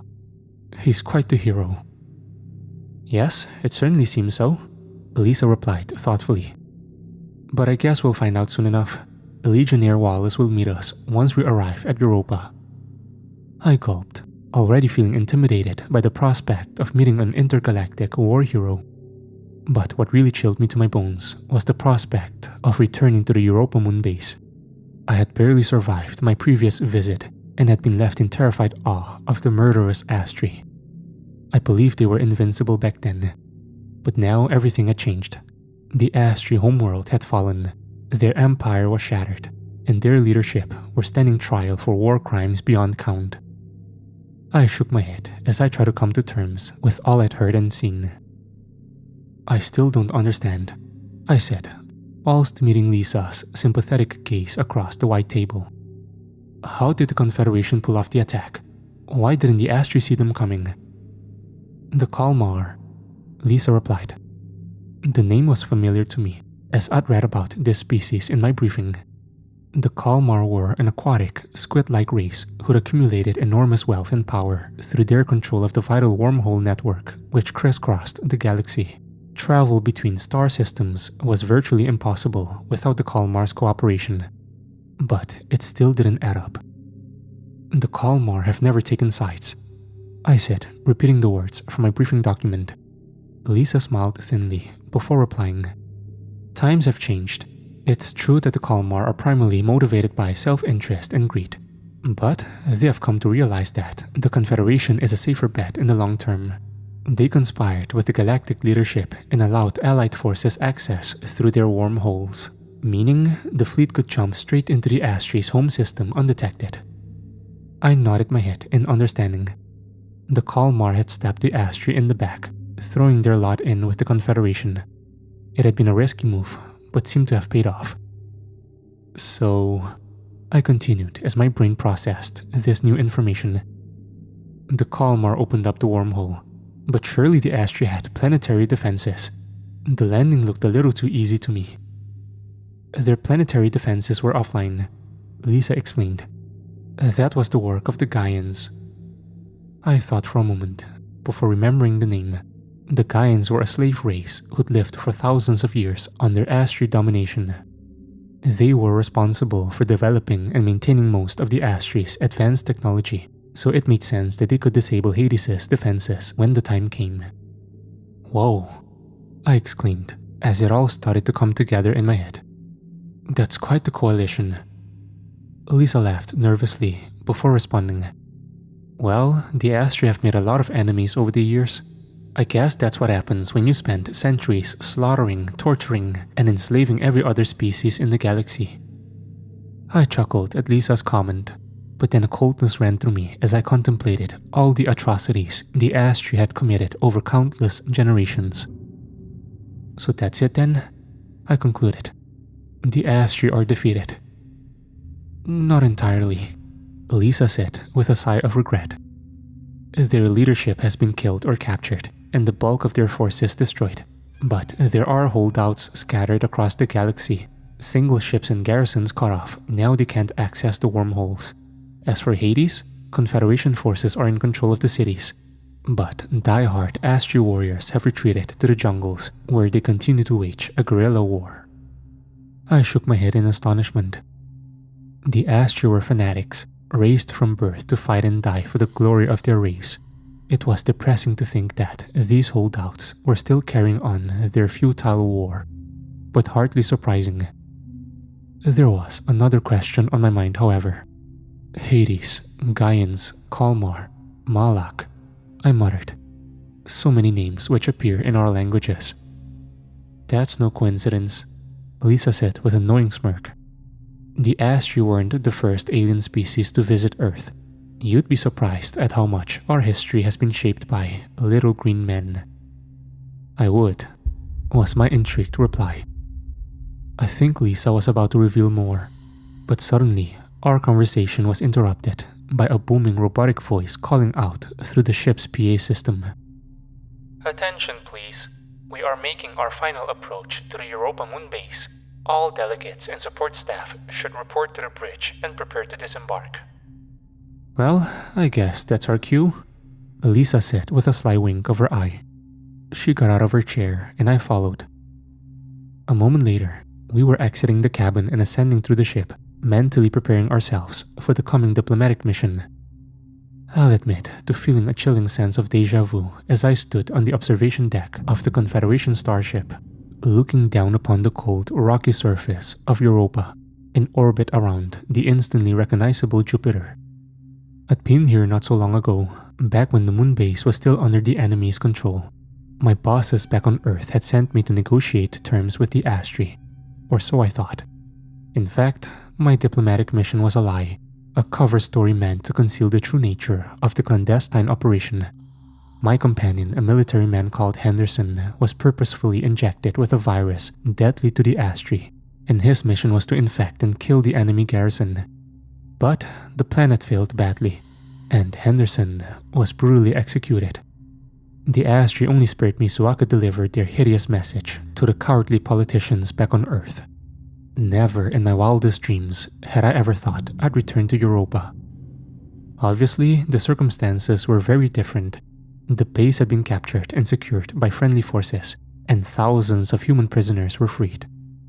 But still, I felt a grim foreboding as I looked down upon the vast military base which protruded above the moon's surface. Lisa clearly picked up on my distress as she placed her hand on my shoulder, and she spoke gently into my ear. "How are you holding up, Sal?" she asked. "I'm fine," I replied without much conviction. But my boss wasn't fooled by my thin facade. "I can't imagine what it's like for you to come back here," she said. "But I need your support, Sal. Please know that. And it will be different this time. The Astri aren't running the show anymore. They're finally going to face justice for what they did to our people." I saw her eyes lit up as she spoke her next words. "This is a beginning for all of us. The UN is close to approving Earth's application to join the Galactic Confederation. And before long, we will have to reveal the truth to the people. This isn't a time for fear. It's the time for hope. And once these trials are done, we can all look forward to a peaceful future together." I continued to look into Lisa's dark brown eyes as I feigned a smile. I admired my boss very much. She was highly intelligent and an accomplished diplomat, compassionate but tough when she needed to be. Nevertheless, I couldn't shake off the unpleasant suspicion that she was naive and unprepared. Lisa Tang had read all the briefings, and she'd experienced the VR reconstructions, but she'd never seen the Astri in the flesh like I had. I feared Lisa didn't truly know our enemy. If she did, she'd realize that the Astri were always dangerous, even when they were locked behind bars.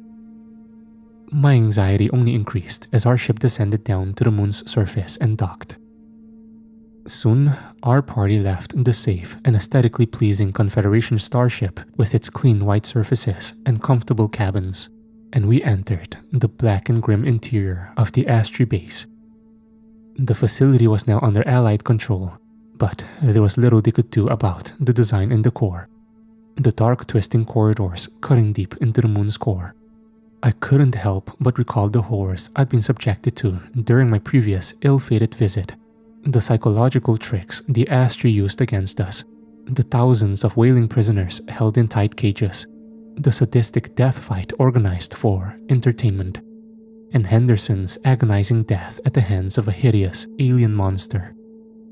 I was only one of thousands who'd been tortured in this hell-like prison. Except I'd been one of the few lucky enough to survive the ordeal. And as we descended into the bowels of the captured base, my fear turned to anger and a burning desire for revenge. The Astri had to pay for all they had done. We met our hosts inside a huge chamber located far below the ground, which had once served as the Astri's prison.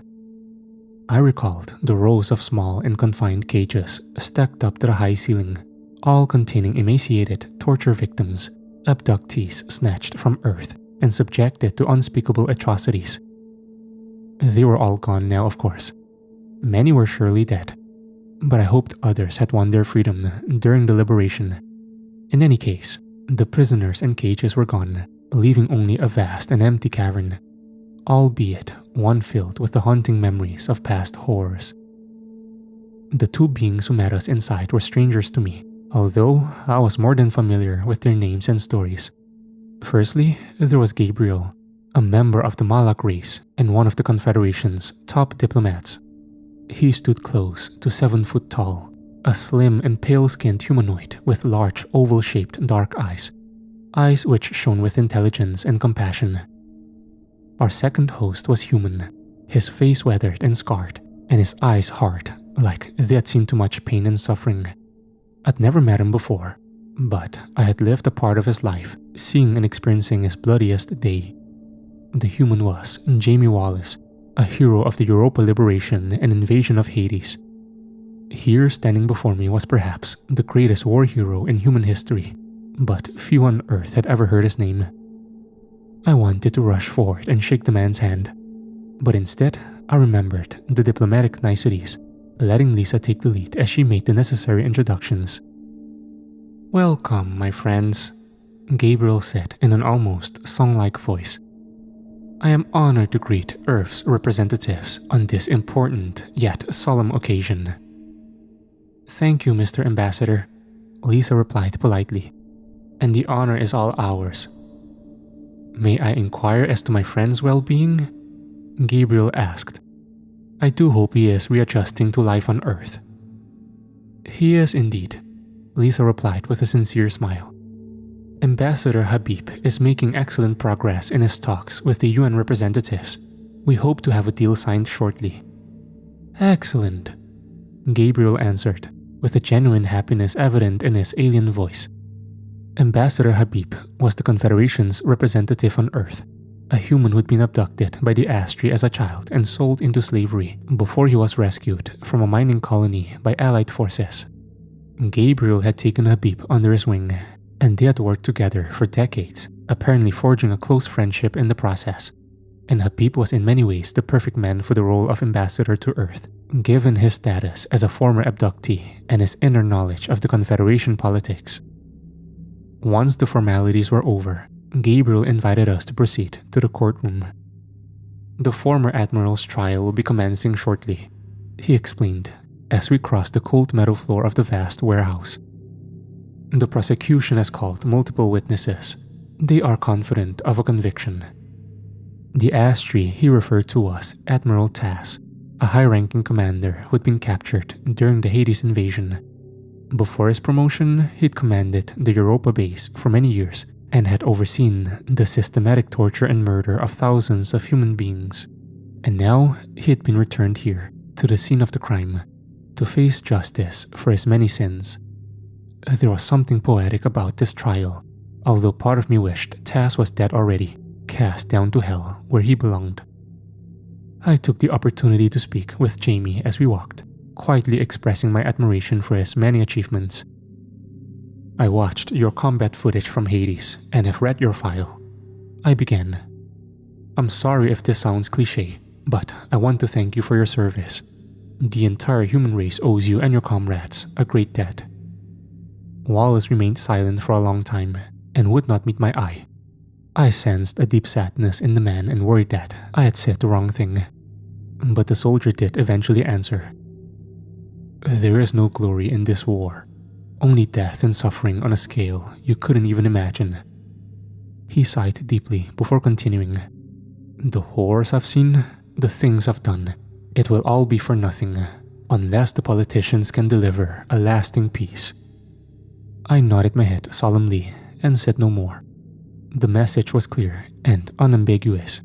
Wallace and his comrades in arms had won the war, with many having paid the ultimate price for that victory, and now it was up to us to forge a brighter future. In that moment, I felt the weight of history on my weary shoulders. There was much work to be done. But first, we needed to get through this trial. The court had been converted for this specific purpose. It took the form of an amphitheater, with the judges and observing officials sitting in the stands overlooking the circular arena where the defendant was held within an artificially created force field, while the legal teams were set up in a purpose-built platform facing the bench, and the witnesses were brought in and out through a side entrance. I'd visited this amphitheater during my previous mission and knew what the Astri had done here. Gladiatorial games where human prisoners were forced to fight to the death against alien opponents. Henderson and I were subjected to such a display, forced to watch as 3 young men were slaughtered by an Astri warrior for the purpose of entertainment. I felt queasy to revisit this evil setting and didn't understand why the trial was being held here of all places. Nevertheless, I said nothing, instead taking my place beside Lisa in the viewing gallery, where we were joined by a medley of exotic alien delegates from across the galaxy. We had no official role in the proceedings and were merely here as observers. Still, I noted how the legal process was somewhat different to what we'd see in trials back on Earth. There was a panel of 3 judges who sat above the dock and witness stand. The head judge was a Malak, and to his right was a member of the Lycan race, a grey-haired wolf man with fierce and intimidating eyes. The third and final panel member was a Kalmar, except he was not here in person. The large squid-like alien with flaying tentacles and saucer-sized eyes was projected into the courtroom and took the form of a 3-dimensional hologram. There were logistical reasons for the alien not appearing in the flesh, but I recalled how the Kalmar were notoriously xenophobic, and their judge perhaps didn't wish to mix with so many alien species. Nevertheless, the panel of 3 would deliver both the verdict and sentence in this trial, because there was no jury in attendance. I was surprised to see that the prosecutor was a human being, although only just recognizable as one due to the various modifications made to his physical body. He introduced himself as Elijah without providing a surname and proceeded to deliver a passionate opening statement in which he outlined the substantial case against Admiral Tass, including charges of mass kidnapping, slavery, murder, and genocide. It was certainly a compelling case, and it was difficult to imagine what defense the Astri commander could offer, other than to cite the brutal and violent nature of his species. The defense lawyer was in actual fact an AI drone which hovered over the courtroom floor. The Astri refused to recognize the legitimacy of the court, and no Confederation lawyer wanted to represent these monsters. And so, a robotic advocate was the only other option. And then, there was the defendant himself. Admiral Tass stood behind a transparent force field, flanked by a duo of armed guards, 2 fierce-looking Lycans armed with laser pistols and sabers. The Astri prisoner still frightened me in spite of his situation. I watched carefully as his intelligent, predatory eyes scanned the courtroom, sizing up the security and attendees. I dreaded to think what was going through his twisted mind, but I feared the Astri had a devious plan yet to be revealed. What promised to be a long trial commenced with the calling of the first witness. The man who was ushered into the court looked terrified, visibly shaking as he crept past the snarling Admiral Tass and took his place on the witness stand. His face was a ghostly shade of pale, and his eyes watery as he gave his name and answered preliminary questions from the prosecutor. Thankfully, the nervous witness didn't need to provide a verbal statement or be cross-examined.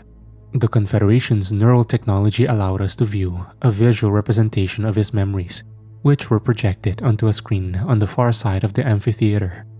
I felt a sickness rising from the pit of my stomach as I watched a depressingly familiar tragedy play out. It started with the victim walking through a forest at night, suddenly surprised by a blaring siren and a blinding light emanating from above the treetops. The man tried to run, breathing heavily as he dashed deeper into the forest, but the tractor beam got him, and suddenly his body was lifted from the ground and pulled upwards. He kicked and screamed, but all his efforts were futile as he was sucked into the light. And then the screen went black as the witness presumably lost consciousness. The next relived memory showed the witness naked and exposed in a tight cage, with all his dignity stripped away. He was held in a row of similar cages with fellow prisoners on each side of him, all emaciated and many bearing the obvious signs of torture and deep scars evident on their naked skin. I noted how many sat in their own filth. Several were crying, and some appeared to have lost any semblance of sanity, rocking back and forth and muttering to themselves incoherently. The wailing of the prisoners increased in volume when an Astri drone proceeded down the line, dispassionately observing the caged humans with its inbuilt cameras. The robot stopped beside the witness's cage, homing in on him while deploying its weapons. The man screamed as he recoiled in terror, but there was no escape from the tight cage. And then, the drone fired a taser-like weapon, knocking the man out and once again turning the screen black. The third memory apparently took place after the witness regained consciousness. He was sat down on his knees in a dark room, the floor below him sticky with what was surely dried blood. The man whimpered in terror until the lights suddenly switched on. A row of shaking prisoners were lined up, their heads down and hands bound behind their backs. And suddenly, a ferocious Astri emerged, walking along the line and looking down upon his prisoners with utter contempt. I looked closer and realized that the reptilian was none other than Admiral Taz. The cold look in his yellow predatory eyes was unmistakable. I took a deep breath as we watched the atrocity play out in the witness's eyes. Taz carried a long and sharp saber in his right claw, suddenly stabbing out and impaling the first prisoner with the sword, rapidly withdrawing the blade before the prisoner fell heavily and bled out on the cold meadow floor. Taz quickly moved on to the next prisoner, slashing out with the sword and exerting a great force which cut the man's head clean off. The severed head rolled along the ground and came to rest just inches in front of the witness. He looked away in disgust, shaking and crying under his breath as he waited for the Astri to reach him. The Admiral snarled, and the witness looked up, seeing the open maw of the reptilian with his razor-sharp fangs exposed. The beast's pupils dilated, and there was no hint of compassion or mercy behind them. He raised his sword, and it seemed certain that he would kill the witness. But at the last moment, he stopped, laughing cruelly before smacking the human with the back of his claw, knocking him down and returning the screen to darkness. This marked the end of the first witness's evidence. Shocked gasps and outraged muttering broke out amongst the public gallery from both human and alien observers alike. I myself was sickened and enraged, but also hopeful. Admiral Taz had almost certainly spared the life of the witness that day so he could continue to torture him in the future. But he had made a critical error. We'd all just seen the Admiral brutally murder two innocent humans with his own hands. The evidence was damning, and there were many more witnesses still to come. But, as it turned out, Admiral Taz clearly had no intention of awaiting the verdict. The first witness was still on the stand, when suddenly, all the lights went out, plunging the courtroom into complete darkness. There were panicked shouts and at least one scream in the tense seconds which followed. Before the emergency lights came on, I heard a crashing sound, followed by another and another. Turning around, I saw how the AI security drones were dropping out of the air with their power source apparently disconnected. I also noted how the holographic image of the Kalmar judge had disappeared, which I found highly suspicious. But worst of all, The field around the accused was no longer active. One would have expected Admiral Tas to make a break for freedom, but instead, he stood perfectly still and showed no emotion as the two Lycan guards held him at gunpoint. I looked into Lisa's dark brown eyes in that moment, seeing her previous hope and energy replaced by shock and terror. And then, we all heard the first explosion, a mighty boom which shook the courtroom and resulted in a mass panic as observers and legal staff ran for the exits. But few made it out alive. There was another explosion, much louder and closer this time. I turned my head to see the far wall of the amphitheater collapsing and a small army charging through the gap. The war machines came fast, a dozen killer drones of Astri design, all heavily armed and armored. I knew what was coming and instinctively dived to the floor, dragging Lisa down with me. This action surely saved both of our lives, as a second later, the drones fired indiscriminately with high-velocity rounds and laser cannons. We heard the deafening din of gunfire and terrified screams as bloody chaos ensued inside of the courtroom. Within minutes, dozens of delegates and observers were cut down in a heinous massacre, with the prosecutor, first witness, and two remaining judges all dying in quick succession. I fearfully looked down to where the Admiral stood, now freed from his force-field prison. One of the guards was down, while the second Lycan was distracted, firing upwards at the drones descending upon him. Tas took his opportunity, grabbing a saber from the dead guard and plunging it into the Lycan's back. The wolfman howled in agony before collapsing to the blood-stained floor. And now, the prisoner was free.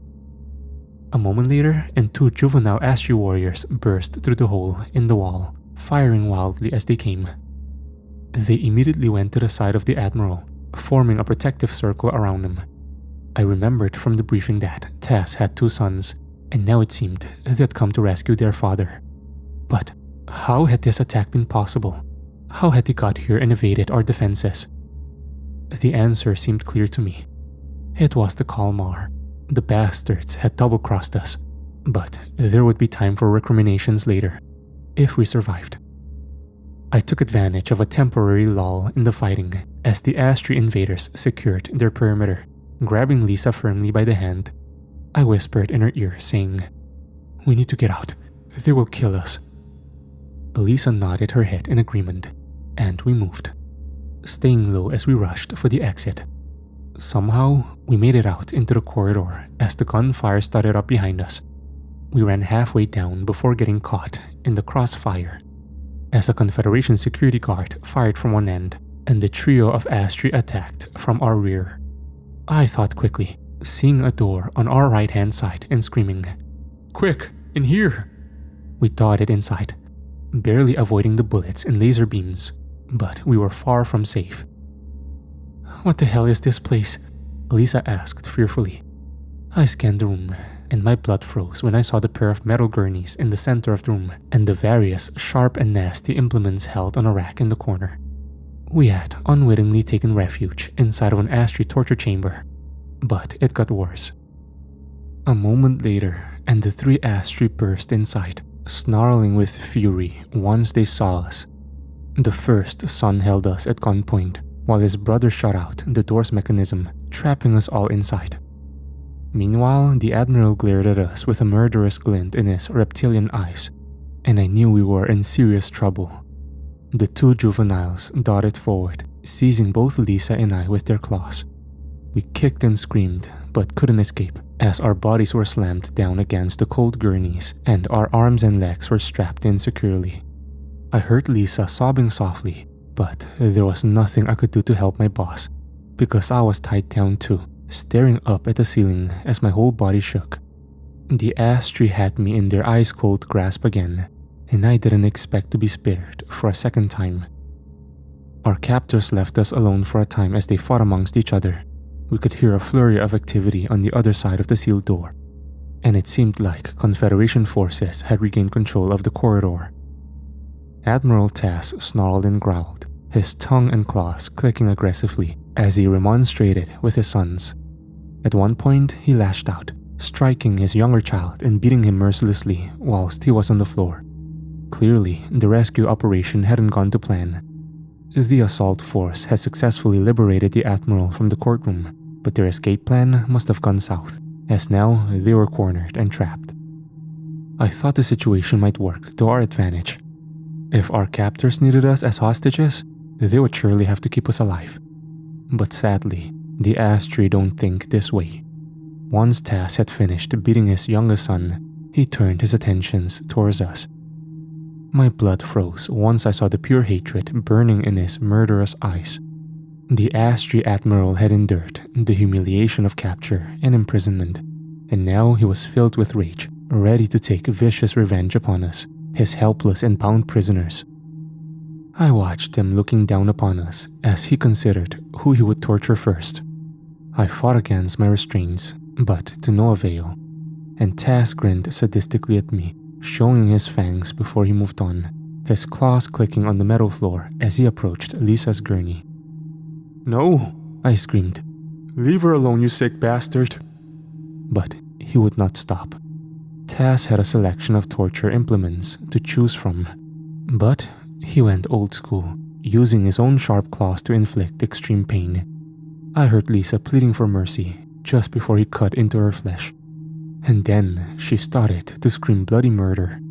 The long minutes which followed were the worst of my life as I struggled in vain and shouted Lisa's name, squirming every time I heard the sickening sound of her flesh and bones being cut and her blood spraying in all directions. Gradually, Lisa's screams grew fainter as her strength faltered, and then she was silent. Tears were rolling down my cheeks and my heart was broken, but Tas simply laughed cruelly, taking a moment to admire his own grisly handiwork before he turned his attentions towards me. The butcher stood over me with Lisa's blood still dripping from his claws as he prepared to cut.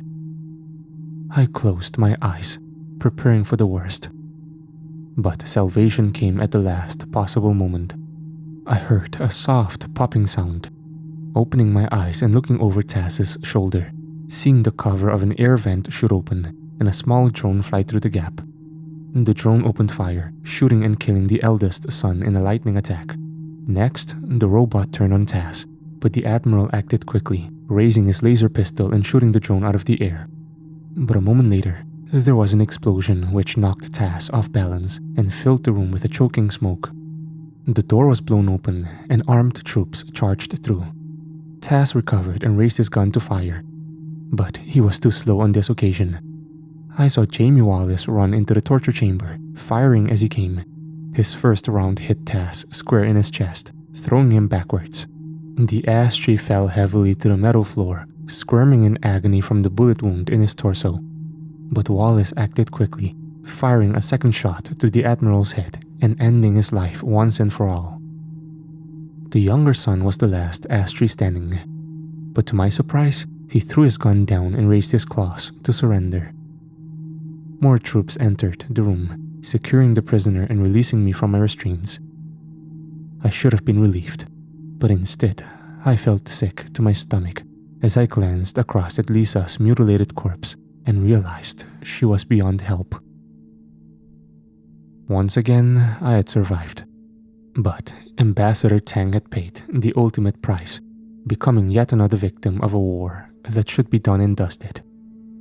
The tears continued to roll down my cheeks as they wheeled their body out of the room, and I cursed the dead Admiral Tas, whose corpse lay on the floor, believing that he'd gotten off far too easily.